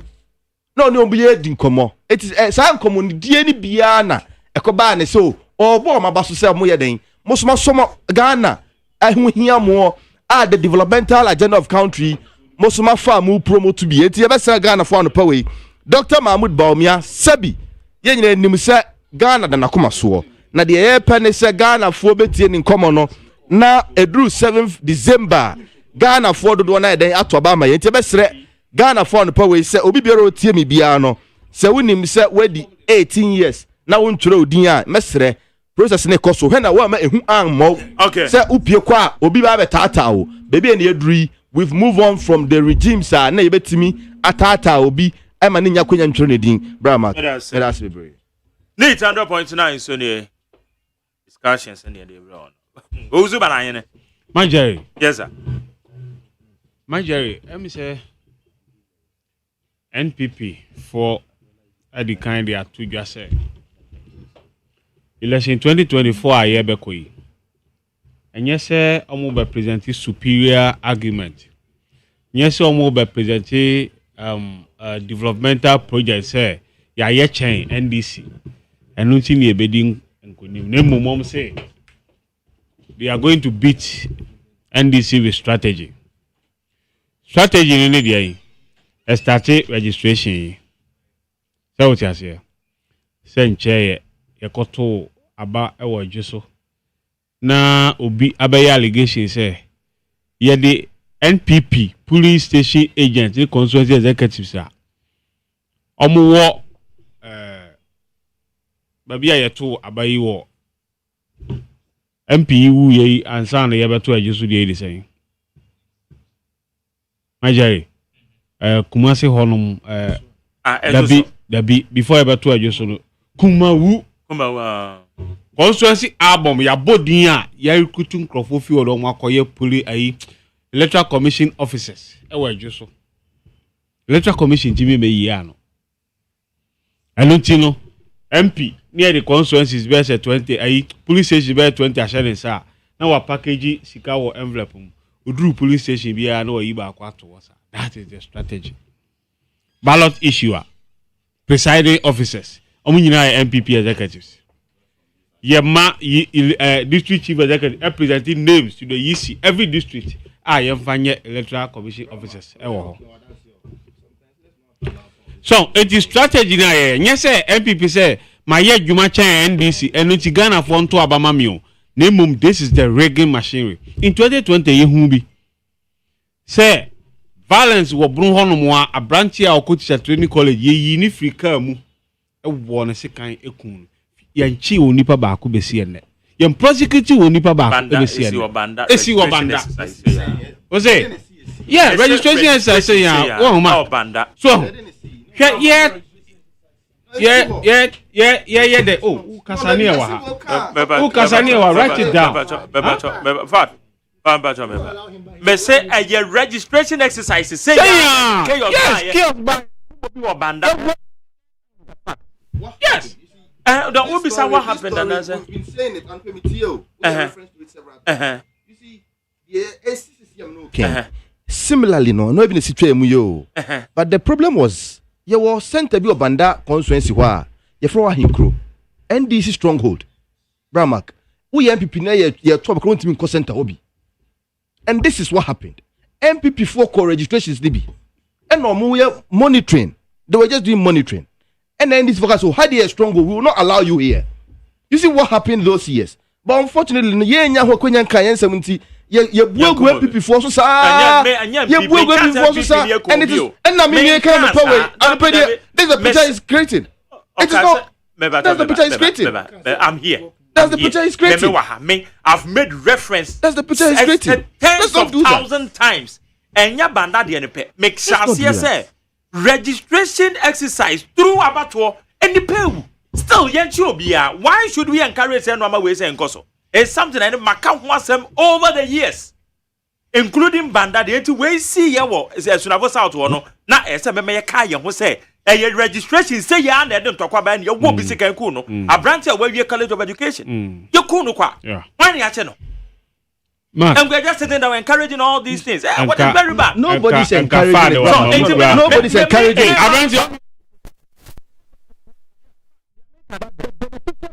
violence, no. They are in parliament. Okay. Now they are in parliament. All right. Find any more. Man, make a point in a minute. Now, me say no more when you know. Beneficiaries. Around the also me in your program. I'll be Ankasa. That's a Jerry. Say register ba.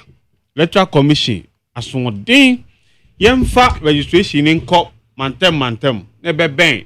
Oman for no baby or motemuni ade no. See there be court district office. It will be our contest election. You are forced to spend money by busing people to the district office. If MPP before who say, but any pay go away, NDC candidate and I saw them about therefore, almost quite NDC, the NAM register. Since when? National security who are now soldier for money, I don't know your operation, and now much Azugu mask. Name one Koya, I'm for Moody, no. So that's it. I'm the idea show my name near to indiscriminately near the Huna and Crawford. She said, Hopes Doyabeka said in 2016, I'm blasted dynamite a voter region to scare people away. That is the strategy. MPP. I know Obomoche free to say catch all the Denchemawa. Yajinechi. Other MPP for a blasted dynamite to voter region Miami Abebre SK amount for. It's a ball bed. Mijimi anka mejieka. Maybe some question. Mijidi na minyi say. So we did. No ni na oppressions ya o si adoya ye okromo amana na kufu. Question maybe so. Me say it we did. Coffee. Minyi ni say. Now go ahead. So Manjeri, hwe statement ya Samije Viba na ubiza say omo ye den hu say nipa omo bewe say na NDC for na make say yes. Say NDC candidate Basin Crawford saying ba wouldn't say a candidate win a doma by omo aha it will be near bet tutu nan kore day agane no more. A yawaso sen come treat to no NDC treat to be and can say no be no more asaya ya no pressing 10 times as son and 9 want to mean so. Jerry is cancel maybe. Or say when you cock a gun, I cock a gun, then we sit down and talk. There will be peace. It is the two MPP by a 2 year to say and catch a ton of abonteso, Obia Kitatu. Anything, Obia Kitu this year. Just end this almost my woman. Ah, me day. Okay. Send it to Rantan, but almost good to you. Local government, as we now minister designate the constituency. Yeah, kind of Nipan Yashi, almost baby keke. MPP for I don't my share. See, a security agencies move to go crowd. Ekun nipa mienu yanchi obi abesi enne nipa wu obi a breadwinner local government minister AGYEMAN sakosa ni constituency who ka techiman yeah techiman ekun nipa mienu odolodi odo ye country woko hwebi keke ye tutu okun wom ye kokan ya jo se ususo mu ye criminals da bia me kan se we pe no afre o station ya. Also, we are criminals in the president in Kawase, BC and the president's own Kawasem cry. Now, saying that Jerry Rollins a crown was a military uniform and son obey a civilian, yet to about saying, oh, yeah, and a Kufuado, saying, oh, yeah. So also a minor, who better chance and walk quiet, but one watch channel. Because he ain't trauma for violence, mommy, we are burning and Mabomia. We all go into the gutter. Muna, you have properties all over Accra, all over Ghana. Fat bank account, you have been destroying any at no. Ade. Assembly now. Assembly na making. Mwashe Crawford mask. And no more mutuo. And no more to I police state much more police for him. And then I see in that ya interdiction police for me and Anameboa. Oma de anything. So man sha ma peri anya juma. So then I can say assumptions when I can program this ano.